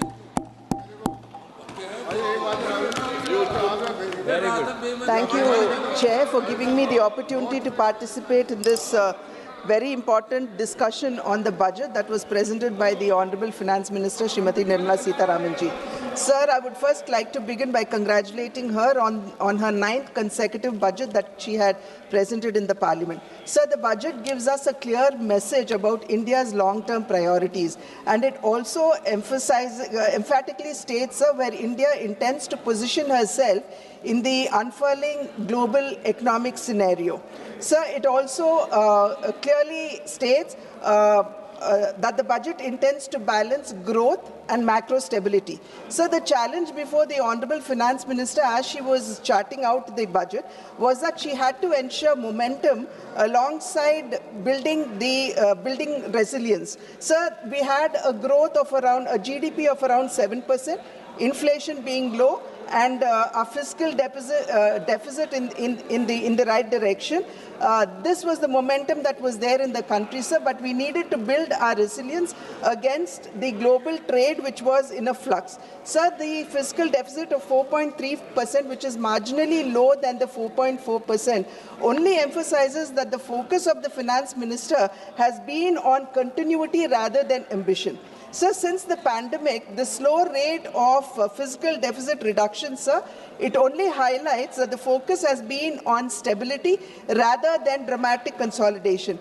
With the global uncertainty looming large and also the rupee under pressure, the budget, sir, that was presented is nothing short of prudent macroeconomics. Sir, above all of this, the real story is in the increase of allocation for capex at 12.2 lakh crores as against the 11.2 lakh crore, which is about 4.4% of the GDP. And this clearly underlines, sir, that the focus is on investments rather than consumption subsidies. This is what we would call fiscal prudence over populism. Sir, the EU trade or the European Union Free Trade Agreement would most probably come into operation by 2027, and we also have the US tariff uncertainties looming large. Sir, under these circumstances, we need to build our domestic capacities to protect our country from from supply chain disruptions. Sir, against this backdrop, the industrial strategy that has been spelled out in the budget, sir, reveals a resolve to move up the value chain. It could be the 10,000 crore allocation for the Biopharma Shakti initiative, or the 40,000 crore allocation for the electronic component manufacturing, or this India's semiconductor mission 2.0, they together emphasize, sir, that India would want to become Atmanirbhar or self-reliant in these strategic sectors on which India was until now import dependent.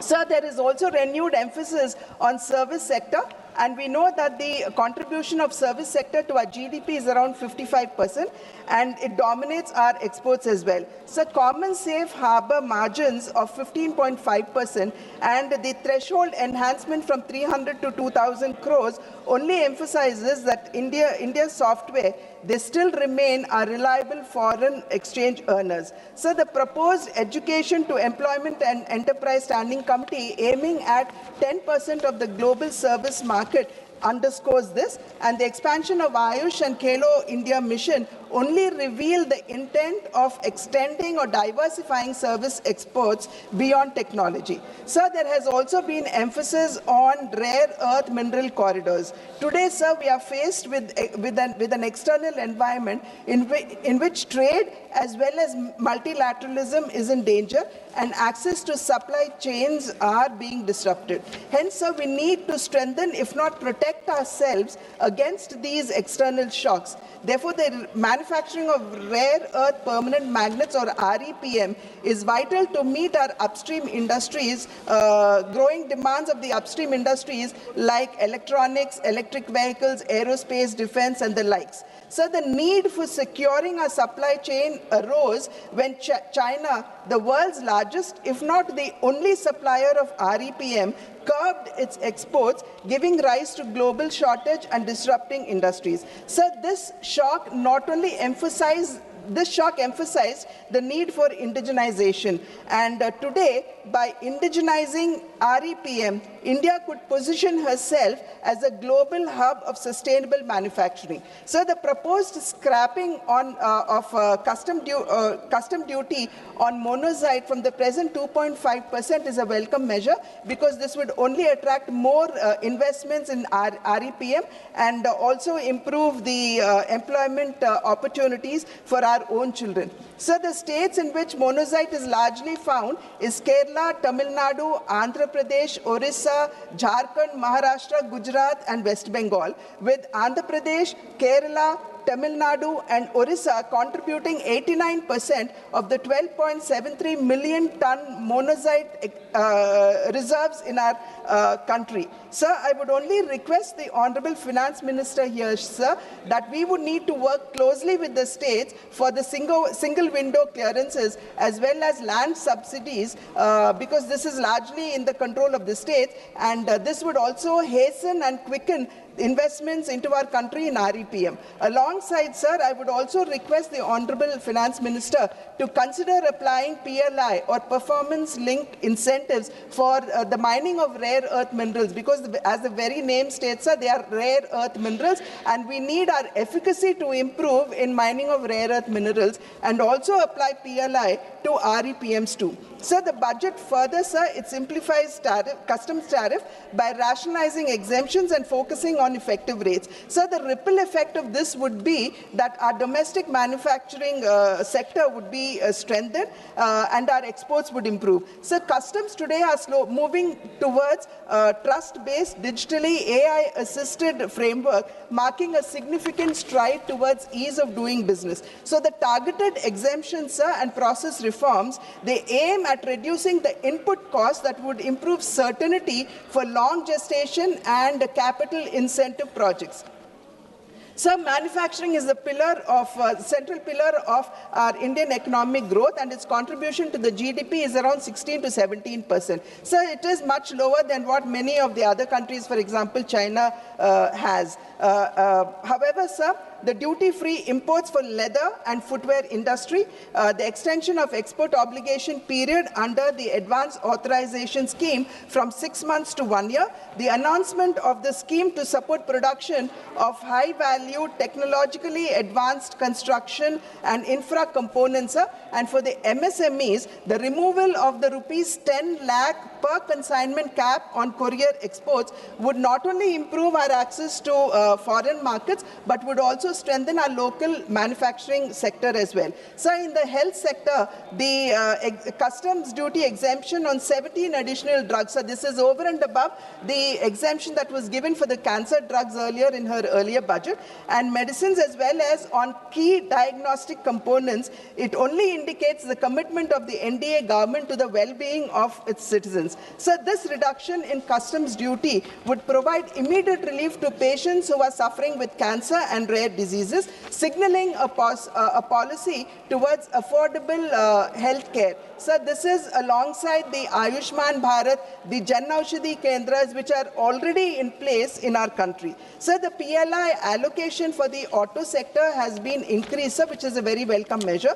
But I would also appeal to the Honorable FM to reconsider the 45% reduction in the PLI for the lithium-ion cells, sir, because this is rather important. So the exclusive economic zones, or the EEZ, they span about 2.3 million kilometers in the Indian Ocean, and making fish caught in the EEZ duty-free will not only reduce operational costs, sir, but would also recognize the fish catch as Indian catch, and if it lands on other shores, then it would be considered as exports. Many countries, sir, like US and China, they actually follow this route, and this would actually unlock the economic potential of our country's marine resources. So this would also, beyond boosting deep sea fishing, facilitate harvesting high-value fish like tuna, marlin, sailfish, and the likes. Presently, sir, Indian fishing vessels, they are not well equipped for long-distance operations, and this would actually call for investments in vessels with onboard freezing facilities as well, opening up a sea of opportunity for our fisherfolk. So the limit for duty-free imports on specified inputs used for processing seafoods has been increased from 1% to 3%, sir, over the previous year's export turnover, and this would actually ease the pressure on the marine sector by bringing down the cost of production at a time when one of our largest export earners is actually facing a crisis of the high US tariffs, which have now been, of course, reduced. Sir, the budget thrust on high-value farm produce and allied sectors. So this would also help in reducing our import costs, dependency, modernize agricultural practices, and also improve farm incomes. So production of coconut oil has reduced drastically in the past 1 decade. So the production of coconuts in our country is around 600,000 tons, and coconut oil is around 450 tons. So oil production has now reduced to 4 lakh tons, and this, one of the reasons, if not the sole reason, one of the reasons is that our plantations are aging and we need to replace them. Therefore, the Honorable Finance Minister coming forward, shouldering the coconut farmers and assuring them that their trees would be replaced by new saplings, sir, is a welcome measure. Sir, export on coconuts have actually risen to 1.88 lakh tons in 2025 as against the 1.76 lakh tons in 2024, which is a 7% hike. Sir, none of us have actually forgotten the success story of Araku coffee. Sir, when it was initiated, there were many people who did not believe that it would succeed. But today, Araku coffee has become a global brand. So, riding on the success of Araku coffee,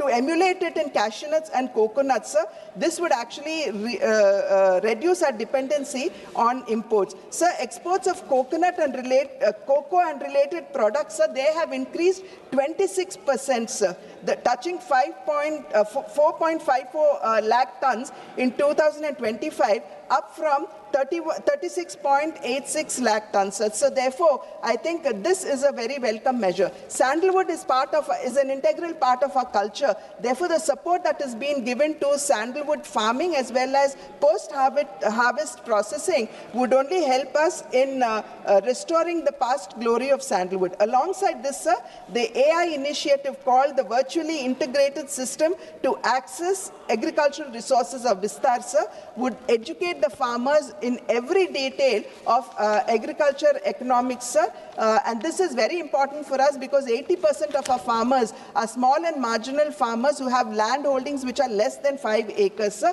Therefore, this technical assistance would help farmers in innovative practices, thereby enhancing their incomes. Sir, India's 7.4 million MSMEs, they would stand to benefit from the 10,000 crore SME growth fund that has been allocated. This is over and above the 2,000 crore self-reliant India fund that has already been allocated, sir. and this provides access to risk capital for MSMEs. So MSMEs largely supply to PSUs and other large houses, but payments are quite often delayed, which leads to financial crunch and thereby the ill health of the MSME. Therefore, TREDs are being made mandatory, where the invoice has to be settled via the platform with no excuses, sir, is a big help for the MSMEs. The chronic problem that MSMEs face, sir, which even our economic survey has emphasized, is that their lack of accessibility to capital. Therefore, these initiatives, sir, would surely enhance the proximity to capital for the MSMEs, who are one of the largest employment generators after agriculture. So urbanization is happening at a great speed, and the focus on Tier 2 and Tier 3 and temple cities, sir, is a welcome measure, because it is here the infrastructure would definitely be upgraded and modernized, making life for migrants who actually come into these cities much better, safer, and they would not have to live in deplorable conditions as they are doing now. So today, recognizing cities and towns as growth hubs is the need of the hour. Therefore, I would surely like to welcome this measure. Sir, having said that, a nation's progress, sir, is impossible without the empowerment of its women.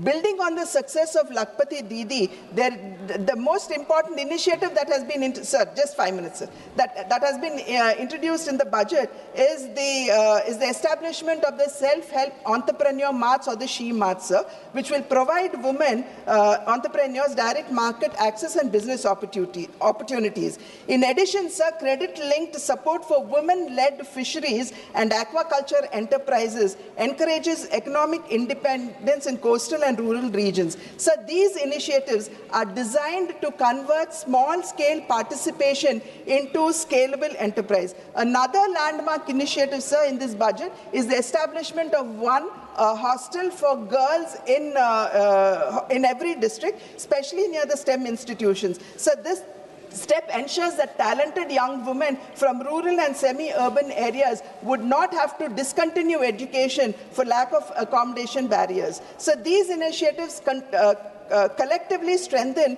financial inclusion, education access, and entrepreneurial growth for women, converting empowerment into leadership. Beyond economic and educational support, sir, the budget also gives a strong social message that women are partners in nation building and not mere beneficiaries of welfare. Therefore, it is no longer women's development, sir, but it is now, the new story is women-led development. Sir, having said that, I would only like to conclude by saying that the budget has been crafted and presented amidst unique circumstances in an increasingly turbulent world. In such circumstances, sir, this budget is a coherent framework that laid emphasis on financial prudence, infrastructure-led growth, and human development, preparing India for the Viksit Bharat of 2047 in a volatile and an unpredictable world. Thank you, sir. Thank you very much. You didn't take 5 minutes further. Next speaker, Sri Y.S. Avinash Reddy ji. Sir, thank you, sir. Sir, I congratulate Honorable Finance Minister for presenting the budget 9th consecutive time, sir. Sir, and we appreciate the central government for enhancing the capex budget for the year 2026-27 to 12,21,821 crores, sir. 11.5% higher allocation than the revised budget for the current financial year 2025-26, sir. Sir, coming to the allocations for our state, Andhra Pradesh, sir, we all know that Polavaram is a national project with 194 TMC storage capacity, 45.72 meters height, and an estimated cost of 55,000 crores, sir, which has to be spent by way of 100% central grants, sir. Sir, in the 2026-27 budget, an amount of 3,320 crores is allocated. There is a specific mention in the budget presentation that the revised cost of project is 30,436 crores for completion up to MDDL of 41.15 meters, and the balance central grant for the project is limited to 12,157 crores.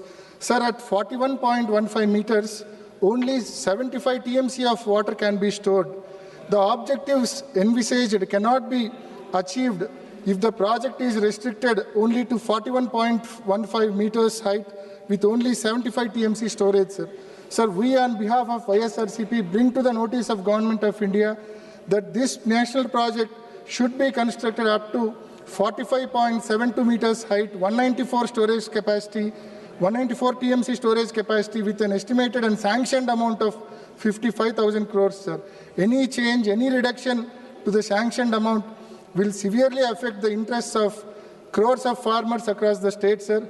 And we also request the Government of India to revisit and issue environmental clearance to Rayalaseema lift irrigation scheme. Earlier in March 2025, it was rejected. EC was rejected due to lack of persuasion by the present state government, sir. Sir, I seek to draw your attention regarding the borrowings of our state Andhra Pradesh, sir. During 2019 to 2024, YSRCP tenure, considering all forms of liabilities, an amount of 3,32,000 crores was borrowed, sir. Whereas in the present tenure, in a span of just 20 months, an amount of 3,20,000 crores is contracted for borrowing so far, sir. Sir, generally all kinds of borrowing put together should not exceed 3.5% of state's GDP, sir. For instance, during 2014 to 19, the then state government borrowed 17,000 crores beyond their limit, and this excess borrowing was deducted from the borrowing limit of the next government during 2019 to 2024, sir. Sir, if the present pace of borrowing is continued, just like the President stated above, the borrowing limits of the next government will be deducted due to the present government's over-excess borrowings, sir. The next government will not be in a position to pay even salaries and pensions if this abnormal pace of borrowings is permitted. Sir, our state government is raising off-budget borrowings, sir. In May 2025, an amount of 9,000 crores was borrowed by way of APMDC NCD issuances. The worst part here is private lender was given direct access to draw his servicing amount from the Consolidated Fund of Andhra Pradesh, sir, which is highly unconstitutional and unprecedented, sir. Sir, in December 2025, 5,750 crores was borrowed by way of APSBCL bonds. Sir, and recently, State Cabinet cleared a borrowing of additional 11,850 crores by way of APSBCL NCD issuances, sir. Sir, during financial year 2022 and 23, when the previous government tried for similar off-budget borrowing through APSBCL NCD issuances, the central government objected such borrowings, and the Ministry of Finance, it has issued circular, sir. Ministry of Finance has issued circular, wrote a letter to the Special CS of Andhra Pradesh Finance Department dated 27th March 2023 and stopped the state from taking such an off-budget borrowing. Sir, this kind of off-budget borrowings will have long-lasting ramifications. The next governments will have to pay their entire budget amount for repaying the interest, duly sacrificing salaries and pensions for employees and welfare schemes for the poor people. I request the Honorable FM to give clarity on this issue during her reply, sir. Sir, as I mentioned above, our state in a span of just 20 months borrowed 3,20,000 crores, but it could not allocate mere 5,000 crores for completing the 10 medical colleges out of the 17 new medical colleges taken up during the tenure of Sri Y.S. Jagannath Reddy Garu. Sir, bids are called for privatization the government medical colleges and hospitals, which will directly impact the poor, as they will not be in a position to afford costly treatment in these privatized hospitals, sir.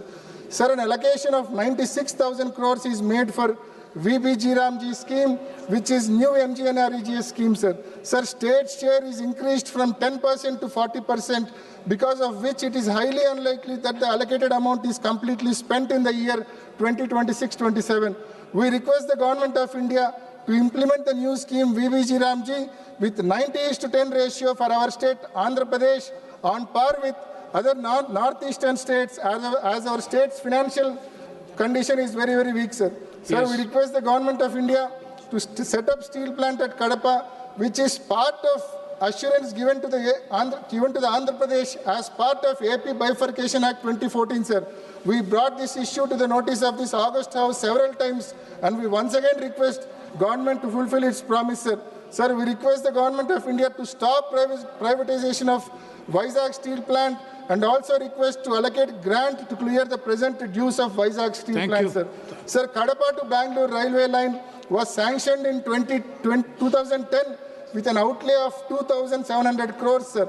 Sir, till date, only 10% of the work is completed, sir. We request the government of India to allocate sufficient funds for completion of this project.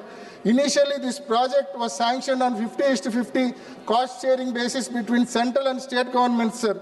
Sir, post-bifurcation, AP is not in a position to contribute its 50% share, sir. So, AP government has already requested the government of India to complete this project with 100% central funds. Sir, we request the government of India to consider the same and expedite construction of this new railway line between Kadapa to Bangalore, sir. With these submissions, I conclude my speech on discussion on union budget. Thank you, sir. Thank you very much. Next speaker, Sri Lalji Vamaji. धन्यवाद मान्यवर, आपने अवसर दिया सामान्य चर्चा में हिस्सा लेने के लिए। माननीय वित्त मंत्री जी ने 9वां बजट प्रस्तुत किया। हम लोगों की अपेक्षा थी कि देश और प्रदेशों के लिए बहुत कुछ इस बजट में आएगा, लेकिन खोदा पहाड़ निकली चूहिया। मान्यवर, ये बजट माननीय मंत्री जी ने बताया विकासोन्मुख, समावेशी और भविष्यवादी बता रही हैं, लेकिन ज़मीनी सच्चाई से यह है कि यह बजट महंगाई से त्रस्त जनता को राहत नहीं देता, बेरोजगार युवाओं को आशा नहीं देता, किसानों को सुरक्षा नहीं देता और स्वास्थ्य शिक्षा जैसे मूल क्षेत्रों में निवेश से कतराता है। यह बजट आंकड़ों की बाजीगरी है, जनता की ज़रूरतों का समाधान नहीं है। माननीय मंत्री जी ने सुधार एक्सप्रेस कहा, सुधार एक्सप्रेस नहीं, उधार एक्सप्रेस है। ब्याज पर 26.25% इस बजट का 53,47,315 करोड़ में से करीब 26.25% केवल ब्याज पर खर्च किया जा रहा है। मान्यवर, बजट पहले बड़ा बनाया जाता है और फिर खर्च नहीं हो पाता। अभी 9 महीने बीत गए, 41% से ज़्यादा पिछले इस वित्तीय वर्ष का बजट का खर्च नहीं हो पाया है। पिछले वर्ष जो संशोधित बजट है लगभग 1 लाख करोड़ रुपए कम हो गया है। दूसरे मान्यवर, माननीय मंत्री जी ने दूसरी बात का जो जिक्र किया है कि ये विकसित भारत का सबका साथ सबका विकास का बजट है, परंतु ये बजट सबका साथ नहीं देता। मान्यवर, इस देश में सबसे बड़ी आबादी ओबीसी का है, एसटी का है, एसटी का है। उसके हितों को अनदेखी करने का काम इस बजट में करने का काम किया गया है। आज रोजगार देने का सवाल है। देश में 45 केंद्रीय विश्वविद्यालय हैं, 38 विश्वविद्यालय के वाइस चांसलर सवर्ण हैं। एससी एसटी का उसमें नहीं दिया है। सारे जो केंद्रीय संस्थान है उसमें 80 से 64% पद पिछड़े और दलितों के खाली हैं। लगभग 10 लाख पद खाली हैं, उसके भर्ती का कोई इसमें खाका देने का काम इस बजट में नहीं किया गया है। मान्यवर, इसके साथ साथ आज देश की जो सबसे बड़ी समस्या है स्वास्थ्य की है। गरीब आदमी बीमार होता है, हृदय रोग से बीमार होता है, कैंसर से बीमार होता है, उसके लिए धन की व्यवस्था जो आयुष्मान भारत योजना है उसमें भी कोई 1 पैसे की इजाफा करने का काम नहीं किया गया है। उसमें भी खर्च कम हुआ है। पिछला जितना बजट था उसमें भी खर्च करने का काम कम किया गया। दूसरी तरफ मान्यवर, इसी तरह से पिछड़े वर्गों का जो किसान है, किसान के ऊपर इस बजट का जहां 70% लगभग कृषि से संबंधित लोग गांव में हैं, उस पे केवल 3.04% बजट है। शिक्षा पर 2.60% बजट है। स्वास्थ्य पर केवल 1.95% टोटल बजट का हिस्सा आता है। हमने एक संकल्प लिया था कि जीडीपी का 2.5% स्वास्थ्य का बजट होगा, लेकिन ये बजट 0.5% भी जीडीपी का नहीं है स्वास्थ्य पर, जिसके कारण देश के तमाम लोग बीमारी के शिकार होते हैं, उनका इलाज नहीं होता, उनका घर बार भी बिकने का काम होता है। इसी तरह से किसान का जब समय आता है बुआई का, खाद की जरूरत पड़ती है, तो उस खाद में उसके उर्वरक की जरूरत है। उस उर्वरक के बजट में पिछले बार जो खर्च किया था, जो संशोधित बजट है, उससे 7.5% कम इस बार माननीय मंत्री जी ने रसायन और उर्वरक पर रखने का काम किया है। तो निश्चित रूप से ये किसान के हितों को संरक्षित नहीं करता। और दूसरा सबसे महत्वपूर्ण था कि आज अमेरिका से डील हुआ, हमारा मार्केट अमेरिका कैप्चर करेगा, किसान और तबाह होगा। हमें उसके न्यूनतम समर्थन मूल्य की गारंटी का देने की आवश्यकता थी, उस पर भी ये बजट मौन है, उनको भी गारंटी देने का काम नहीं करता। मान्यवर, हम लोगों ने बड़ी अपेक्षा किया था कि भारतीय जनता पार्टी की जो सरकार है, ये अयोध्या के नाम पर बनाने का काम किया गया और उस अयोध्या के इस बजट में पूरी तरह से उपेक्षा किया गया, पूरे उत्तर प्रदेश की उपेक्षा किया गया। अयोध्या के लिए भी इस बजट में कोई व्यवस्था नहीं किया गया है। मैं माननीय मंत्री जी से आपके माध्यम से कहना चाहूँगा कि वहाँ पर कम से कम एक एम्स तो बना दीजिए, जिससे आपका उनके साथ जो भेदभाव है उससे छुटकारा मिलने का काम हो सके। दूसरे पिछड़ी जातियों का, मान्यवर, सबका साथ सबका विकास, ये कैसा सबका साथ है कि परीक्षा में जहां भर्ती होती है, प्रवक्ता अंग्रेजी का अनरिजर्व्ड का कट ऑफ है 64 और ओबीसी का कट ऑफ है 87, उसको उसमें माइग्रेट नहीं करने का काम किया। जबकि माननीय हमारे नेता ने कहा कि सुप्रीम कोर्ट का एक फैसला है, उस फैसले के आधार पर अगर पिछड़ी जात का व्यक्ति किसी लाभ को नहीं लिया है, न उम्र में न अटेम्प्ट में, तो निश्चित रूप से उसको अनरिजर्व्ड कैटेगरी में अगर उसका मार्क ज्यादा है तो उसको शामिल किया जाना चाहिए। इसमें वो शामिल करने का काम नहीं किया गया। इस माइग्रेशन न होने के कारण तमाम मान्यवर इसमें तमाम तरह की दिक्कतें आती हैं। तो मेरी ये मांग है कि माइग्रेशन को करके सबका साथ, जो सबका विकास का नारा है, उस पर धरातल पर लाने का प्रयास करें। दूसरा मान्यवर, मैं आपसे निवेदन करना चाहूँगा कि हम लोगों की बड़ी अपेक्षा थी, महंगाई बढ़ रही है 6-7% से ज़्यादा, ये बजट 5.5% का पिछले बार के बजट से वृद्धि है, महंगाई उससे ज़्यादा बढ़ गई, यानी बजट पिछले बार से भी समझिए कम है। लेकिन दूसरी तरफ बड़ी अपेक्षाएं थी कि माननीय मंत्री जी 9वां बजट प्रस्तुत कर रही हैं, विकास मुखी बजट होगा, प्रधानमंत्री ग्राम सड़क की योजना के लिए ज़्यादा धन दिया जाएगा, उसके लिए स्कीमें जो बनाने का है, जो उसका मानक तय किया गया है, उस मानक में सुधार किया जाएगा। हर विधानसभा हर लोकसभा क्षेत्र में सांसद के प्रस्ताव पर सड़कें ली जाएगी, उसका कोई इसमें समाधान नहीं है। दूसरी तरफ जो सांसद निधि है, सारे सांसदों को मान्यवर 5 करोड़ लंबे समय से चली आ रही, महंगाई 10 गुना बढ़ गया, निधि 5 करोड़ है, 1 किलोमीटर सड़क बनने में 1 करोड़ रुपया लगता है। हमारी ये मांग है माननीय मंत्री जी, अगर आप विकास के तरफ जाना चाहती हैं, सभी क्षेत्रों को आप विकास के तरफ ले जाना चाहते हैं, तो सांसद निधि कम से कम 25 करोड़ रुपया अनिवार्य रूप से करने का काम किया जाए। हम लोगों की अपेक्षा थी कि इसमें किया जाए। दूसरा हमारी मांग है, मान्यवर, गरीब आदमी कैंसर से बीमार होता है। मेरा आपसे निवेदन है, माननीय मंत्री जी से आपके माध्यम से निवेदन है कि कम से कम और बीमारियों को छोड़ दें, कैंसर जैसी बीमारी को पूरी तरह से फ्री कर दें। सरकार उसके लिए संपूर्ण धन देने का काम करे, जिससे आम नागरिक की सुरक्षा हो सके, ऐसा मेरा आपके माध्यम से मांग है। मान्यवर, एक निवेदन और करके मैं अपनी बात को खत्म कर रहा हूं। मान्यवर, महंगाई, ये बजट महंगाई से राहत नहीं देता, रोजगार की गारंटी नहीं देता। रोजगार कहा, आउटसोर्सिंग को रोजगार माना है। इसी तरह से स्वास्थ्य शिक्षा में परिवार निवेश नहीं करता, सामाजिक न्याय को मजबूत नहीं करता। बैठे। Now it is already 6. If the House agrees, we will extend the House till 8 p.m.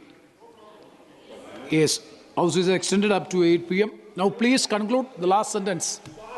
GDP का कम से कम 2.5% हो, रोजगार के लिए स्पष्ट भर्ती कैलेंडर किया जाए, किसानों को न्यूनतम समर्थन मूल्य की गारंटी दी जाए, शिक्षा स्वास्थ्य में वास्तविक निवेश हो, ये मेरा आपके माध्यम से निवेदन है, जिससे और सांसद निधि 25 करोड़ कम से कम किया जाए, ये मेरा आपसे निवेदन।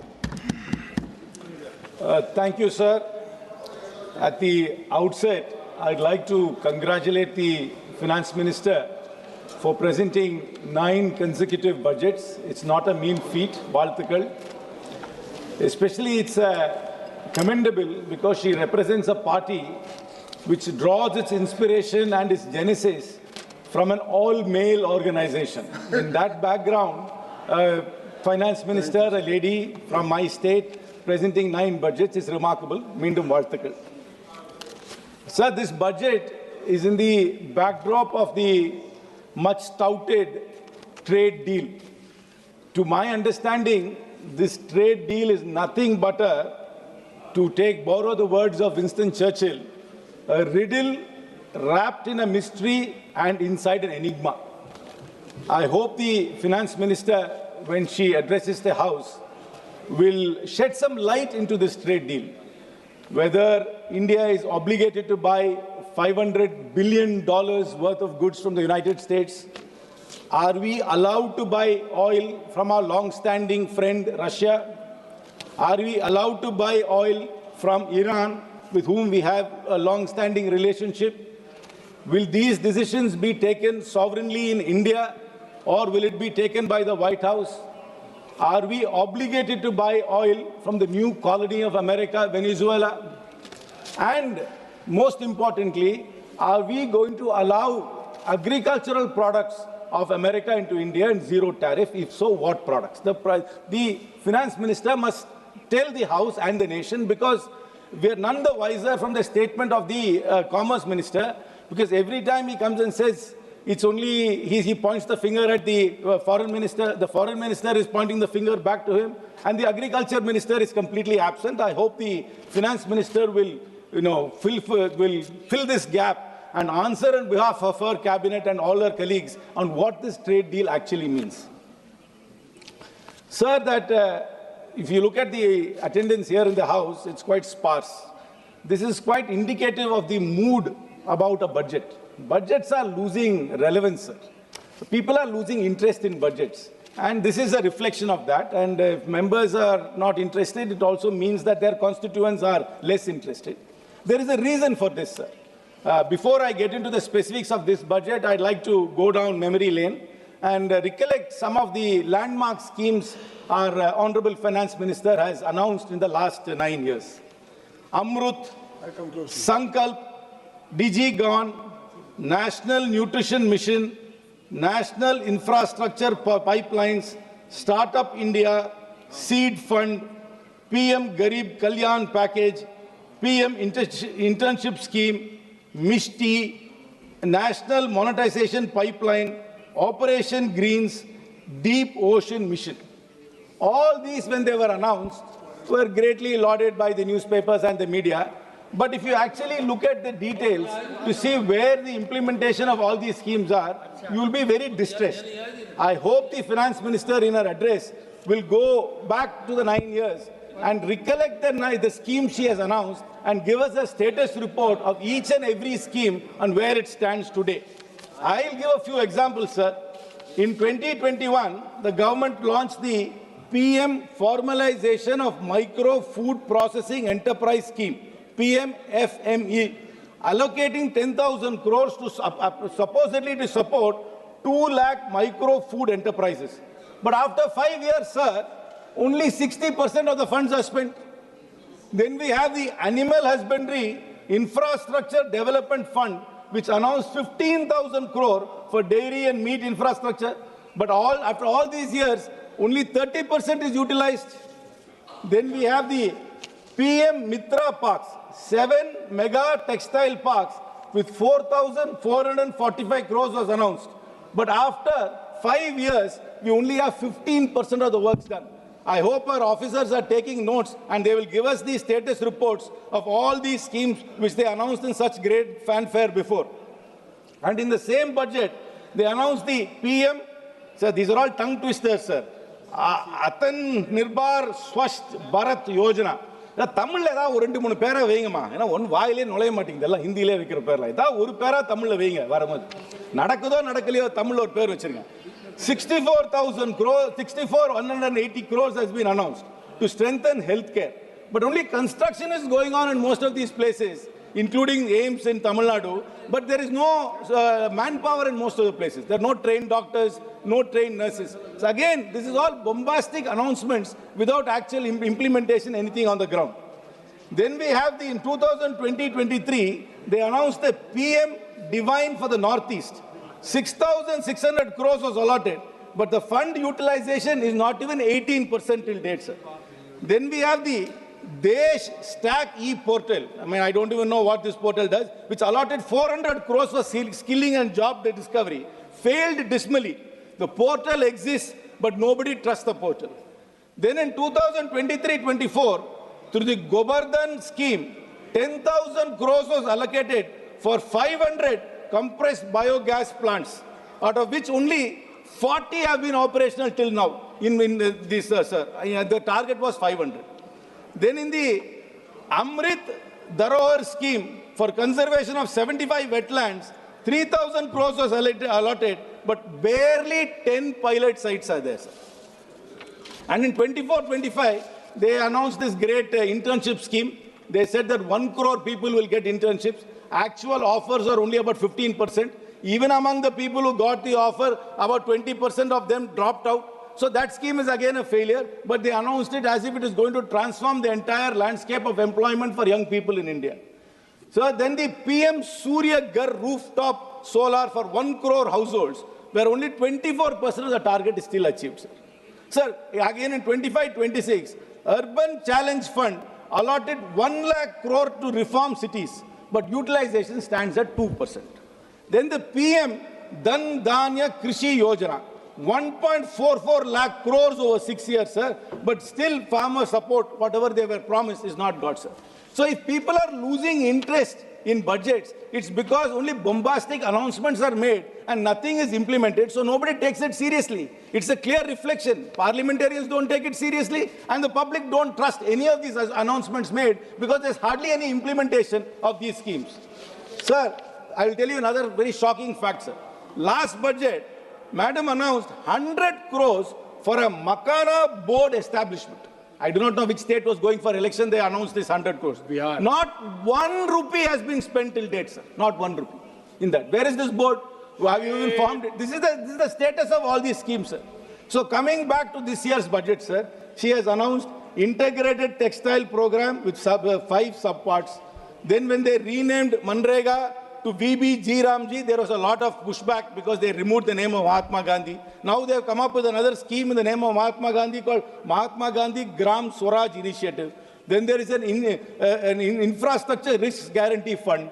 Then they have announced 20 new national waterways. They have allocated 20,000 crores for city economic regions, dedicated rare earth corridors in Orissa, Kerala and Tamil Nadu, allied health professional institutions to be set up among countless others. So all these announcements, if you look at it 1 or 2 years later, will only be there on paper and nothing would have been implemented. Yes. This is the reason why budgets are becoming irrelevant and the announcements made in budgets are only bombastic and have no meaning at all, sir. Sir, forget about these bombastic announcements, sir. What hurts me the most about this budget, sir, it always lacks empathy. And again, the finance minister has shown the true colors of this government, sir.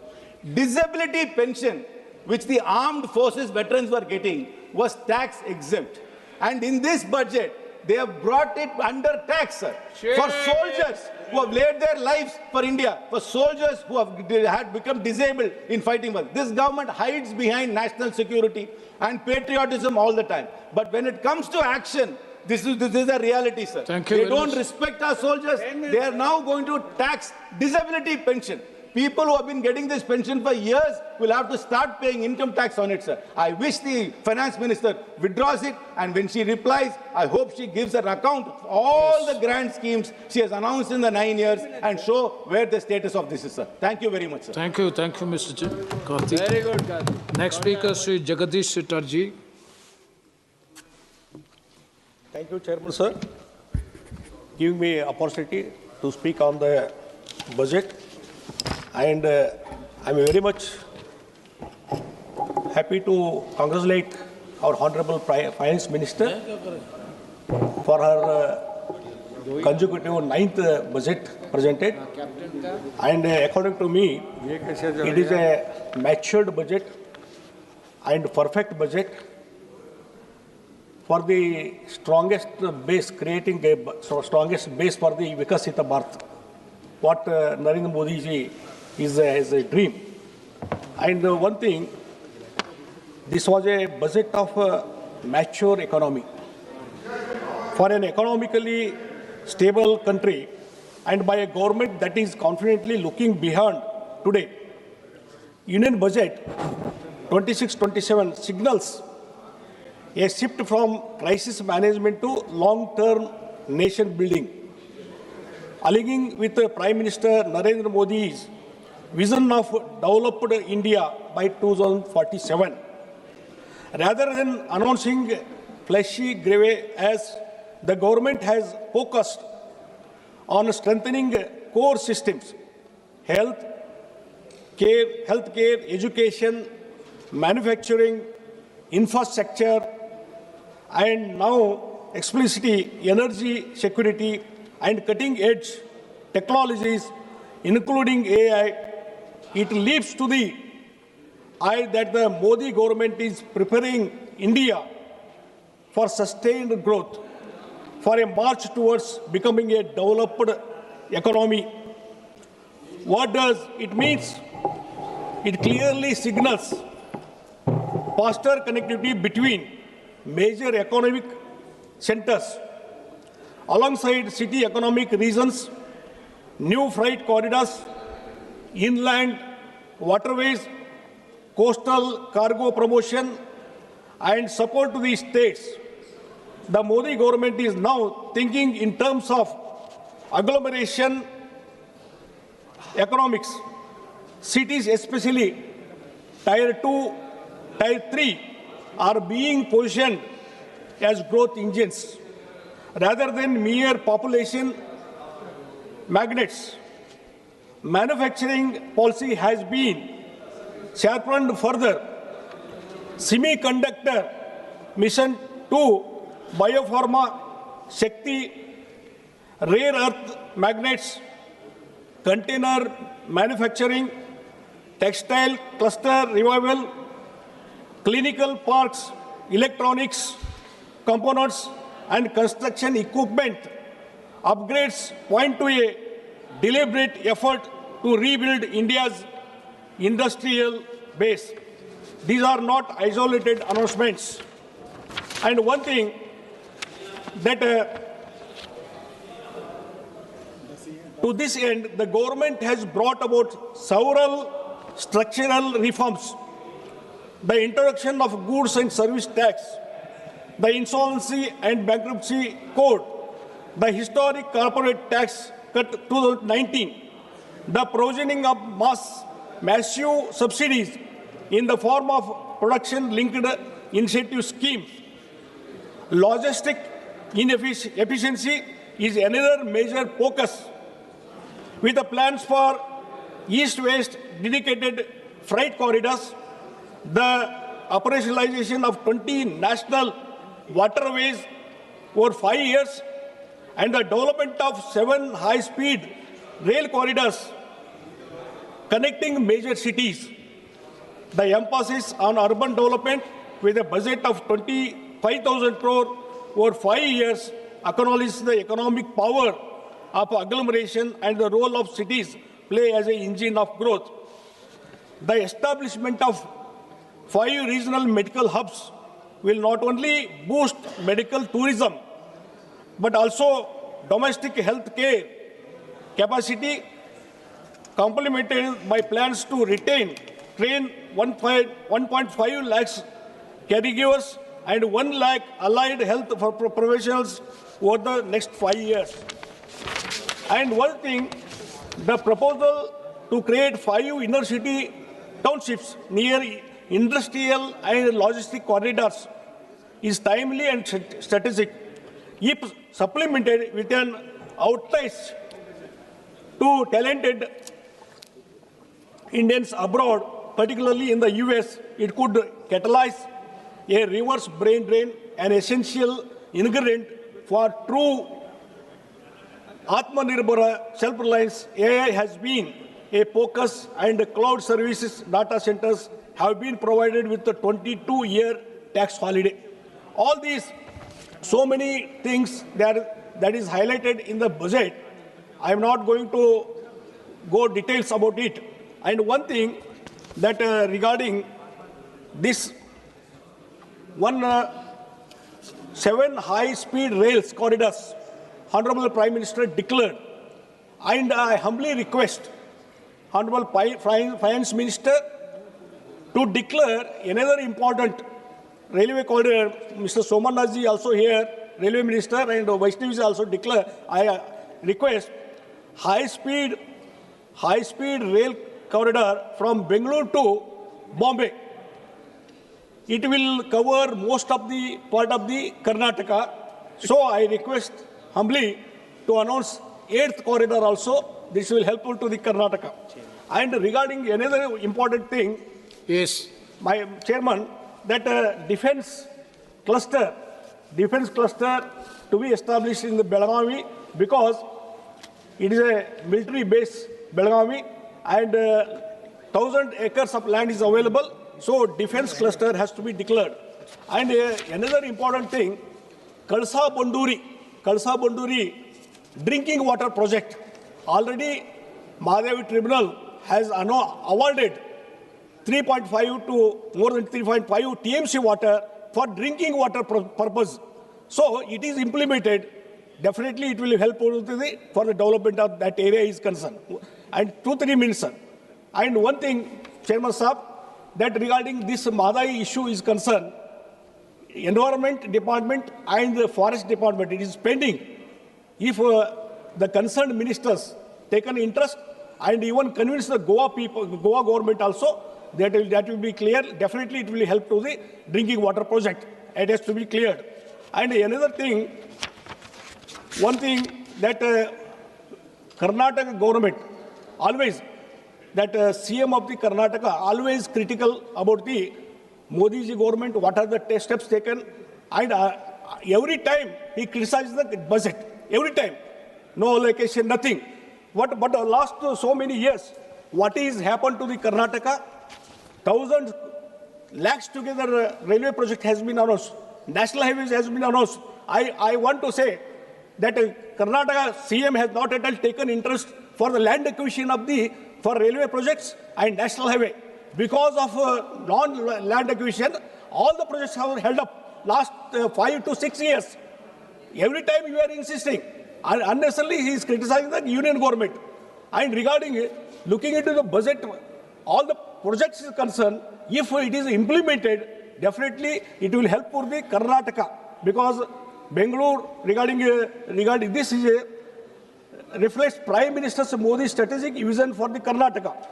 This vision priorities several key areas, including high-speed connectivity, frontier technologies, MSME liquidity support, green tourism development, agriculture renewal, and human capital. Union budget positions Karnataka as a national growth engine in semiconductors, biotech, IT, aerospace, clean energy, advanced manufacturing, tourism, and innovation, with 12.2 lakhs crore potential capex sectoral mission, exercising 2 lakh crore, and policy. Certainly, the Modi government is scaling Karnataka's strengths into a global leadership. He has to understand, Karnataka people, government has to understand. So, he has to clear all the projects, acquisition has to be completed. Then see the Karnataka, what is the development will happen. what are the projects? Vande Bharat trains. Definitely, it will help to so many people in Karnataka, Vande Bharat. And Udan scheme, it is a very popular scheme. Because of Udan scheme implementation, Modi's dream that Tier 2, Tier 3 cities, airports have been developed. So many air connection to so many cities because of Udan. I request Honorable Prime Minister and Honorable Finance Minister that Udana scheme is only for the 3 years. After completion of 3 years, all the airlines, they are withdrawing. Even it is economically viable, they are withdrawing the airlines, air flights. So, for example, Belgaum has 16 air connections to so many cities. Now, after Udana period is completed, they withdraw, they shifted to other side, even economically. Now only having 6 connections to some cities, only 6 airlines. So yes, for that purpose, some action has to be taken. No, please. And Please try to it has to be extended to 5 years or 10 years. Definitely it will be helpful. For that purpose, thank you. Lastly, I conclude that this budget, the union budget, firmly positions Karnataka as a core engine of India's growth under the Modi government. The budget does not impose a one-size-fits-all approach. Instead, it builds directly on Karnataka's proven strength, electronics and semiconductors, biotechnology and pharma aerospace, by strengthening infrastructure, clean energy, leadership innovation and export. The Modi government is ensuring that Karnataka remains globally competitive while delivering inclusive growth of home. This budget enforces a clear message. Under the PM Modi, entire India, Karnataka is a growth engine of Vikasita Bharat. Thank you. Where innovation meets infrastructure and heritage meets high technology. Thank you very much. Thank you. Thank you. Next speaker, Sri Abhay Kumar Srigar.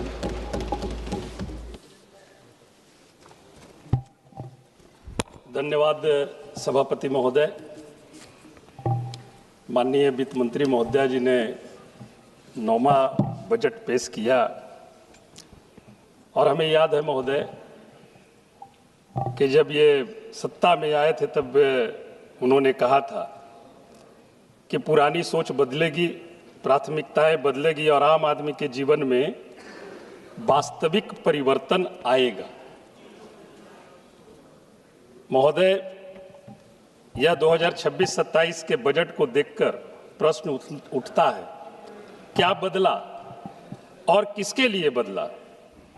इस budget में जहां एक ओर बड़े बड़े पूंजीगत आंकड़े दिखाए गए हैं, वहीं दूसरी ओर शिक्षा, स्वास्थ्य, कृषि, आपदा, ग्रामीण विकास, राज्यों और सामाजिक क्षेत्रों से जुड़ी अहम मदों में कटौती की गई है। केंद्रीय बजट 2026-27 के दस्तावेज बताते हैं कि बदलाव नहीं बल्कि कटौती, ठहराव और कुप्रबंधन हुआ है और इसका सबसे बड़ा नुकसान महोदय हमारे बिहार जैसे राज्यों को उठाना पड़ता है। यह बजट विकास का विजन नहीं है बल्कि बिहार के युवाओं, किसानों, श्रमिकों और छात्रों के लिए निराशा का दस्तावेज है।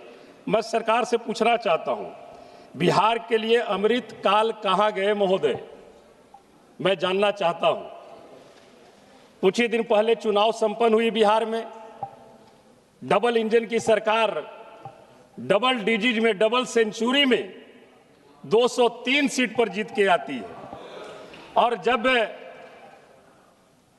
चुनावी घोषणा में जब उन्होंने कहा कि हम आएंगे तो जातीय गणना हम कराएंगे और इस बजट में जातीय गणना पर किसी प्रकार का कोई भी बजट प्रस्तुत नहीं करना, यह बड़ा दुर्भाग्य की बात है महोदय। मैं ये जरूर कहना चाहूंगा कि डबल इंजन की सरकार जिसे आप कहते हैं, ये बिहार पर सबसे बड़ा असर, इस तरह के बजट से सबसे बड़ा असर बिहार जैसे राज्यों पर पड़ता है और बिहार मैं बता दे रहा हूं, गरीबी में नंबर 1 बिहार, बेरोजगारी में नंबर 1 बिहार, पलायन में नंबर 1 बिहार अपराध में number 1 Bihar, school drop out में नंबर 1 बिहार, देश में सबसे कम प्रति व्यक्ति आय बिहार, देश में सबसे कम प्रति व्यक्ति निवेश बिहार, देश में सबसे कम उद्योग धंधे बिहार में, देश में सबसे कम साक्षरता दर बिहार में, छात्र छात्राओं के उत्पीड़न में नंबर 1 बिहार, हत्या और बलात्कार में नंबर 1 बिहार। ये है डबल इंजन की सरकार। ताज्जुब की बात यह है महोदया, एक 2 पॉइंट और मैं बताना चाहता हूं महोदया। केंद्र सरकार ने स्वयं एथेनॉल उत्पादन नीति लाई थी बिहार के लिए। उसके बाद क्या हुआ महोदया? सभापति महोदय, मैं बताना चाहूंगी, एथेनॉल उत्पादन नीति लाई थी केंद्र ने बिहार के लिए, और हुआ क्या? बोले थे उद्योग लगेंगे, रोजगार पैदा होंगे और पलायन रुकेगा। बड़े पैमाने पर 2025-26 में बजट में तेल विपणन कंपनियों द्वारा बिहार की एथेनॉल इकाइयों का खरीद आवंटन लगभग 50% घटा दिया गया महोदया, जिससे 17 संयंत्र बंद होने की कगार पर पहुंच चुके हैं और कुछ ने उत्पादन भी रोक दिया है। परिणाम स्वरूप 25,000 से अधिक श्रमिकों की नौकरी खतरे में है और 15 लाख मक्का किसानों को मिला सुनिश्चित बाजार टूट चुका है। इस तरह की नीति से ये केंद्र सरकार की बजट चलती है महोदय। मैं जरूर कहना चाहूंगा, बेरोजगारी की बात आती है। ये जब 2014 में पहली बार सत्ता में आए थे तो इन्होंने वादा किया था कि हम बेरोजगारी को दूर करेंगे, हम महंगाई को खत्म करेंगे, आप हमें सत्ता में लाओ। और सत्ता में जब देश की जनता ने लाई तो बेरोजगारी तो छोड़ दीजिए, महंगाई भी चरम सीमा पार कर गई। हमें याद है 2014 में जब 386 रुपये सिलेंडर था, 386 रुपये सिलेंडर था, उस समय सत्ता पक्ष के ही तरफ से एक माननीय मंत्री हुआ करती थी, वो सिलेंडर माथे पे रख करके डांस किया करती थी। और इसी सरकार में 1100 रुपये सिलेंडर हुआ। सत्ता पक्ष के लोग कोई किसी प्रकार का उनके कान पर कोई जू नहीं रहेगा। ऐसे बहुत आंकड़े हैं महोदय, मैं उन आंकड़ों में नहीं जाना चाहता हूं।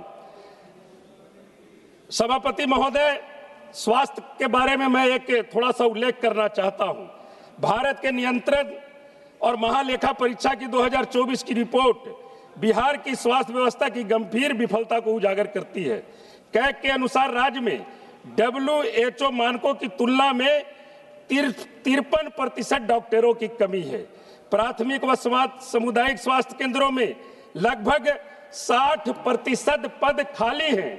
अधिकांश जिला अस्पताल और CHC विशेषज्ञ डॉक्टरों के बिना संचालित हो रहे हैं, जबकि कई जगह ICU, ऑपरेशन थिएटर और ब्लड बैंक जैसे मूलभूत सुविधाएं भी उपलब्ध नहीं है। पूरे मगध क्षेत्र का भार मगध मेडिकल कॉलेज पर रहता है महोदय, लेकिन वहां भी PG स्नातकोत्तर सीटें बढ़ाने की प्रक्रिया अभी तक के धीमी चल रही है। हम एक 2 बातों का और जिक्र करना चाहेंगे महोदय। माननीय वित्त मंत्री महोदया जी ने कहा कि हम 25 करोड़ देशवासियों को गरीबी रेखा से ऊपर उठा करके लाए हैं। वो आंकड़े कहां हैं महोदय? कैसे आप उठा करके लाए? आप पिछले बजट में आपने कहा कि 75 से 80 करोड़ BPL धारी परिवार को हम 5 किलो अनाज देने का काम करते हैं, और इस बार आप एक साल में 25 करोड़ BPL धारी परिवार को आप ऊपर उठा करके लाए हैं। तो मैं तो कहूंगा कि राज्य भाई, इसका आंकड़ा भी पूरी तरह से प्रस्तुत आपको करना चाहिए महोदय। मैं तो जरूर कहना चाहिए। 1 मिनट महोदय, मैं एक मांग आपसे करना चाहता हूं। माननीय वित्त मंत्री महोदया जी, आप जिन्हें BPL को 5 किलो अनाज जो आप फ्री में आप देते हैं, आपके यहाँ डाटा है, वैसे परिवारों से जो गरीबी रेखा से नीचे बसर करने वाले लोग हैं, उनसे GST टैक्स लेने का इस सरकार को कोई अधिकार नहीं है। उस परिवार को GST फ्री का एक आप कार्ड निर्गत कर दीजिए। रियल में आप गरीबी उन्मूलन की अगर बात करना चाहते हैं तो आप उन्हें GST फ्री का एक उन गरीब परिवारों को एक कार्ड निर्गत कर दीजिए। धन्यवाद। ये गरीबी उन्मूलन की बात होगी। माननीय सभापति महोदय, अगर मैं समाप्त कीजिए। एक सेकंड महोदय, एक इंपॉर्टेंट चीज है। पिछले वित्तीय वर्ष में भी इस पर चर्चा हुई थी। सुलभ और सुरक्षित यात्रा के लिए माननीय रेल मंत्री जी ने भी कहा कि जितने भी मेल एक्सप्रेस ट्रेन हैं उसमें जनरल बोगी कम से कम 4-5 बढ़ाई जाए, और हुआ भी था कि बढ़ाने की प्रक्रिया होगी, लेकिन अभी उस पर किसी प्रकार का इस बजट में भी सरकार के तरफ से किसी प्रकार का कोई प्रावधान नहीं किया गया है। ये इनकी गरीबी उन्मूलन है। हमारे देश के भी गरीब चाहते हैं कि सुलभ और सुरक्षित यात्रा हम कर सके। हमने कहा कि समाजवाद के पुरोधा परम आदरणीय लालू प्रसाद यादव जी जब सत्ता में थे तो गरीब रथ चलाने का काम किया था, और गरीब गुरुआ भी एसी में सफर करने का काम करते थे। इसलिए हम माननीय वित्त मंत्री महोदय जी से एक आग्रह और करना चाहेंगे। ये हमारे सत्ता विपक्ष की ही आग्रह नहीं है, बल्कि सत्ता पक्ष के भी सभी माननीय सांसदों का अंदर से समर्थन है कि कम से कम लोकसभा में एमपी लैंड तो मैडम इस बार बढ़ा दीजिए। धन्यवाद। इतनी महंगाई में बहुत बहुत धन्यवाद। मियां अल्ताफ अहमद। सर, आपका बहुत बहुत शुक्रिया। मैं ऑनरेबल जो हमारी फाइनेंस मिनिस्टर साहिबा हैं उनको मुबारकबाद भी देता हूं कि इतने बड़े देश की जिस बेहतर तरीके से ये फाइनेंशियल मैनेजमेंट कर रही हैं, सिस्टम को चला रही हैं, उसके लिए हम इनकी सराहना भी करते हैं। लेकिन साथ साथ मैं यहाँ ये भी कहना चाहता हूँ कि कई ऐसी चीज़ें हैं जो लोगों तक नहीं पहुँचती हैं, और इस वक्त ख़ास तौर पे इस मुल्क में सबसे बड़ा मसला बेरोज़गारी का है।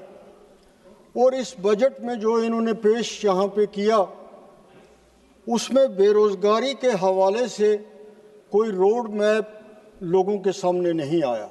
अगर आज बेचैनी है, अगर आज हमारे बच्चों में डिप्रेशन है, अगर वो आज नशे की तरफ जा रहे हैं, तो उन सब की बेसिक वजह जो है वो अनएम्प्लॉयमेंट है। आज यूनिवर्सिटियाँ खोली जा रही हैं, सेंट्रल यूनिवर्सिटियाँ खुल रही हैं, क्लस्टर यूनिवर्सिटियाँ खुल रही हैं, बड़े बड़े इंजीनियरिंग कॉलेज खुल रहे हैं, ये सब कुछ हो रहा है। लेकिन जो लोग वहाँ से डिग्री करके निकल रहे हैं उनके लिए कोई रोड मैप नहीं है। इतना बड़ा पैसा उस सेक्टर पे खर्च किया जा रहा है, लेकिन जो वहाँ से आ रहे हैं, जो इंजीनियर बन रहे हैं, जो डॉक्टर बन रहे हैं, जो इन यूनिवर्सिटियों में पढ़ रहे हैं, उनके रोज़गार का, उनके फ्यूचर का, उनके काम का, उसके लिए कोई चीज़ जो है वो बजट में नहीं है। तो उन इंस्टीट्यूशंस को खोलने का, उन यूनिवर्सिटियों को खोलने का, उन कॉलेजेस को खोलने का क्या फ़ायदा है अगर उनसे कोई ऐसी चीज़ नहीं होती है जिससे लोगों को रोज़गार मिले। रोज़गार के हवाले से मनरेगा की एक अच्छी स्कीम थी, और ये बदकिस्मती की बात है कि उस स्कीम को डाइवर्ट किया गया।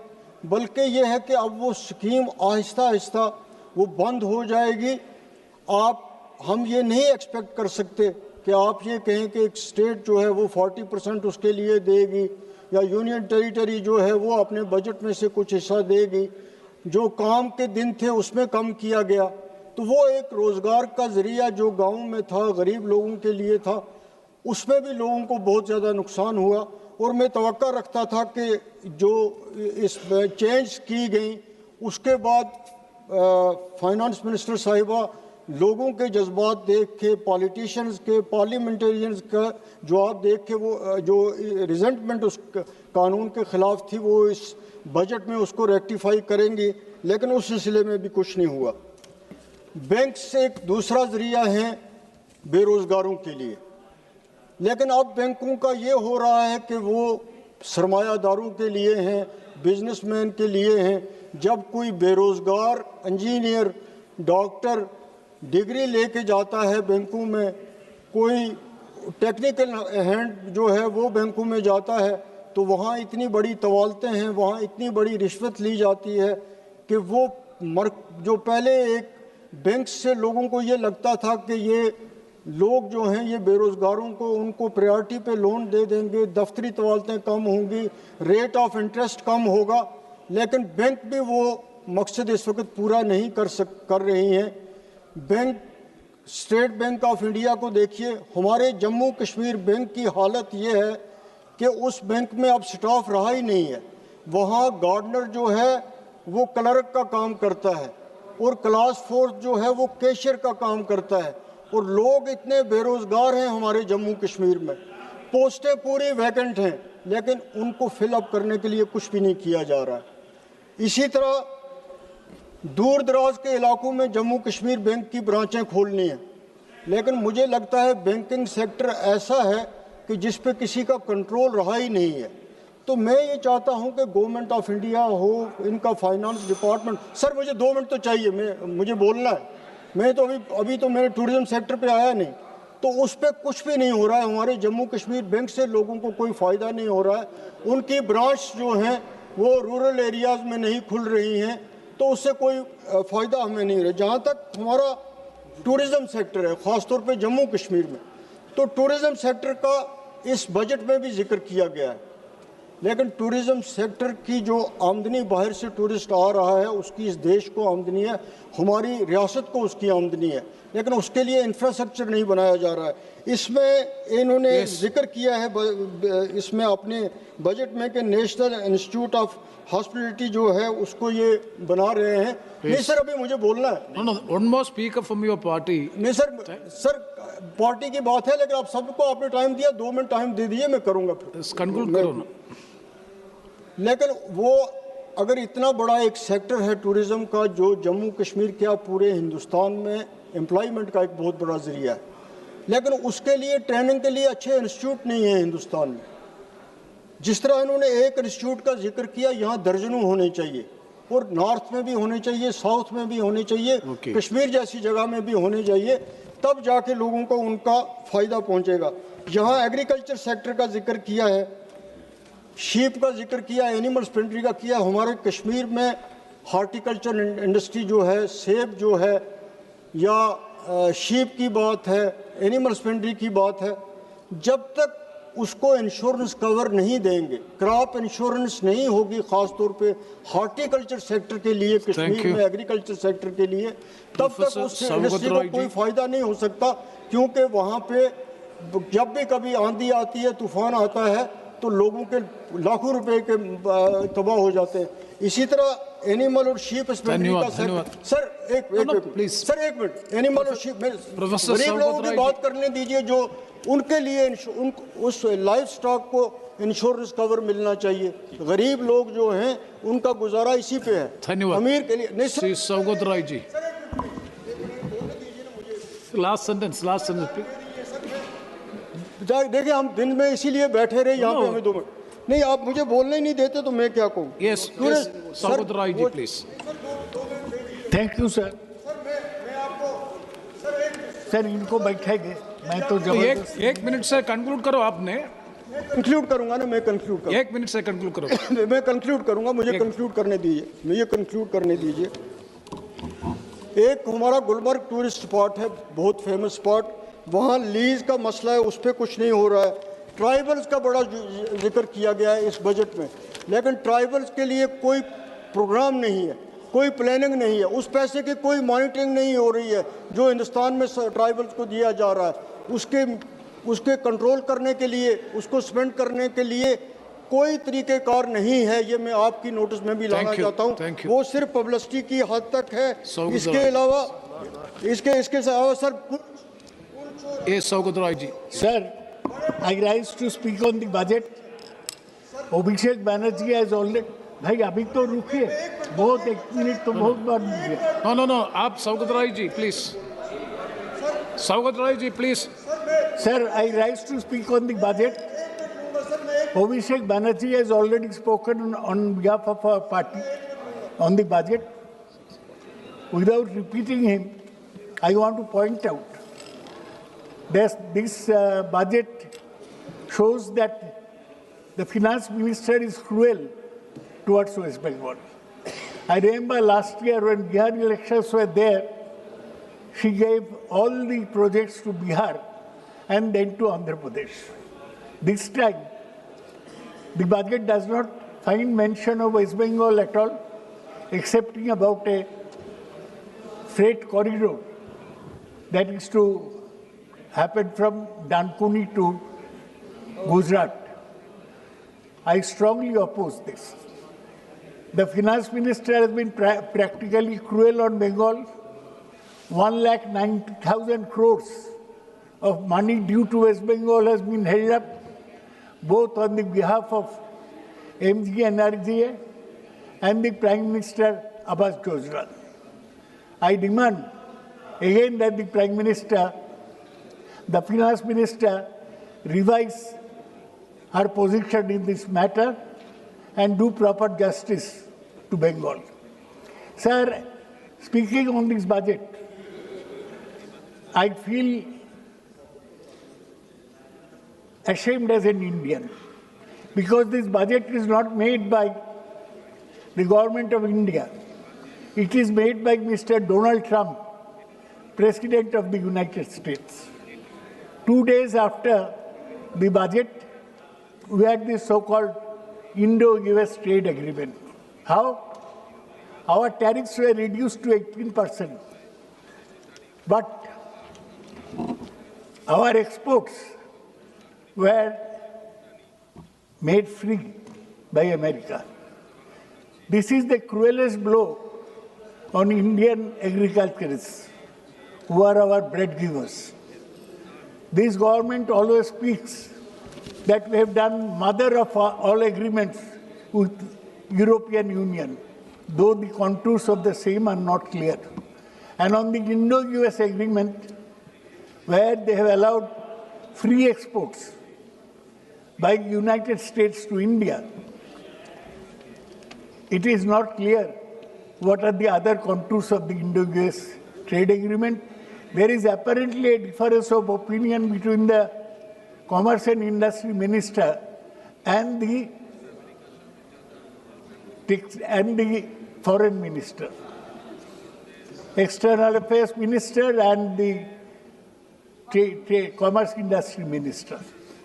Sir, it is shameful that India, which has the potential to be a great country, is subject to the vagaries of the opinion of a whimsical American president.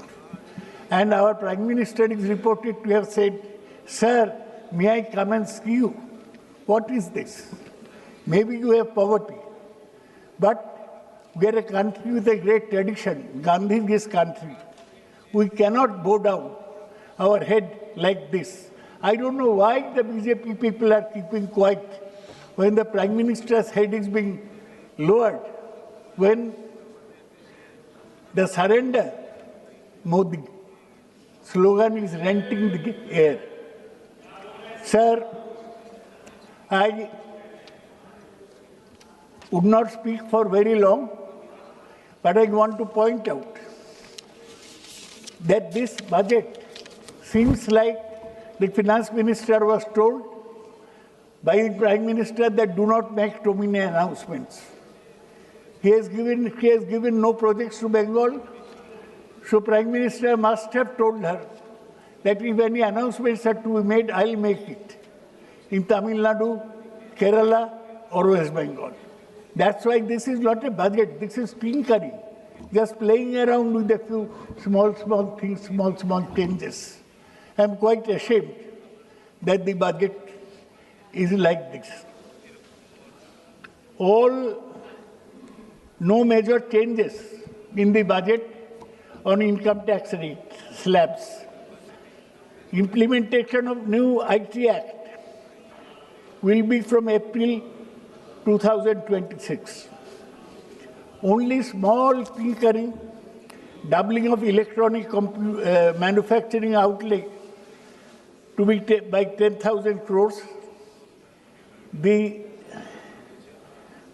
17 cancer drugs are waived duties. Sir, 1.34 lakh crores for education, which is almost the same as last year. So what is this budget for? You could have kept every figure the same. Sir, you'll notice only for defense there is a 15% jump and some mention of high-speed rail. When they will be implemented, nobody knows. Sir, you'll be surprised. You are from Kerala, you know. Kerala has got nothing from this budget, not even in the matter of national waterways. Sir, subsidy for food, fertilizer and fuel will decline by 4.47%. Only textile, leather, seafood will gain has received a boost from budget proposal that cuts customs duty on scores of inputs. Sir, Indian IT, India's 7.4 million MSMEs will soon be beneficiaries of 10,000 crores advance. Sir, deficit is pegged at 4.3% against 4.4% last year. But center has to borrow 17.2 lakh crores in FY27 to bridge fiscal deficit. The state share remains at 41% after the Finance Commission recommendations have come. Budget fails test of economic strategy. Sir, impact of US tariffs on exporters has to be declared by the government. Protracted global trade deficit is an important factor. China has forbidden export of rare earths to India. They are not allowing tunnel boring machines into India. So they are at loggerheads with US and the China. Where is our foreign policy? We are losing on every count. Sir, the widening trade deficit with China is a big problem. Sir, there is low gross capital, fixed capital formation of around 30%. The worst is this government is a great champion of the private sector. It's called Adani Ambani government. Now, the private sector is not investing at all. What is the proposal to the industry from the finance minister? Sir, there is distress among MSMEs. Their widespread closures are taking place. Unemployment among youth is a big problem. Deteriorating urban infrastructure amid rapid urbanization is a big problem for the country. Sir, government every year announces new schemes. There are 24 such schemes which have not been seen the light of the day. Now, instead of announcing so many schemes, the finance minister could have tried to complete the existing schemes. They did not. So today we face youth without jobs, failing manufacturing, investors not putting out capital, tax exempted, only one human step, tax exempted for motor accident compensation. The budget totally ignores both unemployment and social security. The allocation for the Union Labour Ministry is the same as in the last budget. No scheme to increase job opportunity. Total central outlay for urban development, where the cities are supposed to be engines of growth, has fallen from 96,700 crores to 85,000 crores. shrinkage of 11.6%. Yes, Saugata. Sir, in 2 minutes, I'll complete. India's long-term economic security arrangement with Russia has gone. Russia has been our friend. Now on Trump's say-so, on Trump threatening India, we have said that we will not buy Russian oil anymore. Is this the way independent countries should function? India's long-term economic security arrangement with Russia are not there. Another European Union ke saath, mother of all unions, nobody knows what that European Union free trade agreement holds. So there is a difference between the foreign minister and the commerce and industry minister. The finance minister is saying deregulate, simplify and reduce business friction.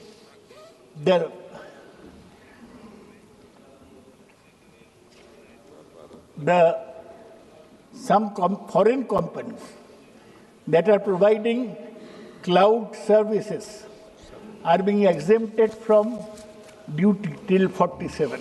Now, Saugata, please. So this is no budget, sir. We cannot even get a tunnel boring machine from China. Yes. Saugata. No rare earth from China. And lastly, I must say that the finance minister should admit, but finance minister is not here. His minister of state is constantly conversing on Uttar Pradesh politics with his friends. Yes. So what to speak to him? No. So he is not listening. He is not interested. He will go back to.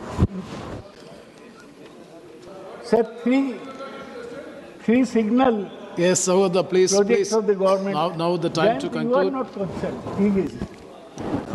Yes, Saugata. Last sentence. Make in India has failed. Atmanirbhar Bharat has failed. Production-linked incentive scheme has failed. Yes. India Sri Captain needs to Viricho encourage Fernandez. investment. Sir, this is a bad budget. 1 second. Minister has presented the budget with her hands tied behind her back. On the one hand, Trump is pulling at her hand. On the other hand, Modi is pulling at her hand. I am ashamed. Thank you. Thank you. Mr. Captain. Thank you, Chairman, sir. Thank you for allowing me to speak on the budget session. I heard the entire speech of the Honorable Finance Minister, and like a small child who used to wait during Christmas for Santa Claus to come and put some gifts in the stocking, I waited and waited, but finally was greatly disappointed.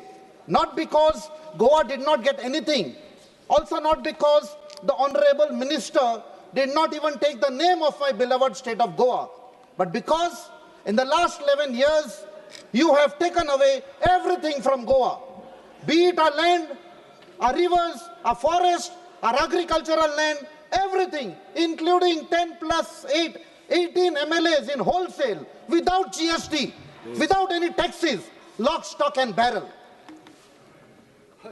तुमका दिसले की तुम्ही आमका लाचार करतले म्हण विसरते खबरो आम्ही वररात गोयकार. We are people with great heart. We know to fight a battle. Now coming to the budget, sir, the government has run out of ideas. Budget 2026 looks like a swinging a cricket bat in total darkness. Lag gaya to lag gaya, and does not provide a single solution to India's many economic, social and political challenges. In the last 11 years, we kept hearing mission this, mission that. And this 14 point has become a huge challenge to the nation with neither any policy vision nor any political will. Today, with not much details of trade with USA, the deep and committed love for the two crony capitalists, including Adani, close friend of Vishwaguru, it has resulted in the betrayal of Annadatas of our country. We have backstabbed Annadata farmers who still await meaningful welfare support or an income security. In the 1960s, the Congress government gave the slogan, Jai Jawan, Jai Kisan. But this government has backstabbed both a Jawan and a Kisan. When it comes to defense, today we have taxed the pension drawn by the disability Jawans or officers, which is a sad thing because he got injured during combat operation or during conflict. There is a delay in disbursement of funds for the ECHS, and that has affected the treatment of our veterans and their families. Inequality has surpassed the levels seen under the British Raj, but the budget does not even mention it or provide any support to SC, ST, OBC, EWS and minority communities. Yesterday, after 43 days of chain hunger strike, Amche Warrat Goinkar, belonging to the ST community, won a battle of opposing the construction of a mall close to the tribal land and a hotspot of diversity. As far as health is concerned, the South Goa District Hospital is having shortage of doctors, nurses, equipments, and most cases are shifted to GMC, putting a huge burden on the doctors and staff of Goa Medical College. There is need to equip our primary health centers. There are funds needed to augment the water requirement, but the government is only giving approval for mega projects with swimming pools. The money bags from Delhi have marginalized Amche Goinkarang. Faulty infrastructure and corruption has led to repeated expenditure by the state government. The job scam of massive proportion has shattered the dreams of the Goan youth. The emerging scam in handing over garbage handling plants to favored corporates, be it in Chikalim or Sankwal, has led to wastage of public money with no desired results. This requires an investigation by the central government. Today, Goa government is known as the event management government by spending crores and crores and has led to a loan of over 35,000 crores. Aiz je burge goyan zalman eta te apna je takler almost 2 lakh loan given zalman eta for no fault of the child. I feel sad to state that today Goa has turned into a crime capital of the country, a drug capital, unemployment capital. Arpora tragedy which has just happened, sir, has resulted in the loss of life of 25 innocent tourists and staff. There were no licenses of the excise department, no fire clearances. There's a total law and order failure. The only focus of center is to turn Goa into a coal hub with double tracking, expansion of roads and other destructive projects meant to help Adani, who is transporting coal from Goa to other states. There is a drop in the budget for education, with implementation of NEP is suffering badly. Teachers are on contract or lecture basis. Today, the exams of the 12th standard have commenced in Goa, sir. The teachers who are on contract or lecture basis, they are not sure that after this academic year, whether they will get a renewal of their contract. Kindly conclude. Kindly conclude, please. Sir, I've just started, sir. You have taken 5 minutes. The 12th standard, even staff working in various departments are having temporary jobs. The then Congress government in Goa had given Balrat buses to ensure that poor students from remote areas come to the school. Today, those buses need replacement. I have been trying to meet the requirement through MP-led funds, sir. Please make it brief. There are I'm concluding, sir. The Finance Commission, which had visited Goa, is living in bliss, providing absolutely no relief to Goa, which is under severe financial stress due to faulty policies. There are no jobs for the youth, employment of a youth or increasing participation of women in workforce. What is the outcome of internship or skill development scheme, sir? Poor and middle class, there is no relief from inflation, saving and rising debt. Instead of focusing on actual infrastructure in Goa, we are demolishing religious places. Shri Vijay Kumar Hansdagi. Sir, I'm concluding. Last word. Sir, we need a special status for Goa for a sustainable development council. This is the only solution for my beloved Goa. Nale amche goy je odilani samadun dawalla te kabar zatle sir. Kodu dur chela. Koi kar kabar zatlo. Thank you. Jai Hind, Jai Goa. Shri Vijay Kumar Hansdagi. धन्यवाद chairman sir. Budget पे बोलने के लिए मुझे मौका अपने party JMM की तरफ से देने के लिए धन्यवाद। झारखंड बजट में हमेशा थोड़ा सा पीछे रहता है क्योंकि जो जीएसटी इनपुट के साथ साथ आपका जाकर के जो हमारे यहाँ माइनिंग की रॉयल्टीज़ वगैरह सब वो समय पे नहीं मिलने पे बहुत सारी परेशानियां खड़ी होती हैं। सरकार के इस बजट में स्टेबिलिटी, फिस्कल डिसिप्लिन और सस्टेन्ड ग्रोथ की बात की गई। कॉन्ट्ररी उसके अगर हम देखें, जो इन्फ्लेशन अभी आया है, ग्लोबल मार्केट में जिस तरह से रुपया का जो भाव गिरा है आपका जाकर के, और गवर्नमेंट अपनी गलतियों को कहीं भी एक्सेप्ट नहीं कर रही है, वो लगातार फेलियर्स पे भी अपने पीठ थपथपा रही है। Domestic manufacturing capacity, energy security, reduced critical import, ये सब बड़े बड़े शब्द यहाँ पे दिखाए जा रहे हैं। इन 12 सालों में कितने आपके छोटे और बड़े उद्योग जो है बंद हुए, कितने आपके जो है मिलियनियर्स और बिलियनियर्स हमारे देश को छोड़ के चले गए, कितने जॉब्स आपके जो है लोगों ने खोया, और उन जॉब्स ना होने की वजह से कितने लोगों ने अपनी जान दी। ये सभी चीजों पे कोई भी डाटा आपका जाके सरकार पेश नहीं कर रही है। और जिस तरह से इंपोर्ट कम करने की बात हो रही है, लेकिन यूएसए ट्रेड डील के बाद जो दिख रहा है कि सरकार पूरी तरह से घुटने टेक दे रही है, पुराने साथियों से संबंध खराब कर और यूएसए के साथ जो संबंध बढ़ाने के चक्कर में जितने भी हमारे यहाँ के उद्योग अगर होंगे, चाहे वो मिल्क हो, चाहे वो भुट्टा का जो बाय प्रोडक्ट हो, उन सबको लेने के बाद यहाँ के फार्मर्स की क्या स्थिति होगी, उस पर कहीं कोई क्लियर इंटेंशन दिख नहीं रहा है। और जिस तरह से जो बाहर के कंपनीज यहाँ पे प्रोडक्ट डंप करते हैं, क्योंकि बहुत सारे सब्सटेंसेस जो कि दूसरे देशों में बंद रहते हैं वो यहाँ पे हमारे देश में यूज किए जाते हैं, जो कि यहाँ के लोगों के लिए हानिकारक है, खतरनाक है। हाई ग्रोथ ऑफ 7% और पॉवर्टी रिडक्शन की बात की गई है, जबकि मैं कह सकता हूं ये पूरी तरह से असत्य है। आज जिस तरह से गरीबी है, महंगाई बढ़ी हुई है, और जिस तरह से आपका जाकर के राशन दिया जा रहा है 80 करोड़ लोगों को, तो किस तरह से कहा जा सकता है कि आपका जाकर के गरीबी से लोगों को बाहर निकाला गया है। पहले गवर्नमेंट जो है एक बहुत बढ़िया डाटा देती थी कि हमारे मिनिस्ट्रीज ने क्या क्या काम किया और कितना काम किया। अभी डाटाज छिपाए जाते हैं, दिखाए नहीं जाते हैं, और लोगों को भ्रम में डाला जाता है। और जिस तरह का हाईएस्ट टैक्स पेइंग सिस्टम है, सिर्फ डायरेक्ट टैक्स की हम बात नहीं करें, हर एक व्यक्ति इस देश में जो भी चाहे वो छोटा से बड़ा, आपका किसान से लेके गरीब कोई भी है, सबको ये अपना टैक्स देता है हर एक चीज खरीदने पे। जिस तरह से निचोड़ करके लोगों से, और जो सोशल सिक्योरिटी पे आज तक फोकस नहीं है इस गवर्नमेंट की, हेल्थ, आपका job opportunity, education, farming, production, जो फोकस गवर्नमेंट की नहीं है, उसे दिग्भ्रमित करने के लिए बड़े बड़े शब्द सिर्फ इस्तेमाल किए जा रहे हैं।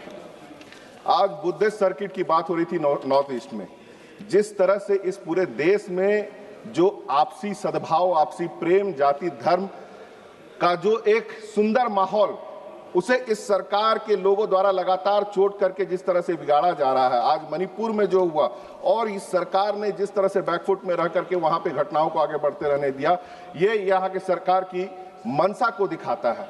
आज आसाम के टी ट्राइब को, चाहे हिल ट्राइब बोल करके, जो वहां के आदिवासी, उनको जो उनका हक नहीं दिया जा रहा, और जिस स्थिति में वो रह रहे हैं, आज आसाम के जो मुख्यमंत्री है उनका जो जिस तरह का विवादास्पद बयान सब आता है, और उसके बावजूद मैं बोल रहा हूं, बोलने दिया जाए, जिस तरह का विवादास्पद बयान आता है, चाहे वो अल्पसंख्यकों के विरोध में हो, चाहे वो आपका जाकर के दूसरे दल के नेताओं के लोग के बारे में हो। विजय जी, आप भारत की पार्लियामेंट में देश के बजट पे चर्चा कर रहे हैं। सर, बजट के साथ उनके शब्दों के ऊपर मैं चर्चा कर रहा हूं। इनको तकलीफ बहुत हो रही है, क्योंकि सच्चाई बोल रहा हूं मैं, की चर्चा क्योंकि सच्चाई बोल रहा हूं मैं। आप झारखंड, मैं ये कह सकता हूं कि वहां पर जिस तरह से अगर जो ट्राइब्स के ऊपर से अत्याचार हो रहा है, वो बिल्कुल आपका, मैं कह सकता हूं, अपराध है। एक मिनट, क्या है पॉइंट आउट? जो यहाँ पे सर लोग आज विरोध कर रहे हैं, मैं सर बहुत ज्यादा लंबा समय नहीं हमारा, मैं टाइम वेस्ट नहीं करूं। 353 सर, क्या है व्यवस्था? वो ये कहता है कि जो भी इस सदन के सदस्य नहीं है या अपने को डिफेंड करने के लिए यहाँ मौजूद नहीं है, उसके बारे में किसी प्रकार की कोई चर्चा नहीं हो सकती है। इसीलिए असम के मुख्यमंत्री के बारे में जितनी बातें कही हैं उसको एक्सपंज करिए सर। ये कृपया, जो नियम 353 है सर, जो व्यक्ति सदन का सदस्य नहीं है, आप बैठ जाइए, जो स्टेटमेंट इंडिया के लोगों के सामने उसे झुटलाया नहीं जा सकता है। एक बात सुन लीजिए, आप यहाँ पे विजय जी, एक बात सुन करके बात हम इस पे व्यवस्था दे दे, जो निशिकांत जी ने उठाया। सर मैं अपनी बातों को समाप्त करूंगा। हम ठीक है, कृपया जिस व्यक्ति को सर आप लोग की बात को पूरी तरह से सुन रहा हूं। जिस व्यक्ति को सफाई देने का अवसर यहाँ नहीं है उसका कृपया नाम या उसको लेकर मैंने नाम बिल्कुल नहीं लिया सर। अपनी चर्चा समाप्त करें। और लगातार इस देश की जो व्यवस्था खराब होती चली जा रही है, मैं यहाँ के सदन के नेता की ही बात करूंगा जो शायद डिफेंड कर सकते हैं, कि हमारे चौकीदार की तरफ से हमने सुना था कि हमारा क्या है, हम तो झोला उठा करके लेके चले जाएंगे। लेकिन अब मैं ये कह सकता हूं पूरे विश्वास के साथ कि उनके फकीरी के चक्कर में ये देश पूरा फकीर होने के राह पे चल पड़ा है। बहुत बहुत धन्यवाद। श्री बीरेन्द्र सिंह जी, श्री बीरेन्द्र सिंह जी। धन्यवाद अधिष्ठाता महोदय। मैं माननीय वित्त मंत्री जी द्वारा प्रस्तुत बजट सामान्य चर्चा के लिए मैं खड़ा हुआ हूं। इस वर्ष 26-27 में करीब 53,57,000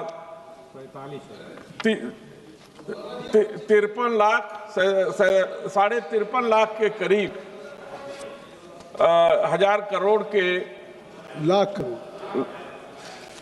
53.5 लाख सम 1,000 करोड़ कुछ 1,000 करोड़, ये तो मैं कह रहा हूँ करोड़ के बजट को उन्होंने इस वर्ष रखा है। इतना बड़ा बजट हो गया कि उसको पिछले कहने में दिक्कत हो रही है। सुनने में किसी को दिक्कत हो तो मैं क्या करूं। जो पिछले वर्ष की अपेक्षा 7.7% अधिक है। मैं इसलिए इस बजट 7.7% हमारे आंकड़े से है। और जो मनीलाल जी आप कह चुके हैं और बीरेन्द्र जी भी विधानसभा में रहे हैं, प्रॉम्प्टिंग मत करिए। जो 4.4% डेफिसिट के साथ है। मैं इस बात के लिए जरूर चर्चा करना चाहता हूं कि माननीय वित्त मंत्री जी ने कृषि के लिए 1,62,671 करोड़ आवंटित किया है, क्योंकि सदन पूरा जानता है कि देश हमारा 70% जो देश की आबादी है वो कृषि पर के क्षेत्र पर निर्भर है। इसलिए हम लोग स्पष्ट रूप से माननीय वित्त मंत्री जी से चाहते हैं कि इस बजट के अवलोकन से यह जरूर हम लोगों को आशा नहीं दिख रहा है कि जो किसानों के ऊपर लगातार कर्ज बढ़ रहे हैं उसके माफी के लिए किसी प्रकार का बजट में प्रावधान है, न ही एमएसपी पे गारंटी के कानून के संदर्भ में कोई प्रावधान होगा कि नहीं होगा। मैं पिछले दिनों माननीय कृषि मंत्री जी जब सदन में थे, प्रश्न के दौरान सबसे अधिक जो कठिन स्थिति है वो है बटाईदार किसानों की। लगभग जो बड़े किसान हैं वो स्वयं खेती नहीं करते और वो अपनी जमीन कृषक मजदूरों को ठेका पर बटाईदार के रूप में दे देते हैं। लेकिन जब दैवीय आपदा आती है, किसी कारण बाढ़ से उनकी पूरी फसल नष्ट हो जाती है, मेहनत उनकी बर्बाद हो जाती है, तो उनको इंश्योरेंस का कोई भी जो है कि सरकारी सहायता का लाभ उनको नहीं मिलता है। मैंने उनसे उस समय भी अनुरोध किया था और माननीय मंत्री जी से भी अपेक्षा की बजट में कुछ इस तरीके का प्रावधान करें कि बटाईदार किसानों के भी हित की रक्षा हो सके। यह सरकार जो है सबका विकास का दावा करती है, लेकिन हम ये सरकार के समक्ष रखना चाहते हैं कि कई प्रदेश और देश के कई प्रदेशों में और यहाँ तक कि मेरे जनपद चंदौली में भी कुछ जातियां ऐसी हैं कि एक जिले में वो अनुसूचित जनजाति में है और दूसरे जिले में अनुसूचित जाति में है। ये गोंड है, पनिका है, चेरो है, खरवार है, कोल है, भील है, बिहार है। यह इनका आर्थिक सर्वेक्षण भी नहीं किया गया है और यदि सरकार उनके प्रति इतना दयालु है कि उनका भी विकास हो तो क्या उनको जिसको अभी तक राज्य सरकार के द्वारा सर्टिफिकेट भी स्थानीय स्तर पर नहीं मिल पा रहा है, उनका शोषण भी हो रहा है, तो ऐसे सरकार उनके हित के लिए कैसे कार्रवाई करेगी, यह भी मैं जानना चाहता हूं। मैं माननीय राष्ट्रीय अध्यक्ष जी के जो अपने अभिभाषण में उन्होंने जो है बनारस में विकास के नाम पर जिस तरीके से ऐतिहासिक, धार्मिक और पौराणिक धरोहरों को नष्ट किए जाने का जो है उल्लेख किया है, मैं अपने आप को उनसे संबद्ध करते हुए सरकार का ध्यान आकर्षित करता हूं, क्योंकि मैं उसी जनपद से आता हूं जहां से माननीय प्रधानमंत्री जी हमारे सांसद हैं और मालवीय जी के नाम पर बीएचयू चिकित्सा संस्थान है। वहां लोगों की भलाई के लिए राज्य सरकार अनुदान, केंद्र सरकार अनुसंधान देती है, पैसा देती है और वो वहां पे गरीबों का ठीक तरीके से इलाज नहीं होता और वहां पे कृपया जो अभी तो 1 मिनट भी नहीं हुआ सर, 5-6 मिनट हो गया अभी तक जो है आपकी घड़ी तेज है सर और वहां पे मशीनरी और दवा के खरीद में बड़े पैमाने पर जो है धांधली होती है। और जहां तक एडमिशन का सवाल है, ओबीसी, एससी, एसटी और तमाम ऐसे शोध के छात्र हैं जिनको जो है कि नियमों का उल्लंघन करते हुए उनके हिस्सेदार की जो है कि वो चोरी सरकार कर रही है। मैं आपका केवल एक क्षेत्र में ध्यान आकर्षित माननीय मंत्री जी से आपके माध्यम से करना चाहता हूं कि शिक्षा के क्षेत्र में उन्होंने बहुत जो है कि करीब 1,39,289 करोड़ आवंटित किया है।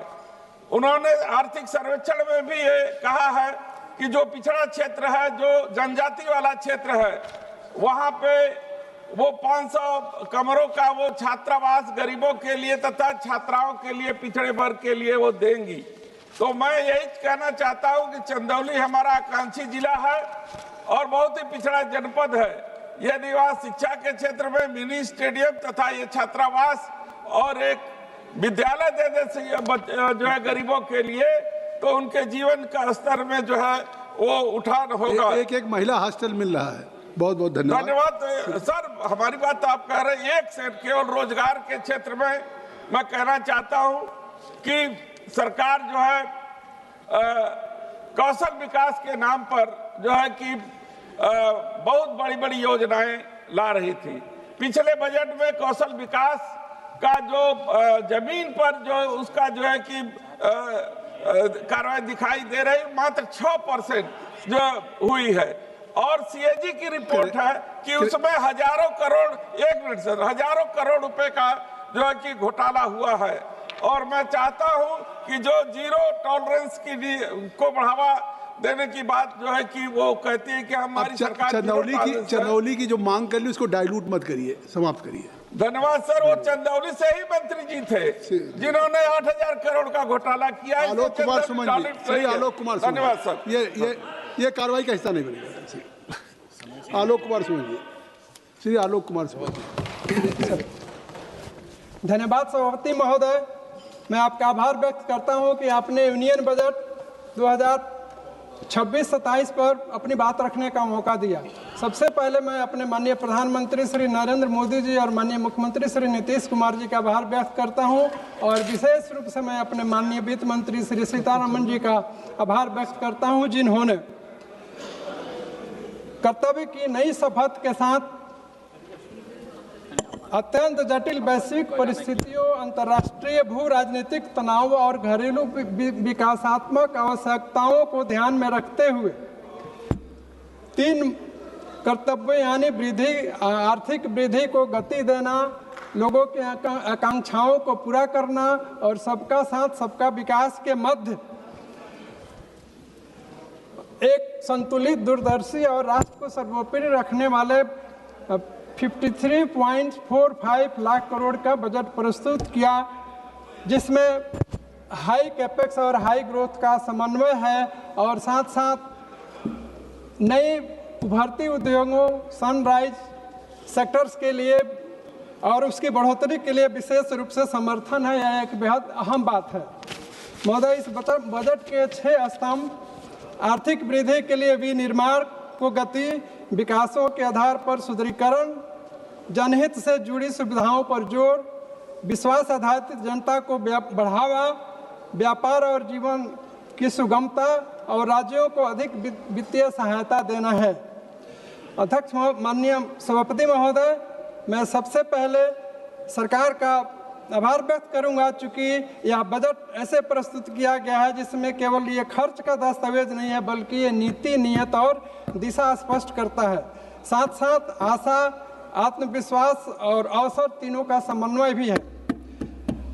महोदय, मैं सबसे पहले सरकार द्वारा प्रस्तावित 12.2 लाख करोड़ की पूंजीगत व्यय की सराहना करना चाहता हूं, जो जीडीपी के 4.4% है।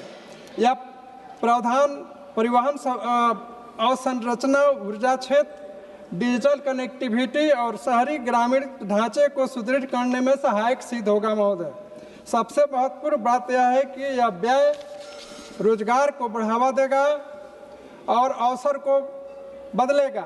माननीय सभापति महोदय, सरकार ने इस बजट में वित्तीय घाटे को 4.3% जीडीपी तक रखने का लक्ष्य रखा है। यह दर्शाता है कि सरकार विकास भी चाहती है, सरकार कल्याण भी चाहती है, लेकिन भविष्य की पीढ़ियों को कर्ज का बोझ भी नहीं डालना चाहती। आर्थिक विकास महोदय तभी सार्थक है जब हमारे नागरिक स्वस्थ हों। इसी सोच के साथ बजट 2026-27 में स्वास्थ्य क्षेत्र को विशेष रूप से प्राथमिकता दी गई है। मैं बताना चाहता हूं कि सरकार ने स्वास्थ्य क्षेत्र के लिए 1 लाख करोड़ से अधिक का प्रावधान किया है इस बजट, और इस बजट में यह बताया गया है कि 3 नए अखिल भारतीय आयुर्वेद संस्थान स्थापित किए जाएंगे और जिला अस्पतालों में इमरजेंसी और ट्रॉमा सेंटर बढ़ाए जाएंगे। जिला अस्पतालों का विस्तार, आधुनिकीकरण, बायोफार्मा शक्ति की योजना के तहत 10,000 करोड़ की निवेश की बात की गई है, जो बायोलॉजिक्स, बायोसिमिलर और बायोफार्मा अनुसंधान को प्रोत्साहित करेगी। इस बजट में स्वास्थ्य पेशेवरों, एएचपी और क्षेत्रीय चिकित्सक केंद्रों के निर्माण पर फोकस किया गया है महोदय, जिसमें 1.5 लाख केयर गिवर्स को प्रशिक्षण देने का लक्ष्य है। हर जिला अस्पताल में 24 घंटे और 24/7 ट्रॉमा सेंटर केयर स्थापित किए जाएंगे, जिससे आपातकालीन स्थिति 24 घंटे सुदृढ़ होगी और सुनिश्चित होगी। मधुमेह, कैंसर और दुर्लभ 17 बीमारियों की दवाइयों पर सीमा शुल्क में कमी से इलाज की लागत कम और सस्ती होगी। बजट में प्रधानमंत्री जन आरोग्य योजना के लिए 9,500 करोड़ रुपए और राष्ट्रीय स्वास्थ्य मिशन के लिए 39,390 करोड़ रुपए का आवंटन बढ़ाया गया है, जो प्राथमिक स्वास्थ्य सेवा, मातृ शिशु स्वास्थ्य और रोग नियंत्रण को मजबूत करेगा। महोदय, एमएसएमई सेक्टर भारत की अर्थव्यवस्था की रीढ़ है और सबसे अधिक रोजगार यहीं से आता है। बजट में छोटे और मध्यम उद्योगों के लिए 10,000 करोड़ रुपए आवंटित किए गए हैं। सरकार ने एमएसएमई को समर्थन देने के लिए आत्मनिर्भर भारत कोष में 4,000 करोड़ रुपए की अतिरिक्त राशि जोड़ने का प्रस्ताव रखा है। यह बजट वोकल फॉर लोकल को न केवल नारा बल्कि आर्थिक मॉडल के रूप में प्रस्तुत किया गया है। कृपया समाप्त करें। महोदय, मैं 2 मिनट।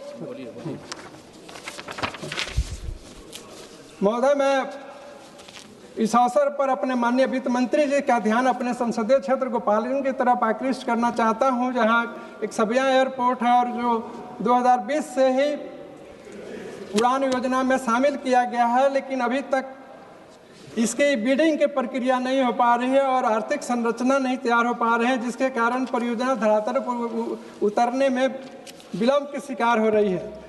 जबकि हमारी सरकार ने 149 हवाई अड्डे बना चुकी है। अतः महोदय,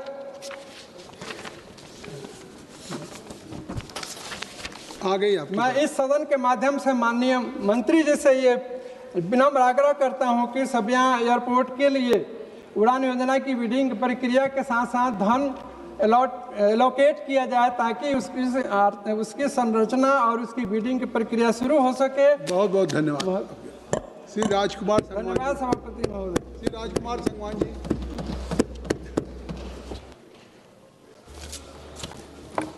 धन्यवाद सभापति महोदय, आपने मुझे बजट चर्चा में भाग लेने का अवसर दिया। मैं केंद्रीय बजट पर चर्चा में भाग लेते हुए ये कहना चाहता हूँ कि यह बजट केवल आय व्यय का लेखा जोखा नहीं, बल्कि यह उस भारत का रोड मैप है जो आत्मनिर्भर, समावेशी और विकसित भारत के संकल्प के साथ साथ आगे बढ़ रहा है। यह बजट देश की आकांक्षाओं, किसानों की उम्मीदों, युवाओं के सपनों और महिलाओं की शक्ति का प्रतिबिंब है। कृषि भारत की अर्थव्यवस्था की रीढ़ है और ये संतोष का विषय है कि वर्ष 24-25 में देश में खाद्यान्न और बागवानी उत्पादन में ऐतिहासिक रिकॉर्ड बनाया है। यह बजट किसानों की आय बढ़ाने, लागत घटाने और जोखिम कम करने की स्पष्ट दिशा प्रस्तुत करता है। तिलहन और दलहन के लिए चलाए गए राष्ट्रीय अभियानों के सकारात्मक परिणाम सामने आए हैं। खाद्य तेल आयात पर निर्भरता कम करने की दिशा में यह बजट एक निर्णायक कदम है। श्री अन्न यानी मिलेट्स को वैश्विक पहचान देकर सरकार ने न केवल पोषण सुरक्षा सुनिश्चित की है, बल्कि छोटे और सीमांत किसानों के लिए आय के नए अवसर भी पैदा किए हैं। आज का किसान केवल फसल उत्पादक नहीं रहा, बल्कि वह पशुपालक, मत्स्य पालन और मधुमक्खी पालन से जुड़कर आय के विविध स्रोत अपना रहा है। वर्ष 24-25 में देश का मत्स्य उत्पादन लगभग 200 लाख टन तक पहुंचना इस बात का प्रमाण है कि ग्रामीण अर्थव्यवस्था मजबूत हो रही है। कृषि के आधुनिकीकरण के लिए इस बजट में इंफ्रास्ट्रक्चर पर विशेष जोर दिया गया है। एग्रीकल्चर इंफ्रास्ट्रक्चर फंड के माध्यम से 1.25 लाख करोड़ रुपए से अधिक का निजी निवेश आकर्षित होना यह दर्शाता है कि सरकार की नीतियों पर भरोसा बढ़ा है। भंडारण, कोल्ड चेन और लॉजिस्टिक जैसे विस्तार से किसानों को उनकी उपज का बेहतर मूल्य मिल रहा है और ग्रामीण युवाओं के लिए रोजगार के अवसर बने हैं। ग्रामीण रोजगार और विकास के क्षेत्र में सरकार ने पारदर्शिता और जवाबदेही के साथ सुधार किए हैं। 125 दिन का रोजगार, डिजिटल भुगतान और सामाजिक अंकेक्षण से न केवल भ्रष्टाचार पर नियंत्रण होगा, बल्कि गांवों में क्रय शक्ति बढ़ेगी। यह बजट ग्रामीण मांग को मजबूत करने वाला बजट है। यह बजट महिला सशक्तिकरण को विकास के केंद्र में रखता है। आज 10 करोड़ से अधिक महिलाएं स्वयं सहायता समूह से जुड़ी हैं। 2 करोड़ से अधिक महिलाएं लखपति दीदी बन चुकी हैं और न केवल एक वर्ष में 60 लाख नई लखपति दीदी बनी है। नमो ड्रोन दीदी योजना और स्वस्थ नारी सशक्त परिवार अभियान यह साबित करते हैं कि यह बजट महिलाओं को लाभार्थी नहीं, नेतृत्वकर्ता बना रहा है। राष्ट्रीय सुरक्षा और आर्थिक मजबूती एक दूसरे के पूरक हैं। यह बजट स्पष्ट संदेश देता है कि भारत सुरक्षा के साथ समझौता नहीं करेगा। आंतरिक सुरक्षा की स्थिति में सुधार, माओवादी हिंसा का सीमित होना और युवाओं का मुख्य धारा में लौटना, यह सब विकास और विश्वास का परिणाम है। आत्मनिर्भर भारत की दिशा में उत्पादन आधारित प्रोत्साहन योजनाओं ने ठोस परिणाम दिए हैं। लगभग 2 लाख करोड़ रुपए का निवेश, 17 लाख करोड़ रुपए से अधिक का उत्पादन और 2025 में रक्षा उत्पादन का 1.5 लाख करोड़ रुपए पार करना, यह बजट भारत को वैश्विक मैन्युफैक्चरिंग हब बनाने की नींव मजबूत करता है। पिछले 11 वर्षों में $750 बिलियन का FDI वैश्विक विश्वास का प्रमाण है। युवाओं के लिए यह बजट अवसरों का बजट है। मुद्रा योजना के तहत 38 लाख करोड़ रुपए का ऋण देकर 12 करोड़ से अधिक युवाओं को स्वरोजगार से जोड़ा गया है। भारत का तीसरा सबसे बड़ा स्टार्टअप इकोसिस्टम बनना यह दर्शाता है कि यह बजट नौकरी खोजने वाला नहीं, नौकरी देने वाला बजट है। शिक्षा, तकनीक और कौशल विकास पर यह बजट भविष्य की तैयारी करता है। अटल टिंकरिंग लैब्स, AI और सेमीकंडक्टर प्रशिक्षण तथा ITI के उन्नयन से भारत एक फ्यूचर रेडी नेशन बन रहा है। यह बजट विकास के साथ साथ भारत की संस्कृति, विरासत और आत्मसम्मान को भी सशक्त करता है। आर्थिक प्रगति और संस्कृति गौरव दोनों को साथ लेकर चलने की यह सोच भारत की पहचान को और मजबूत करती है। यह बजट स्पष्ट करता है कि विकसित भारत कोई नारा नहीं, बल्कि स्पष्ट नीति, मजबूत नेतृत्व, जन भागीदारी से सरकार साकार होने वाला लक्ष्य है। महोदय, मैं एक बात और जरूर कहना चाहता हूं कि बजट में जो कैंसर जैसी गंभीर बीमारियों के लिए जो सस्ती दवाओं के लिए प्रावधान किया गया है और मेरा लोकसभा क्षेत्र जहां नदियों का गंभीर खतरा है, जो दूषित जल से कैंसर जैसी गंभीर बीमारियां हो रही हैं, हमारे देश की सरकार ने बहुत सारे एम्स के सेंटर बनाए हैं, एम्स खोले हैं। अभी भी इस बजट में प्रावधान किया गया है। दिल्ली के एम्स में पूरे देश के मरीजों का पूरा भरोसा है और यहाँ पर इतना दबाव रहता है मरीजों का कि उनको भर्ती होने में दिक्कत होती है। मेरा लोकसभा क्षेत्र NCR का हिस्सा है। अगर एक एम्स का सेंटर, मरीज भी चाहते हैं कि अगर एक एम्स का सेंटर, क्योंकि कनेक्टिविटी अक्षरधाम से देहरादून के लिए जो बागपत होकर जाते हैं, आधे से पौने घंटे में बागपत पहुंच जाए, एक सेंटर अगर वहाँ बन जाए तो ये मरीजों का जो दबाव है वो वहाँ पर उसको हम कम कर सकते हैं। एक बात मैं और सर कहना चाहूँगा कि अभी किसानों के मन में एक भाव भी है, जो सरकारी परियोजनाओं के लिए भूमि का अधिग्रहण होता है और उस पर जो प्रतिकर किसानों को मिलता है उस पर टैक्स से उनको राहत मिलती है। और जो अगर उसी परियोजनाओं के लिए, सरकार की परियोजनाओं के लिए अगर आपसी समझौते के आधार पर जमीन को लिया जाता है तो उस पर किसान को से टैक्स वसूला जाता है। अगर इसको भी उसी अधिग्रहण के दायरे में ला दिया जाए तो बहुत बेहतर होगा। एक बात और मैं कहता हूं, अपनी बात समाप्त करूंगा, कि मेरा क्षेत्र गुड़ शक्कर की पहचान वाला क्षेत्र है और किसानों के लिए गुड़ शक्कर के जैसी हमारे यहाँ अगर एक हब वहाँ पर ये कैसे जोन, ये कैसे मालूम करके निर्यात का जोड़े करके बना देंगे तो किसानों की आय बढ़ेगी, आमदनी दुगनी होगी। आपने मुझे ये कैसे मालूम होगा कि आपका गुड़ का क्षेत्र है जब तक माननीय सदस्यों को खिलाएंगे नहीं? बताइए। आपने मुझे मौका दिया, बहुत बहुत धन्यवाद। Shri R Sachithanantham, Shri R Sachithanantham. Very much, Speaker sir. The budget is not merely inadequate; it is structurally anti-people and pro-corporate. At a time when workers face job losses, farmers face falling incomes, youth face unemployment, and families face rising prices, the government has chosen to protect profits instead of the people. The working masses of this country are experiencing one of the worst phases of economic distress in decades. Real wages are stagnating, unorganized workers remains without security, and unemployment among youth is alarmingly high. Yet instead of expanding public spending in generate jobs and strengthen demand, the government is obsessed with fiscal tightening for poor and fiscal generosity for the rich. There is no universal employment guarantee for urban youth, no major expansion for public sector recruitment, and no serious program to revive labor-intensive industries. This is a budget that asks unemployed to be patient while rewarding those who already control the wealth. Agriculture remains in deep crisis. Input costs, seeds, fertilizer, fuel keep rising. Climate change is increasing crop losses. Farmers are burdened with debt. But this budget does not provide a legal guarantee of minimum support price. Large-scale public investment in irrigation, storage and procurement. Strong measures to reduce input costs. Instead, policies continues to open agriculture to corporate control while reducing the state's responsibility. Farmers are being pushed towards the market without protection, while big agribusiness is given policy support. This is not a reform. This is an abandonment. Public money for private profit. Honorable Speaker, sir, this budget clearly shows the pattern. Losses are socialist, profits are privatized. Corporate tax concessions continue. Incentives and subsidies are extended to large private players in infrastructure, logistics, and strategic sectors. Meanwhile, allocations for food security, rural development, and welfare schemes do not keep pace with inflation. The government claims there is no money for expanding social welfare, but there is always money when big capital demands support. Labor rights are being weakened in the name of ease of doing business.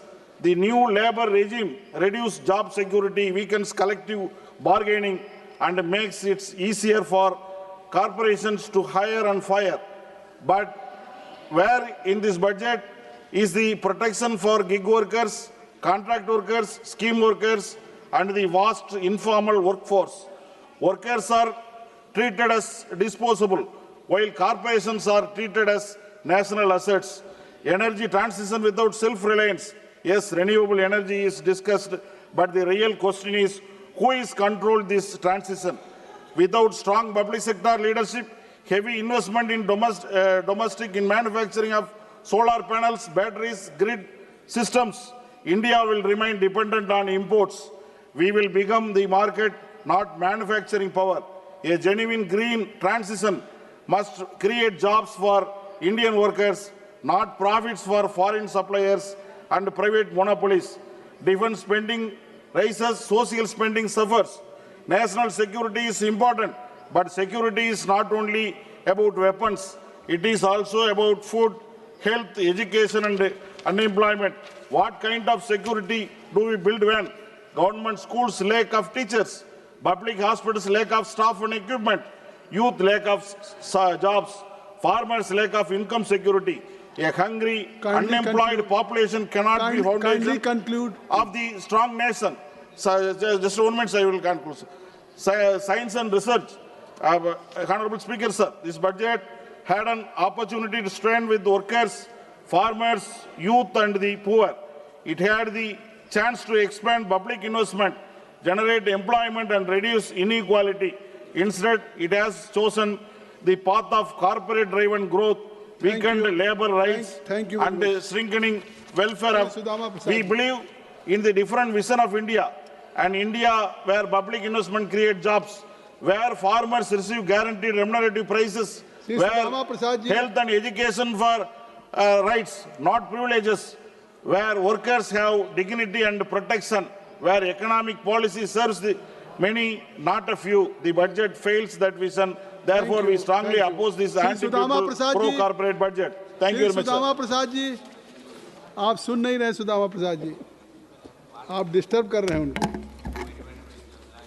धन्यवाद सभापति महोदय। मैं कुछ रखूं उसके पहले 2026 ICC में under 19 विश्व कप में जिम्बाब्वे के हरारे शहर में हुए विश्व कप मैच, क्रिकेट का जो मैच हुआ उसमें बिहार के वैभव सूर्यवंशी ने 80 गेंदों पर 175 रन बनाया और टीम इंडिया को जीत दिलाई। तो इसके लिए मैं वैभव सूर्यवंशी को और पूरी टीम इंडिया को बधाई देता हूँ। महोदय, ये 2026-27 का बजट जो है वो जन विरोधी बजट है, कॉरपोरेट परस्त, अमेरिका परस्त बजट है, इसलिए मैं इसकी मुखालफत करता हूँ। महोदय, बजट का पैसा कहाँ जा रहा है? बजट का पैसा कहीं देहाती इलाकों में दिखाई नहीं पड़ रहा है, न नली गली बन रहा है, न पुल पुलिया, न ग्रामीण विकास का कोई काम हो रहा है। और हम लोगों को मिलता है 5 करोड़, हम लोग के करीब 100 करोड़, 125 करोड़ का योजना अभी आ गया है। तो हम लोग क्या करें? बजट का पैसा वहाँ खर्च नहीं हो रहा है महोदय, और ये फंड भारी दबाव है। इसलिए सर, आपके माध्यम से सरकार से हमारा निवेदन है कि कम से कम इसको 30 करोड़ कीजिए। बजट आपको जिसको देना है दीजिए, लेकिन कम से कम देहाती इलाकों में काम चले। जिन लोगों ने जिताकर भेजा है, भारी दबाव है हम लोगों पर। कितना दिन हो गया एक ठो नली नहीं बना, एक ठो गली नहीं बना।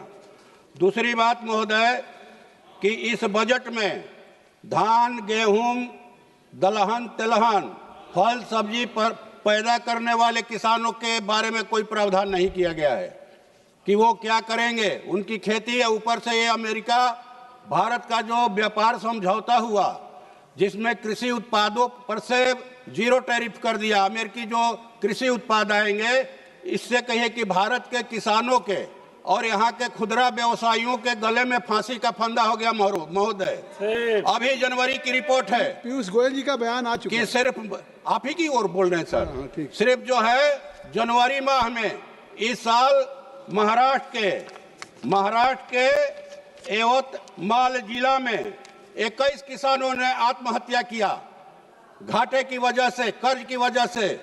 और पूरे महाराष्ट्र में क्या होगा, पूरे देश में क्या होगा, इसलिए हम इस समझौते को कहा जाए कि जो पहला टैरिफ था भारत का अमेरिकी सामानों पर, या जो हम जो सामान बेचते थे उस पर टैरिफ था, उसको पुनर्बहाल करने की सरकार से मांग करता हूं। महोदय, एक पेड़ मां के नाम और करोड़ों पेड़ अडानी अंबानी के नाम, कैसे रहेगी ये धरती महोदय? आप कृपया नाम, ये धरती कैसे चलेगी अगर पेड़ काटे जाएंगे? 12,000 किलोमीटर में विकास के नाम पर, रेल परियोजनाओं के लिए, कोयला खनन के लिए, बांध और रोड परियोजनाओं के लिए पेड़ों की कटाई होगी। उनको लीज पर ये जंगल दिए जा रहे हैं। वहां के जो मूल निवासी हैं, आदिवासी दलित, उनको पुलिस बल के जरिए हटा करके, उनके विरोध को नजरअंदाज करके तमाम राज्यों में ये चल रहा है। इसलिए लगता है महाराज की महोदय की इस सरकार के जो लोग हैं उनको बसने के लिए कहीं दूसरे ग्रह पर जमीन खोज लिया गया है। जब धरती पर पेड़ नहीं रहेंगे महोदय तो कैसे ये सृष्टि बचेगी? सृष्टि रहेगी कैसे? पेड़ कट जाएंगे सारे के सारे पेड़, तो यहाँ ऑक्सीजन कैसे मिलेगा हम लोगों को? पानी कहां से मिलेगा? खेती कैसे होगी महोदय? इसलिए हम लोग मांग करते हैं कि इस सृष्टि को बचाने के लिए सबसे पहली जरूरत तमाम यहाँ कोई भी पार्टी तभी रहेगी जब ये धरती रहेगी महोदय, जंगलों की कटाई पर सख्ती से रोक लगाई जाए।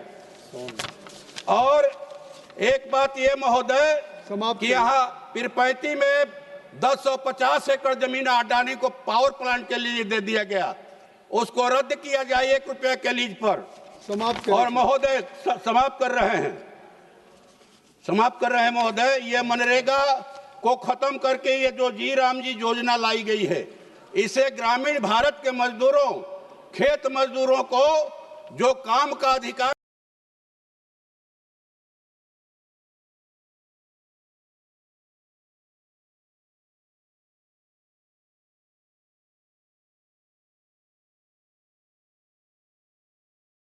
मिला था वो अधिकार खत्म कर दिया गया, इसलिए इसको बहाल किया जाए महोदय। दूसरी बात कि 4 लेबर कोड के जरिए जो मजदूरों के हितों की रक्षा के लिए ये 4 श्रम कोड, ये 44 श्रम कोड थे, उनको खत्म करके 4 लाया गया है।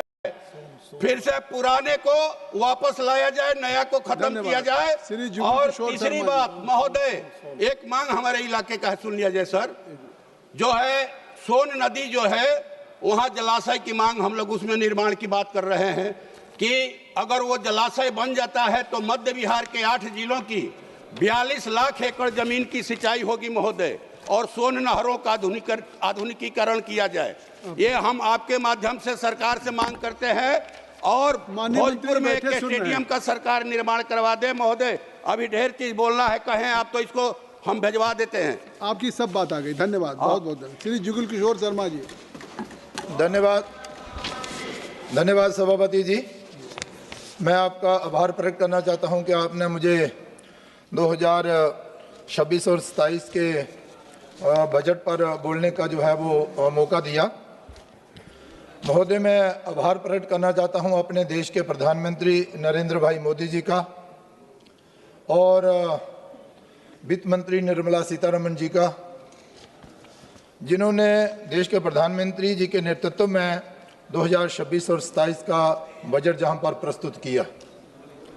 महोदय, ये बजट है 2047 में विकसित भारत बनाने की नींव का, उसकी आधार का। विजय दुबे जी बैठ जाए। महोदय, ये बजट है दूरदृष्टि और दूर की सोच का।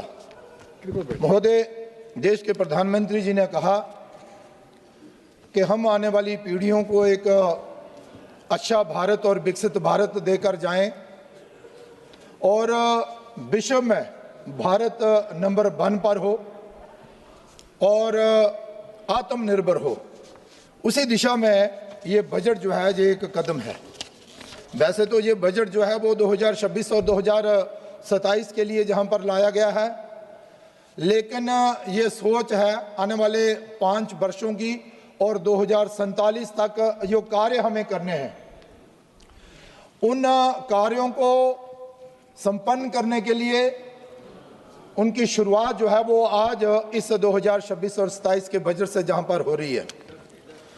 महोदय, इस बजट में मूलतः 3 स्पष्ट कर्तव्यों पर यह बजट जो है वो आधारित है। विशेष तौर पर पहला कर्तव्य जिसकी मैं चर्चा जहां पर कर रहा हूं, आर्थिक वृद्धि को तेज करना और बनाए रखना, गति भी देना और बनाए भी रखना, जिसमें उत्पादकता और प्रतिस्पर्धा को बढ़ाना और वैश्विक उथल पुथल के प्रति अर्थव्यवस्था को सहनशील बनाना, निर्यात वृद्धि और दीर्घकालीन निवेश आकर्षित करना, ये सोच है इस बजट के माध्यम से इस सरकार की। तो मैं और दूसरा महोदय दूसरा जो है वो आकांक्षाएं और क्षमता का निर्माण, और विशेष तौर पर भारत के नागरिकों की आकांक्षाओं को पूरा करना, शिक्षा, कौशल, स्वास्थ्य और रोजगार में निवेश करना, और विशेष तौर पर जनता को भारत की समृद्धि का भागीदार बनाना। और हर एक भारतीय का ये दायित्व बनता है कि वो भारत को आगे ले जाने के लिए अपना दायित्व निभाए और भारत को आत्मनिर्भर बनाने का कार्य जो है वो करे। देश के प्रधानमंत्री जी ने ये जो संकल्प लिया है, उस संकल्प को पूरा करने के लिए ये बजट जो है ये पेश किया गया है। और विशेष तौर पर तीसरा जो कर्तव्य, सबका साथ सबका विकास, जो देश के प्रधानमंत्री जी की सोच है, उस ओर भारत आगे बढ़ रहा है। इसके साथ साथ ही समावेशी विकास सुनिश्चित करना, हर परिवार, क्षेत्र और समुदाय तक अवसर पहुंचाना, सामाजिक न्याय और क्षेत्रीय संतुलन पर जोर देना, इस बजट का जो है वो विशेष तौर पर ध्यान जो है वो केंद्रित जो है वो किया गया है। महोदय, मैं बताना चाहता हूं कि जहां पर ये जो टैक्सेस की जहां पर बात की गई है, अनुपालन का सरलीकरण करना, जो परेशानी लोगों को ना आए, इसलिए आयकर विवरणी ITR को सरल बनाने और छोटे करदाताओं के लिए नियमों में ढील देने का प्रस्ताव जो है वो इस बजट में जो है वो दिखाया गया है। और इसके साथ ही हम सब जानते ही हैं कि भाई 12 लाख तक की आय तक जो है वो टैक्स में छूट दी गई है। ये बहुत बड़ी राहत जो है वो देश के प्रधानमंत्री नरेंद्र भाई द्वारा जो है वो देश के नागरिकों की जो है वो दी गई है। महोदय, मैं कहना चाहता हूं, ऐसे तो बहुत से ऐसे क्षेत्र हैं जिन और बजट के द्वारा जो है वो ध्यान जो है वो आकर्षित किया गया है। परिवहन, रक्षा, ग्रामीण विकास, गृह कार्य, कृषि और संबंध कार्यालय, शिक्षा, ऊर्जा, स्वास्थ्य, शहरी विकास, IT और दूरसंचार, वाणिज्य और उद्योग, सामाजिक कल्याण, विज्ञान, वैज्ञानिक विभाग, कर प्रशासन, विदेश कार्य, वित्त, पूर्वोत्तर विकास के लिए यहाँ पर बहुत सारा जो प्रावधान जो है वो रखा गया है। लेकिन इसके साथ साथ ही मैं ये भी बताना चाहता हूं कि हेल्थ सेक्टर में भी बहुत बड़ी राहत देने की बात जो है वो इस बजट में जो है वो की गई है। महोदय, मैं कहना चाहता हूं कि शिक्षा क्षेत्र में भी, शिक्षा और कौशल क्षेत्र में बहुत बड़ा प्रावधान जो है वो इसमें रखा गया है, ताकि आने वाले दिनों में देश के नौजवान जो हैं वो अच्छा करें, अच्छा पढ़ा लिखें और कौशल युक्त हों और आत्मनिर्भर बनाने में आत्मनिर्भरता की ओर आगे जो है बढ़े।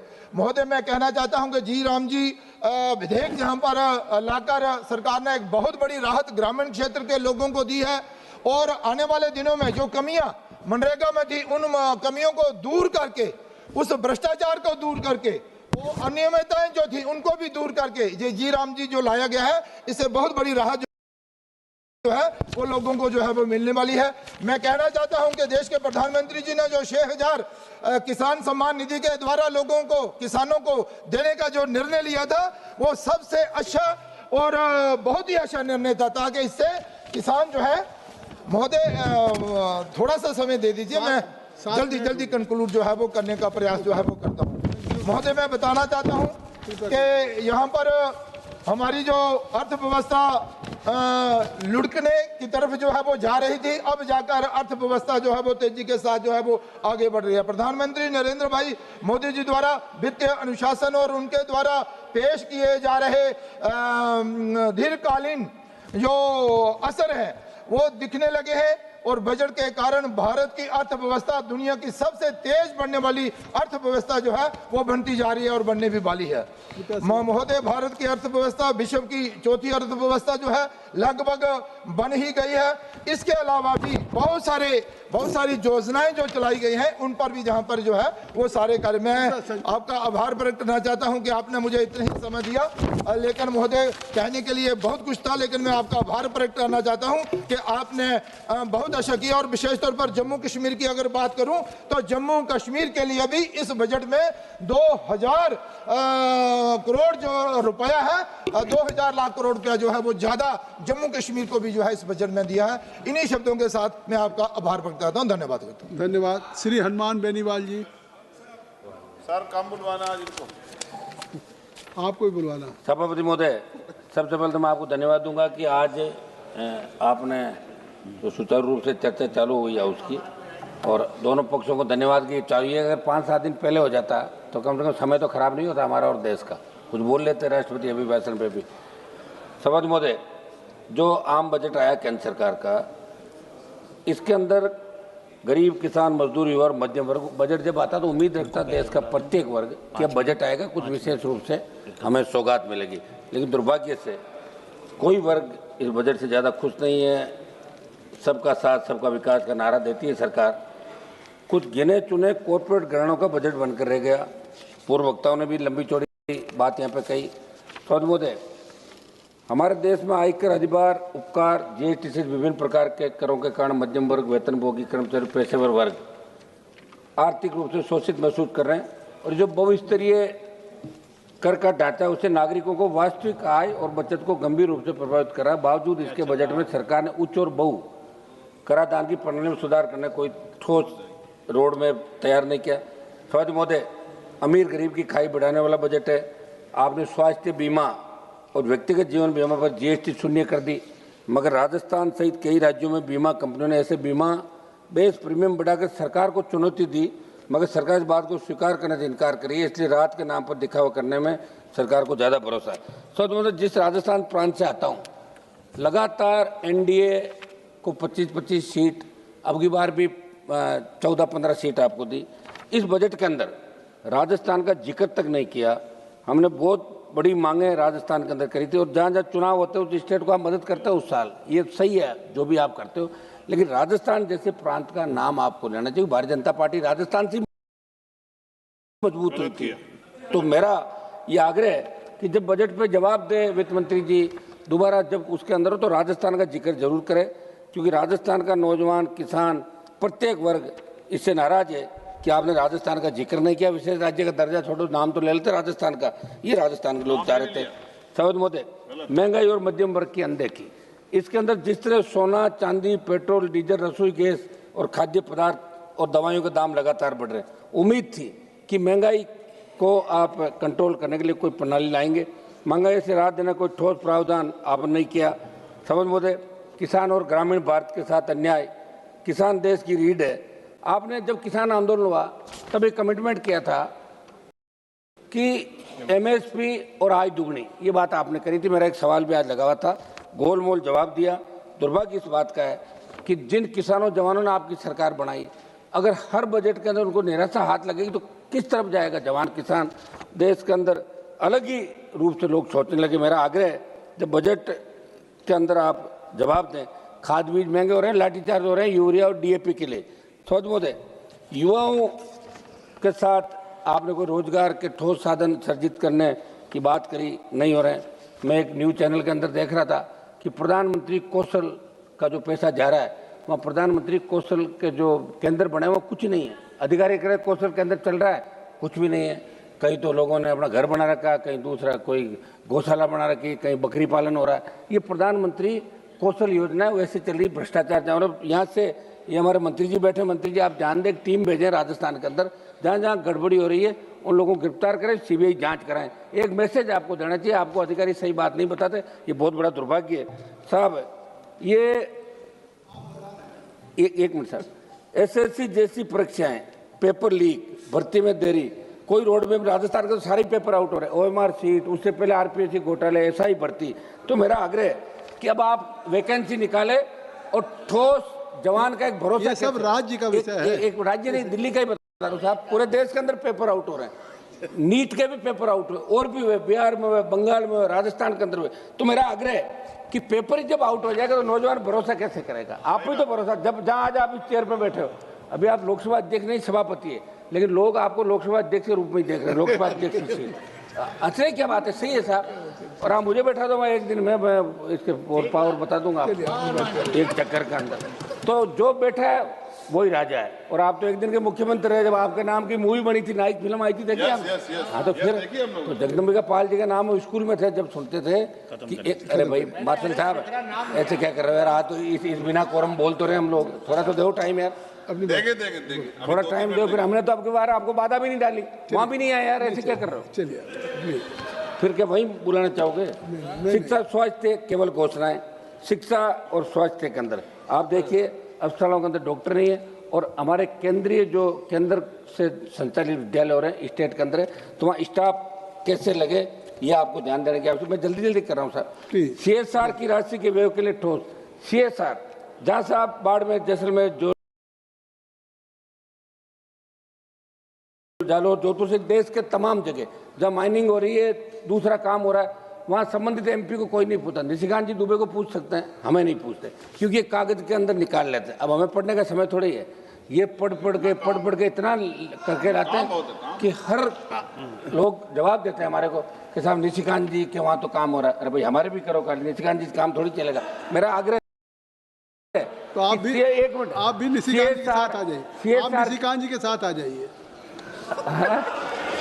सर निष्पक्ष रहिए, सर निष्पक्ष रहिए। एक सर मेरा आग्रह है, नहीं मैं फिर आ जाऊंगा तो आपको दिक्कत होगी। मैं तो चाहता हूँ आप भाषण देने के बजाय मंत्री बनो, भाषण ही देते रह जाओ पूरे जीवन। हम आगे लाना चाहते हैं, जितनी तैयारी के साथ जितना भाषण दोगे उतना ही मंत्री बनने में नंबर लेट आएगा आपका। सभापति महोदय कृपया एक मिनट सर सुनो, कुछ जल्दी OPS बहाली की मैं मांग कर रहा हूँ सभापति महोदय। NPS को सरकार सुधार बता रही, लेकिन सच्चाई है कि इसने कर्मचारियों की रिटायरमेंट सुरक्षा को जुए में डाल दिया। जहां पुरानी पेंशन स्कीम OPS में सम्मानजनक और निश्चित जीवन था, वहीं NPS में बुढ़ापे को बाजार के विरोध छोड़ दिया। सरकार विकास की बात करती है। एक मिनट साहब समाप्त तो करने दे, कुछ सुझाव है हमारे। मेरी मांग है कि पैरामिलिट्री तमाम केंद्रीय कार्मिकों के लिए OPS बहाल की जाए, क्योंकि OPS में भरोसा था, इस तरह से सम्मान था। मैं कुछ सुझाव दे दूं, आप कहे तो बताओ। सुझाव दे दें। अब साहब ऐसा है कि कम से कम ऐसे लोगों को जो सही तरीके से हाउस के अंदर एक लोकतांत्रिक व्यवस्था का पालन करते हैं। हमारा जो ट्रैक रिकॉर्ड है विधानसभा का ठीक नहीं ज़्यादा, लेकिन यहाँ ठीक है, तो इसको ठीक बनाकर आगे हमें टाइम दिया करें आप लोग, क्या दिक्कत। मैं कुछ सुझाव दे देता हूँ सभापति महोदय। एक तो मेरा सुझाव है, राजस्थान की तेज एक मिनट समाप्त कर दूंगा। राजस्थान की भौगोलिक स्थिति विपरीत हालातों को देखते राजस्थान विशेष राज्य का दर्जा दिया जाए। अंतर्राज्यीय जल विवादों का निस्तारण करने के लिए पंजाब, गुजरात से राजस्थान के हिस्से का पानी राजस्थान को दिलाया जाए। नागौर, डीडवाना, कुचामन, बीकानेर, बाड़मेर, जैसलमेर, ये फलौदी से पश्चिम राजस्थान पेयजल व सिंचाई हेतु चिनाब के जल को ERCP की तर्ज पे WRCP बना के विशेष बजट आवंटित किया जाए। मैं समाप्त कर रहा हूँ, आधा मिनट में। मेरे सचिव से नागौर के डीडवाना, कुचामन जिले के मकरना में मार्बल की अंतर्राष्ट्रीय मंडी स्थापित की जाए। हवाई पट्टी नागौर का विस्तार किया जाए। सर विश्वविख्यात पान मेथी सहित राजस्थान के 40 से अधिक उत्पादों को GI टैग दिया जाए। मेरे सचिव से नागौर के केंद्रीय कृषि विद्यालय की स्थापना, आधा मिनट में समाप्त कर रहा हूँ सर, आप बैठे हो, ये आधा मिनट मुझे दो। मेरे सचिव से नागौर के डीडवाना, कुचामन जिले कुचामन में सेंट्रल स्पोर्ट्स यूनिवर्सिटी स्वीकृत की जाए। सर खियूसर, पर्वत सर और मेरे क्षेत्र की 3 केंद्र, मैं समाप्त कर रहा हूँ, 3 केंद्र। 20 सेकंड अभी चल रहा है आपके बैठे हुए अब्दुल अजीज साहब, आधा मिनट। मैं नागौर जिले के डेगाना क्षेत्र में टंगस्टन में लिथियम के खनन है, तो आप काम करें। एक सर सांस 2 का बजट आप बढ़ा के 25 करोड़, नरेगा का चेयरमैन सांसद को बढ़ाओ और सांस 2 कुछ अधिकार दो। जिस तरह विधानसभा अरावली के अंदर जो रोक लगी, सरकार इसके अंदर अरावली पे रोक। अब्दुल अजीज साहब, ये मेरा प्रमुख। इसके बाद मल्लू रवि जी के बाद आप, मल्लू रवि के बाद सर उम्मीद है कि आप मुझे नहीं मौका देंगे, आप बैठ जाइए, तो अभी बैठ जाइए। Speaker sir, thank you very much for giving me chance to speak on the budget. Sir, this budget is meant to serve as a roadmap that reflects the aspirations and needs of the country. The question before us is whether this budget truly reflects that responsibility. The answer is evident and requires little elaboration. the budget has been a disappointment for the common citizen. It conveys a clear message that Delhi dur hai. There appears to be a lack of sensitivity towards the difficulties faced by the people, and the budget reflects that growing disconnect between the government and the lived realities of the citizen. Sir, this budget doesn't meet the requirements of the unemployed youth. The budget is increasing the capital corporations only, not the mass employment. Number two, sir, unemployed about the agriculture. In the agriculture also they have not attended the MSP, which will give more production of the food grain. That is also not attended. Food security also they have not attended, sir. Next, employment, unemployment, again, women, sir. The struggle of the poor and the informed workers are compounded by weakening social safety nets. Over recent years, public investment in food security has declined significantly. Allocations under the National Food Security Act, including key programs such as Integrated Child Development Services, PM Portion, and maternity entitlements have been reduced by nearly 50%. This reduction has weakened India's nutrition safety net at a time when it is most needed, sir. Then, since 2014, 5 minutes, sir. 5 minutes already you have taken. 2014, the rupee has depreciated over 50%, touching Rs 90.12 for USD by January 2026, and was among the worst performing Asian currencies in 2025. Sir, this weakened nearly 92% USD. This shows how the economy of India is weakening in the world economy. Sir, one more.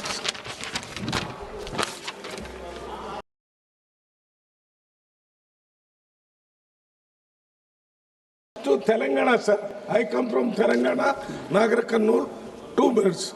Telangana's proposal for other major infrastructure heavy projects such as Hyderabad Metro Rail Phase 2, Regional Ring Road, and Musi River Development Project, and then Palamuru Rangareddy Irrigation Project. All these projects are neglected in the budget, sir, in spite of the repeated representation given by the Chief Minister and members of Parliament from Telangana. Your point is well taken. Overall, this budget represents a clear shift away from the needs and farmers, workers, students, patients, and states, and instead prioritizes capital markets and balance sheet presentation over constitutional obligations. Thank you. And Abdul Aziz साहब. Thank you very much, sir. Thank you sir, आपका बहुत बहुत शुक्रिया। मैं अपनी constituency की demands madam finance minister को पहले ही दे चुका हूं और उम्मीद है कि वो उनका ख्याल रखेंगी। और राज्य मंत्री जी बैठे हैं, वो भी शुक्रिया, वो भी सुनिए कि मैं नोट कर रहे हैं। Thank you sir. तो मेरी इससे पहले मैं अपनी बात कहूँ, मैं अपने जो let us admire those people who really fight for their conviction and commitment, जो अपने राज्यसभा के सदानंद मास्टर जी हैं, इतनी कष्ट उठाने के बाद राज्यसभा पहुंचे, जो उन्होंने स्पीच दी, मैंने वो सारी टीवी पे देखी। मैं उनको अपनी तरफ से cutting across his political ideology, उसके साथ मतभेद हो सकते हैं, लेकिन जिस तरह वो फाइट किए अपनी लाइफ में, उसके लिए मैं उनको मुबारकबाद देता हूँ। तो उसके बाद जो जम्मू कश्मीर की क्रिकेट टीम रणजी ट्रॉफी में पहली बार सेमीफाइनल में पहुंची, उनको भी मैं मुबारकबाद दे सकता हूं। जेल में हूं, वहां जा नहीं सकता। उसके बाद मैं बीजेपी और कांग्रेस दोनों से एक हैंड फोल्ड रिक्वेस्ट करना चाहता हूं। 140 करोड़ लोग, हर कोई आप में से कहता है कि 140 करोड़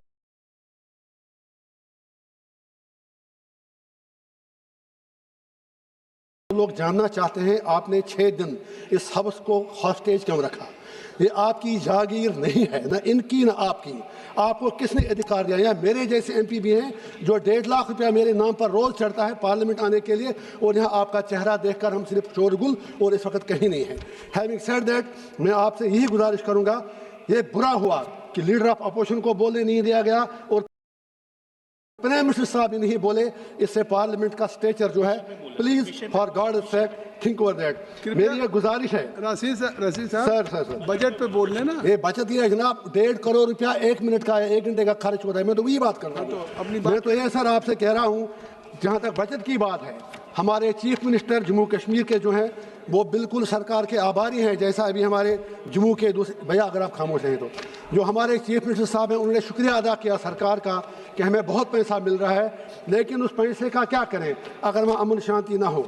सरकार का दावा है कि 5 अगस्त 2019 के बाद जम्मू कश्मीर में एक नया कश्मीर बना है। हो सकता है अगर वो अपने नहीं है तो मैं एक ही गुजारिश करूंगा, इस बचत प्रोविजन में कुछ करोड़ रुपया रखें। जम्मू कश्मीर के लोगों से एक छोटा सा रेफरेंडम करा के पूछें क्या वो 370-35 से हटाने से खुश हैं। अगर थे, हम सब आपका बहुत ही आभार प्रकट करेंगे। उसके बाद मेरी ये गुजारिश है, आप चाहे कितना भी पैसा मर्जी दे दें, लेकिन जब तक आप मेहरबानी करके आप अगर वहां की सड़कों पर सोना भी बिछा दें, आपको 370 और 35 से सूद के साथ वापस देना पड़ेगा। You can't do it like, समाप्ति कर रहा हूं, आप ऐसा नहीं कर सकते। मेरी ये गुजारिश है, मेरी गुजारिश है, आप ऐसा नहीं कर सकते। आपने अत्याचार हमारे साथ किया, आपकी आइडियोलॉजी थी, आप लड़े, हम भी 100 साल लड़ना पड़े, 370-35 से आपको देना ही पड़ेगा। और मेरी आपसे ये गुजारिश है, कश्मीर पंडितों की बात कहता है, वो बात आपकी, देखिए जो पार्लियामेंट से कानून बना है उसको आपके सभा की कार्रवाई, अब आप अपनी बात को समाप्त करें। गया 370 हटाना है, चलिए सर कोई की, हाँ जी, शुक्रिया। आपकी बात आ गई अब्दुल रशीद साहब, आपकी बात आ गई, आपकी बात आ गई।